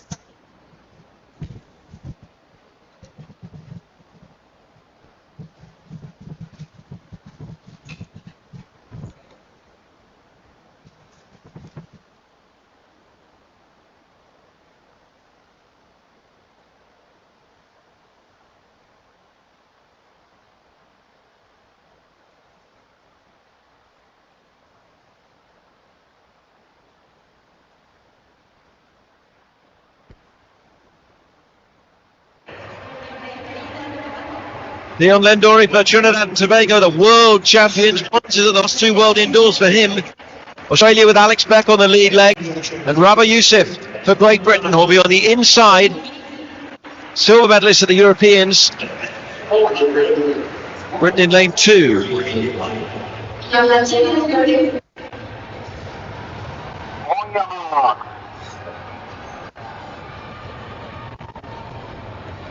This is a moment that will bring the Japanese support to their feet.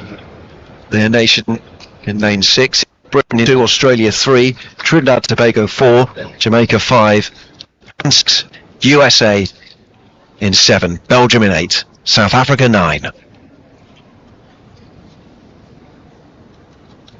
The men's 4x400 meters relay final in Yokohama. I forgot to announce, we wanted to ensure that we take a group photo before we leave as well. Yeah? Yeah, so we'll ask the photographer where will be the best place that we could line up and take a nice photo that we could show our sponsors that yes, we made the event happen and we could try and get sponsorship for next year. That has been a challenge this year. I know you all usually get a lot of goodies, but this year, yes. So I'm glad that you all enjoyed the book, that you could have that as your take home, your personalized vision book. And the certificate's coming shortly.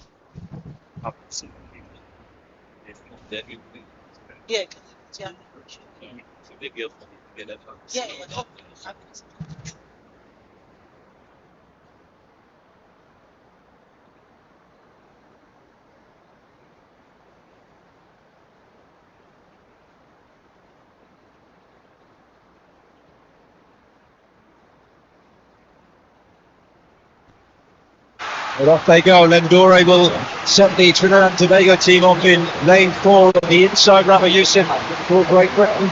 They're already making a good start. The Japanese being brought along that back straight. Looking out for Demish Gay of Jamaica as well. And Nathan Strong has just paced himself for those opening stages. And Japan have gone out really strong with Walsh. Has he gone too hard, too soon? We'll have to wait and see. On the outside, Guardio Isaacs of South Africa, lane 9, will not really have too much idea. He glances up at the screen, but Strother, having held some back, has really produced the last 200 metres that has burst this field wide open, and the US are going to hand over with a pretty big advantage, although the Japanese have got the second leg with Kentaro Sato. And he's just moving up behind the US, and look at Trinidad and Tobago as well. So guys, even as we wait, you could use this opportunity to take your photo with Kellyanne at the banner. Yeah? As we wait to give the other athletes a token or the certificate. Now they break on the back straight, and Trinidad have got the lead just for Jamaica and the US. And Richard has an amazing 200-metre sprint. He used that then to get out of that change just to make sure that he got out of trouble. But the USA athlete has gone in front of him and is looking very strong. But Richard's ran a fantastic leg in the World Championships 4x4. He's known as a 200-metre runner, but runs a great sprint generally. Greg Curley for the US. Didn't see himself behind for long. Akeem Bloomfield tiring, but he's run well for Jamaica. US hand up in first place. Jamaica second. The Japanese are fourth at the moment, and the crowd are trying to keep them in the conversation. Kitadani, the 20-year-old, has got it for them, but it's the United States of the lead. Michael Cherry, the world indoor silver medalist, he has the lead on that back straight. Trinidad and Tobago know that they've caught them before and they want to do so. Jamaica with Rashid McDonald in third place at the moment. Well, Fred Kelly was the quality athlete. He blew this race apart. He really gave Cherry a good lead, and he's looking comfortable out there in front. There's a bit of tension in the second fighting for that silver medal. They look tired. European champion Belgians are down the field in fifth at the moment, but they do have Jonathan Strong for the US for the final leg. It's Jamaica second, Trinidad Tobago third, the Japanese fourth, and Jonathan Shakur of Belgium in fifth place, the talented youngster and winner in Tampere last year. But at the front, it's Paul Deduoa for the United States. They've always won the 4x400 metres relay in the men's event at these world relays, but can Sedeka haul him in?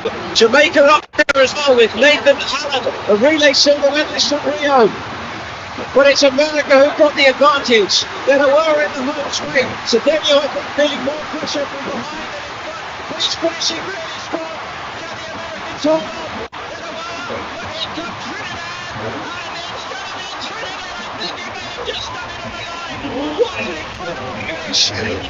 Two points to call for the US, whose women were the pounds just minutes ago in the 4x4 win. They may have just been edged out again by world champion Trinidad and Tobago in the closest finish of the week. So I just have to cut this after this photo. Let me just cut this photo session for a minute so we could give the other athletes the opportunity to get their certificates, and then you will have the opportunity to do the photo op.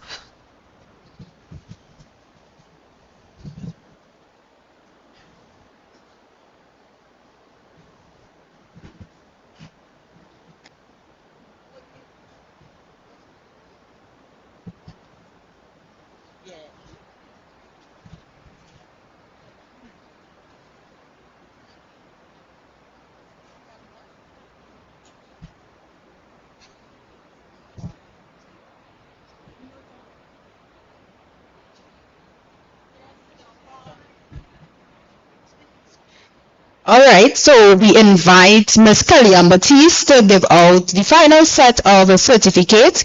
Kiera Mia Wells. Kiera Mia Wells. She will be followed by Siobhan Quintero.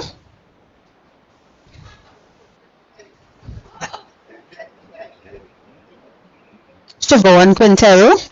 She will be followed by Jane Hinkson.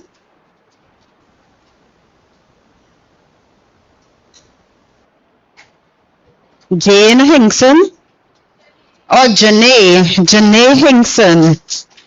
I'll have to copy that spelling. And Kayla Charles.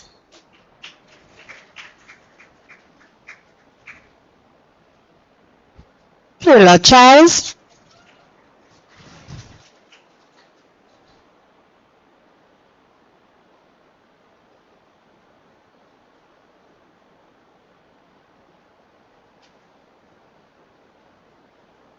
But before we get back to our photo moment with Kellyanne, I just want us to remember what we did today. Can we all stand quickly?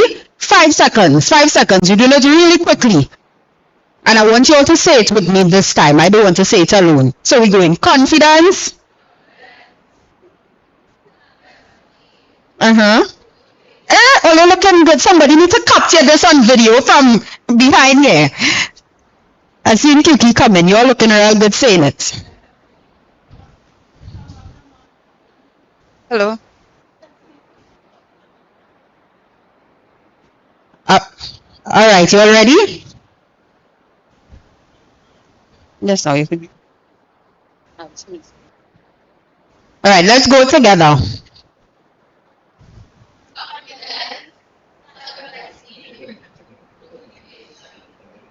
Yeah, you're looking good. Give yourself a round of applause. And you all could go back to taking your pictures with Kellyanne now, and you can have your seat. Oh, we're going to have the group shot. And then you could take your seat and take your individual photos with Kellyanne. So we're going to have the group shot. Now we invite persons to go to the back to take the group shot. Of France, Sailor of Germany, Octavio of Norway, Baptiste of Trinidad and Tobago, and Mitchell of Canada, and Chichova of the Czech Republic. There's Samari, the French woman, surprise winner of the European Tournament, a title in 2010. Went right down from 23.01 to 22.32. It's a big improvement on that occasion. 11.21 less this season, slightly quicker last year.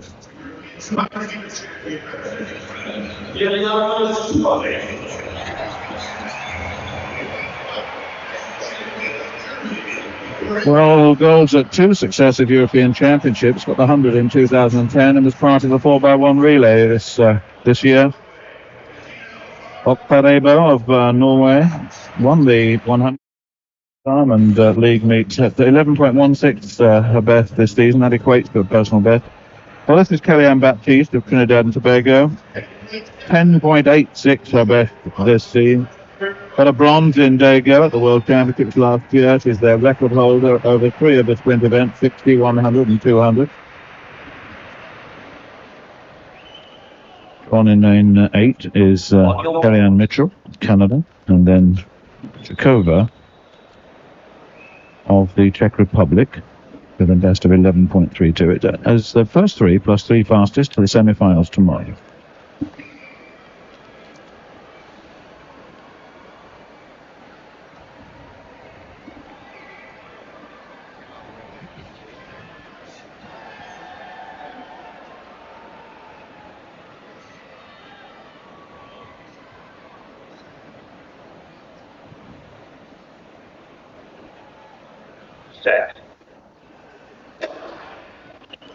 Well, knowing Nippert right and laying on, Harrigan's gone off very well, but then here comes Samare, and right through on this side is Baptiste coming through to take this. Baptiste gets it, Samare's in second place, Taylor in third. They're the 3 qualifiers. 10.97, that's a quickie.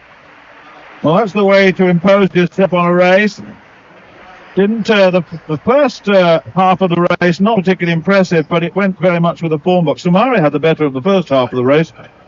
But Kellyanne Baptiste 10.96. That rounded down by 1/100 from the unofficial time. Well, a fine start there, particularly by Sumare, as you said. Zyla got into a running here, but a very fine run by Kellyanne Baptiste. And I think to break 11 seconds in the qualifying round is very smooth indeed. The way she comes through the field there. Sumare and then Seiler and Offeraibo. Good standard of sprinting for the first round, because it was pretty tough really with 3 to go through. It was a very good 4th place there. And I think, of course, Offeraibo will be pretty sure to go through to the next round with a very good quality run indeed. Offeraibo has set a new national record for Norway at 11.14 in 4th place. Top class sprinting headed by this woman, Kellyanne Baptiste of Trinidad and Tobago.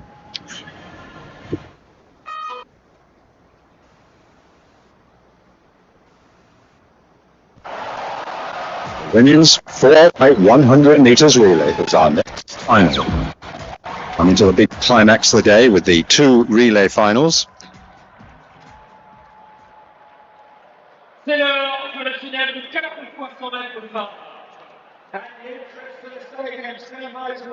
This race expected to feature the powerhouses of world sprinting with the United States and Jamaica in lanes 5 and 6. It'll be a struggle between these 2 sprint greats, sprint powers in both the men and the women's sprint relay. And we're emulating what they did in the World Relays in Bahamas by having them come out through this dramatic entrance. Takes us back, doesn't it? Yes, this was used to great effect. Not in a stadium quite as big as this, but this was used to great effect with the fantastic World Relays in the Bahamas, second edition of which was this May. First was last year, adding a little bit of spice and drama to the evening's proceeding. Great stuff. Now I want to come out of retirement. This is brilliant. I love this. How special, though, for those that have made a World Championship final to be introduced and celebrated. Well, in the women's relay in Bahamas, it was Jamaica who won from the United States. Here they come.